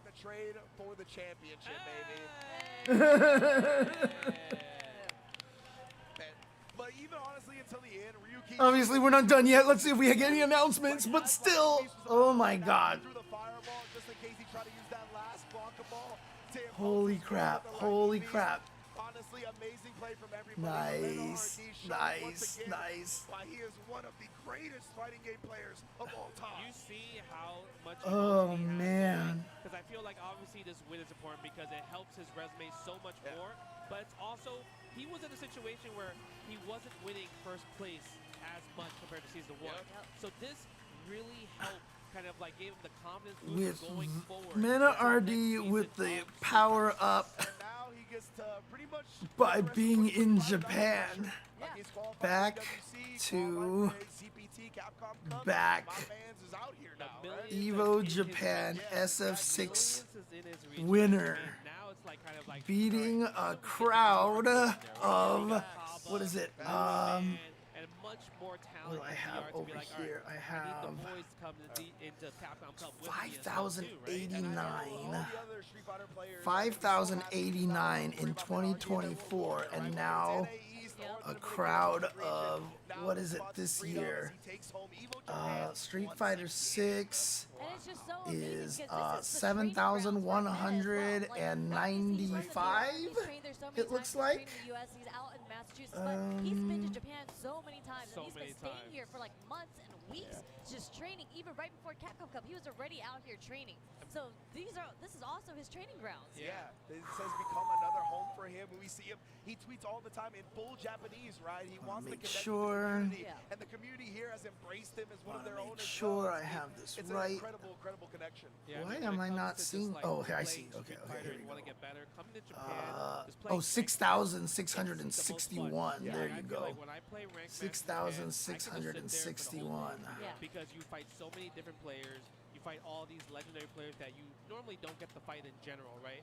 It's amazing. And look at that. Look at Kaba supporting the boy right here. I want to see what you burst on the stage. No hesitation. Oh, that's awesome. Where's the beanie, bro? Get the beanie. You know what the crazy part was? He started like rubbing his head like, yo, where is it from mad long? Like, he's like, it's somewhere over here. I gotta fix it. Oh man, you know, all the adrenaline running through his system at that point. Holy. Yeah, but we love that in the community. We love it when your homies hop on stage with you just to celebrate your win with you, because we know Kaba was grinding through the trenches too. He was also in this tournament. I think he got top 16. Yeah, he got like 17. Oh man. Yeah. He was also doing really good. One of the best players in the world. I mean, he's also an SFL world champion, right, with Team Bandits. So I'm just curious to see what Mena's gonna do next. Yeah, like, I mean, we know Bandits. I mean, not Bandits. We have Blink Respawn coming up, so that is a tournament. Holy PR. crap! I'm So sure he's wait, focused on that, but I feel like at this so point, that's Mena could be like, 3 I'm just gonna stay in Japan extra. for like 3 more months to train. Why not? I was gonna say he's 1, gonna 2, continue his 3. tour of the Major League Baseball parks, bro. Yeah, so it's That's just on his only mind 3. now. So You don't even gotta worry technically, about I mean, major if events. he wanted to, he could just kind of just go to other premieres and ruin other people's outplaying. Absolutely, yeah. ruin the competition, And I make it don't doubt- easier for him. I don't doubt that he's gonna do that, right? I definitely think he's gonna show up, maybe not in every single one of them, but a 740. majority. I I'd think say. like But I wouldn't necessarily say it's to gatekeep. Obviously, that's 40 what's gonna happen. But 4 if players, I we're think it gonna is. do Yeah. and you're just like, I'm good for the rest of the year. I'm not gonna do math. I'm not gonna do math. Holy crap. Until it gets closer to Capcom Cup and you start grinding, Mena's just that. What is that's not that type of Ryukichi's player. Twitter actually? I don't even know what his Twitter is. You Like wanna to make be sure you able stay warm, to especially with the Season 3 update coming tag out. him With on Elena, this. I'm pretty sure he switched it to Elena. That is one of his favorite characters of all time. That was his main form. Kichi. Yeah, I guess that's where his head is at, right? Go. Whatever Season 3 is gonna Links bring, he's gonna try to Twitter. master that as quickly as possible. Shoutouts to Liquipedia, by the way. Liquipedia is like the greatest thing, the greatest site ever. Shoutouts to Incross and crew, making our lives so much easier, dude. Seriously. It's so nice as well. Oh man. And yes, if you want to support me, you know, subscribe, donate, all that stuff, I would appreciate that so much. So much, man. That's true. And the World Warrior Japan starts on June 6th, right after that, right? Because we saw that slide earlier. We did see that slide But earlier. that's so good for Mena because now he doesn't have to worry about how he's going to adapt to Season 3 changes because he's good. He can take his time. Yeah, exactly. He can take his time, precisely, yeah. And to be fair, that is also, there is one more spot, one more big tournament coming up on this patch. Oh man. We are also going to get that before we go full on into Season 3. 2 weeks to Homebreaker. And then we do have Shanghai, what's it called? Asia ACL. Yeah, that's for a EWC qualifier. correct? That's next week in Shanghai. I believe Punk is going I out know to that. Punk's going. I'm not sure if Mena RD is going or who else is Nephew's going. Okay. Oh, Yeah. cool. I mean, usually I think if you're a foreigner, you're probably going to be like, all right, I'm going to go Japan to Shanghai. Yep. Yeah, It's right. so close, right? It's like, I think Yeah. it's like a, what, 3, 4, 5 Yeah, hour and you flight get to stay around in Japan for an extra couple days before you go over to China, so it's an easy trip. Easy trip. It makes sense, right? Obviously, it's the importance of trying to get these qualifiers because it's not just like Capcom coming. Holy crap. Holy crap. I like how it says on Twitter here, trending sports Mena. Let's go.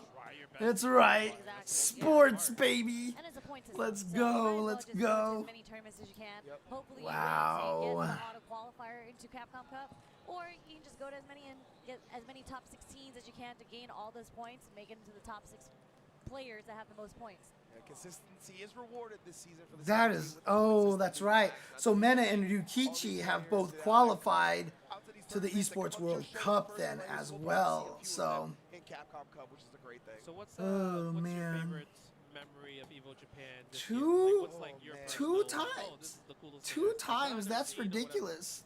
Oh, sorry, I had the calculator there in front of everybody's view. I didn't even think about that. Sorry, that's my bad. Seeing everybody. I feel like that's every tournament, but Evo Japan brings out so many people from everywhere. And you get to see a lot more players come out that you wouldn't see because, you know, we go to all the man. North American tournaments. But when you're in Japan, a lot of Asia comes out. It's really cool to see, like, Dude, you know, Mena's so we have strong. the I'm players really coming out glad to tournaments, but you see have the unspoken Blanca players from Asia that come out also to this doing as the well. work I love there. seeing I just everybody like, to say hi me, everyone. that It's makes like me South so Korea. happy. ROF is out here. It's Australia is a far trip to North America, so coming out to Asia is much easier for them. Yeah, Look at getting the players. exposed to all of the Asian players that we don't get to see a lot is super dope. And also, like, it's a little bit biased just from my position, but I love the couch setup. You know what I'm saying? I like the 3-person couch that's nice, setup. It's really dope. So I always have a great fun time with that as well. I think for me, it's definitely being part of the couch. I was obviously doing the live reporting and stuff. Yes. But when Friday night, special guest came through. Yeah, that was Nachi, bro. I was jealous. I was watching from I was over the fence looking at. I was like, what y'all doing that over was there? kind of insane, right? Just because the fact that he didn't even say Rob, he said Garcia. Yeah. And I was like, oh, Okay. bro. He got the government? Yeah. It looks like we're going to the stage now for our award ceremony. Let's get it popping. Look at this, man. This was an amazing top 8. And like you mentioned, there's over 6,800 participants Ridiculous. there. And at least minimum 200 of these people could have been in this Whoa, situation. whoa, whoa! What was that? Legit, bro. What was that noise? Amazing. I don't know what that noise was. People are at What the hell was that? And of course, Um, in addition to everybody getting a medal, the top tier are also gonna get I've some never heard that noise before. Yeah, from the sponsor that Nate Oh, Yep. I see. An anonymous gifter gifted a subscription. There you go. Hey, thank you, thank you. Appreciate that. Yeah, and I mean, like I know Shay's been going through a lot. Like, if you guys don't know, you guys have no idea how much he's going through. So I always appreciate him taking the time to come and hang out on my stream, and I'm glad I can give him, you know, some entertainment and a nice little a good time over here, so that he can, you know, get his mind off of things and such. Because again, it's like, life is tough out there, man. It is really, really tough out there. Ah, what the hell happened? What the hell happened? Oh, there we go. That's what happened. Okay, there we go. Like, it is our responsibility to shape the new generation, and that's not something you have to do, right? That's a burden you're placing on yourself. That's time Yeah, hey, look, I would love to get into a Salvatore video. Now, I really doubt Salvatore knows who I am. I really doubt that. But if somehow it could happen, that would be hilarious. I'm totally down. So close to get that EW spot, but you know what? I hope he keeps fighting for it because Oh, that's right. Kobayan, by losing that, does miss. Oh, that's brutal. Yeah, that he does miss that spot. Oh, God. That's rough.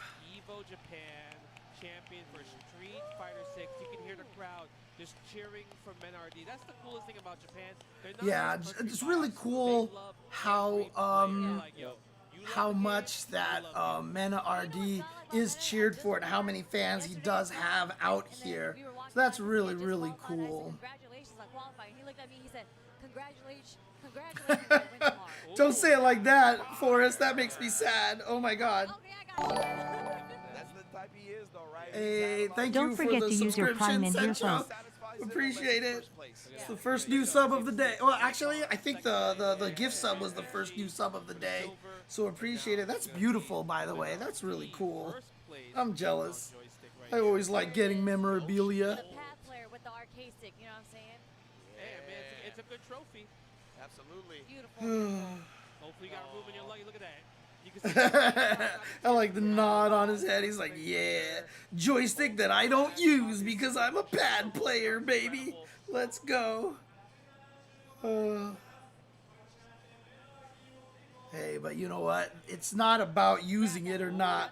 It is the memorabilia. It is the fact that you won it. There we go. Look at this. 1,000,000 yen over there, which, again, I think is $17,000 perhaps, abouts, if I'm not mistaken. Bring it home the mag, qualifying into EWC, qualifying into Capcom Cup. Oh, and of course, man. becoming the first back-to-back two-time Evo Japan Street Fighter champion. Yeah, let's get that trophy. There we go. Rise it up. And I want to hear what you guys. Oh, they're going to let him speak? What, they don't let me speak, but they let Mena speak? Oh, man. Oh, I'm still behind. That's right. I forgot. Okay.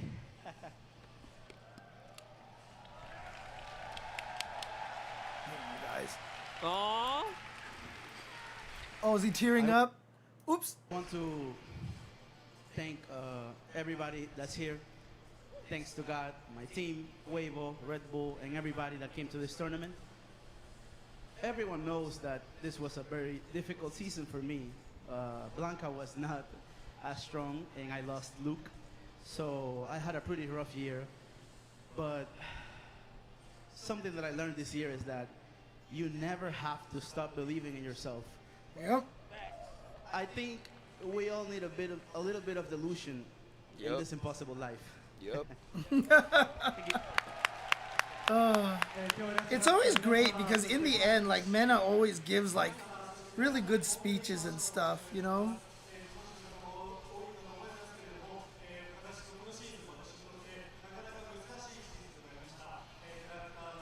Again, I mean, think about it.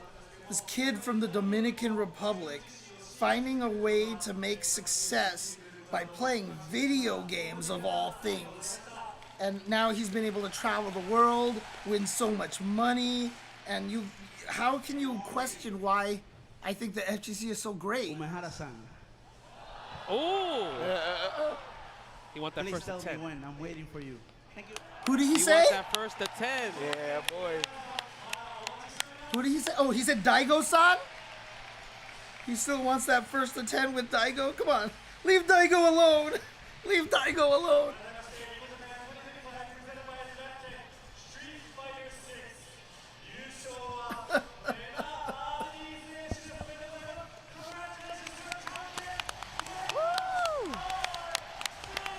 Oh, man.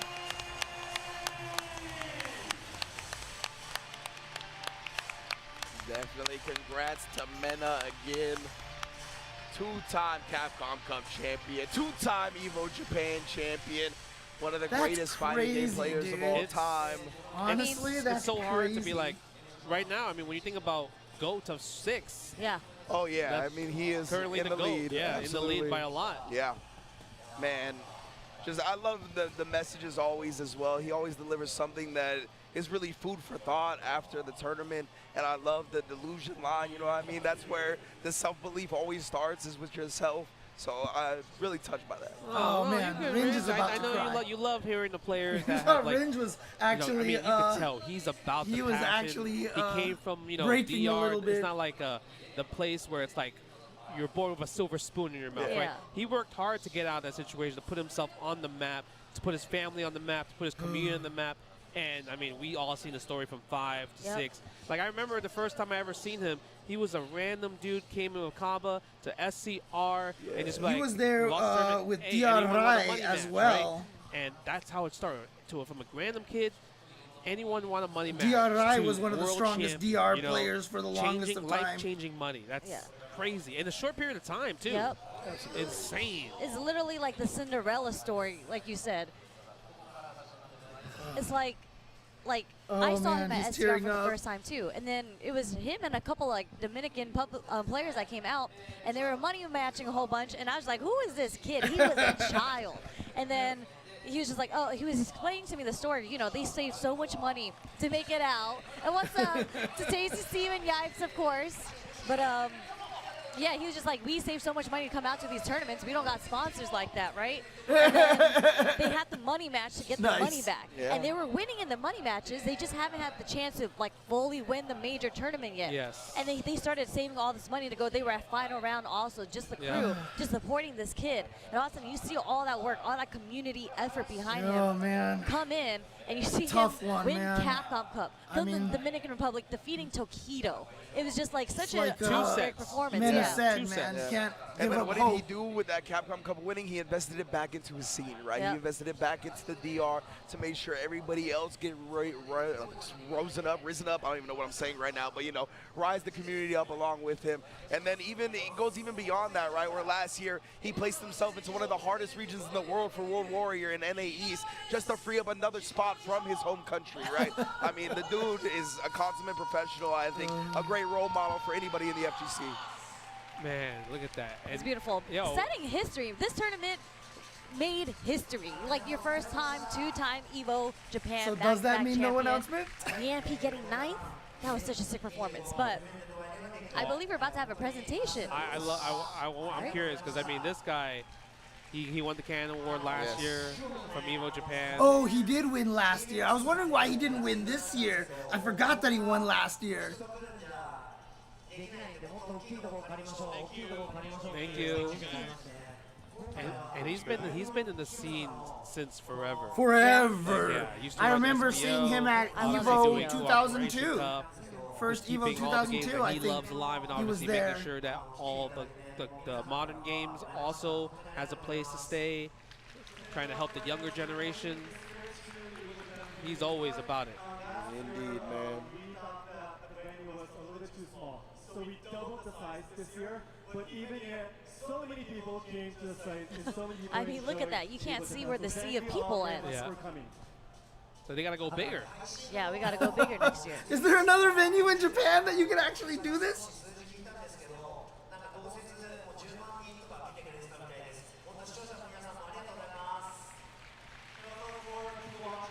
I was looking at the figures for Twitch and YouTube, and there's about more than 100,000 people watching. So everybody watching at home, thank you very much as well.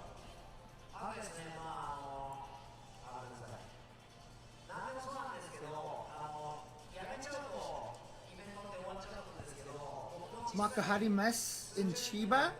How far is Chiba from Tokyo? Oh, that's the one where Tokyo Game Show. But Tokyo Game Show is also like, isn't it like a largely like takes up city blocks and you have to walk between a bunch of buildings and stuff like that? It's like not actually like one venue, right? It's like multiple venues. 100,000 and now 10,000 people. So I'm really happy that I continued what I've been doing so that so many people can come to this tournament. I mean, I will say that it improved a lot when he took over. Because the first couple years of Evo Japan, when it was being run by different crews, it was definitely not as nearly as organized. Remember, he's the guy who runs the Co-op Cup. Team, there's about 300 members, and the technical team about 500 members, and they've been working so hard night and day, so I'd like to express my gratitude to the staff members as well. はい、またね、皆さんに会える日を楽しみにしています。ありがとうございました。さよなら。I'll be looking forward to seeing you again soon. Thank you very much.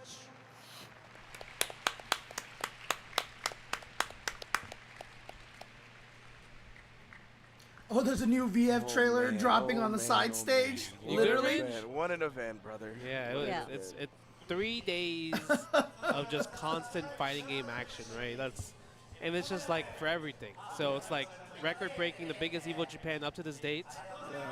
Oh, they're doing the photo with the sea of people. The sea of hands? Yeah, what a sea of hands. Yeah. So, I mean, they hadn't before, but this year it was the first time they just ran Co-op Cup literally here. And they had the top 8 of that before this Street Fighter 6 finish. In fact, when Street Fighter 6 top 8 was going, I think they were just concluding the other one. Oh, hold on, we got a video. You saw the transition though? Oh, okay. Oh, wait. Transition back to us. That's what we're talking about. Let's go.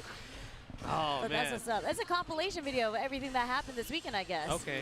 But but overall, Evo Japan has been amazing. 3 days worth. I think a lot of people had a lot of fun, right? And I mean, sad that there's no Street Fighter 6 announcements. Make sure you guys get your tickets now, because the next one is Evo Las Vegas. When does registration close? Like I believe June 9th. June 9th. And obviously we're going to have all the amazing games.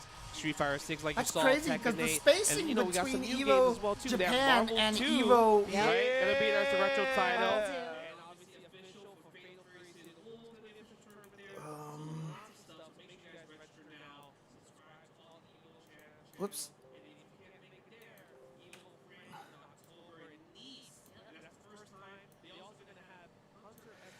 It's crazy because the spacing between Evo Japan and Evo Worlds used to be a lot longer than this, but it feels weird that it's just like coming straight through now. Like we're gonna be at Evo in just a few months, honestly. Oh, okay, cool. Thank you for that link.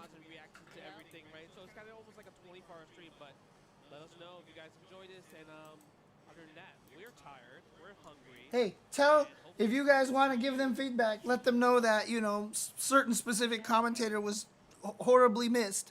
All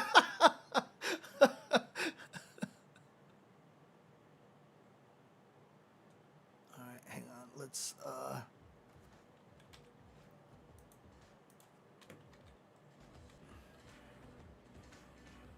it's knee winning 4 times.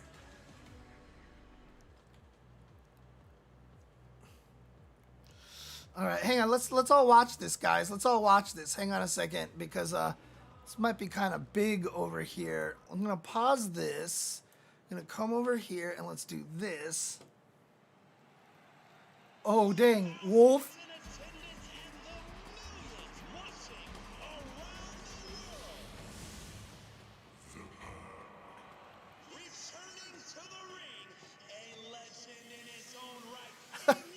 This is amazing.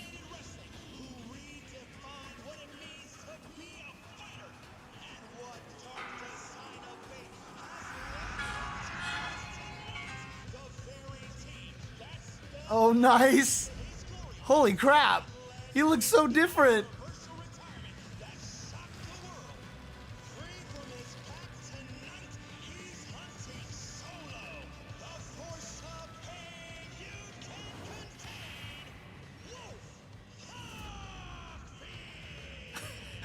I love how these characters still have like their horrible generic names from way back then, because you know that's just how it was back then. Oh man. Okay. All right, nothing else going on over here. All right.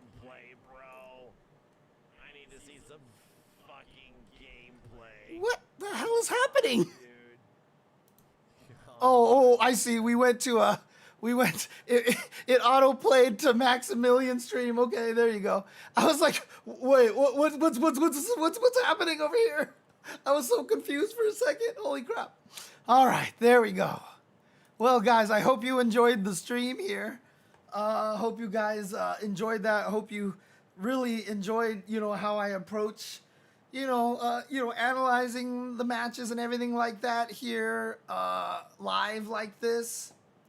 And hope you guys found it, just fun to hang out here at the Chenzor Dynasty to listen to everything. Oh, you made a mistake. You tried to cross through. Yeah, here comes the other one. She just ran. Okay. See the tail over there. Hi. Look. Look. Look. Look. Look at the camera. Look at the camera. Oh, man. Good boy. But, yep. Thank you for tuning in. Thank you for hanging out with me. Thank you for choosing to spend your Evo Japan hanging out with me. I appreciate you guys so much. And if you do enjoy this, please, consider like or subscribing, and also any donations. I want to do a donation stream to see if I can get the rest of the cost of Jasmine's. Why are you looking at me, Jasmine? Jasmine's medical expenses, and maybe just a little bit extra as well, because just try to do a donation stream. If you guys have any idea of what you guys would like to see from a donation stream, let me know. I can try to set something up, try to do something funny. If you guys would like me to play fighting games, or even if you would like me to play non-fighting games, if you have some fun non-fighting games, I know some guys have gotten me like some one-player games for me to try out and such. I can definitely do that, or I can like take donations to see what next character I can try to get to master in Street Fighter 6, and maybe do that for a donation stream, kind of do one of those like pledge things that if I can get a character to master or something like that, So let me know what you guys think here. So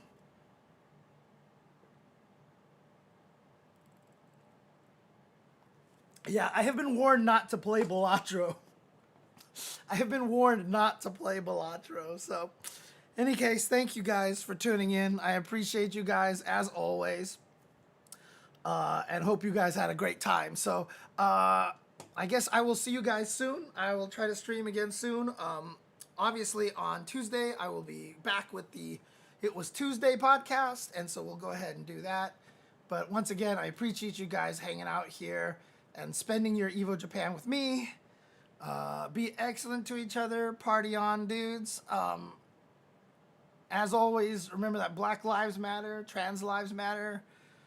women's lives and choices matter. Palestinian lives matter. So just let's treat everyone with as much respect. I mean, right now, I know there's a lot of turmoil going on in this planet right now. I know that's why a lot of the Pakistan players weren't able to make it to EVO Japan this year, because there's stuff going on out over there as well. So if you're unaware of all that, definitely take the time and just kind of get yourself aware of all the crazy stuff that's been going around the world. And so, as always, be excellent to each other. We're all here not for very long, so let's just try to make it so that we do a good job making it more enjoyable for everybody else that we come in contact with. Thank you guys for tuning in. I'll see you guys next time. Peace out and good night. Be excellent to each other and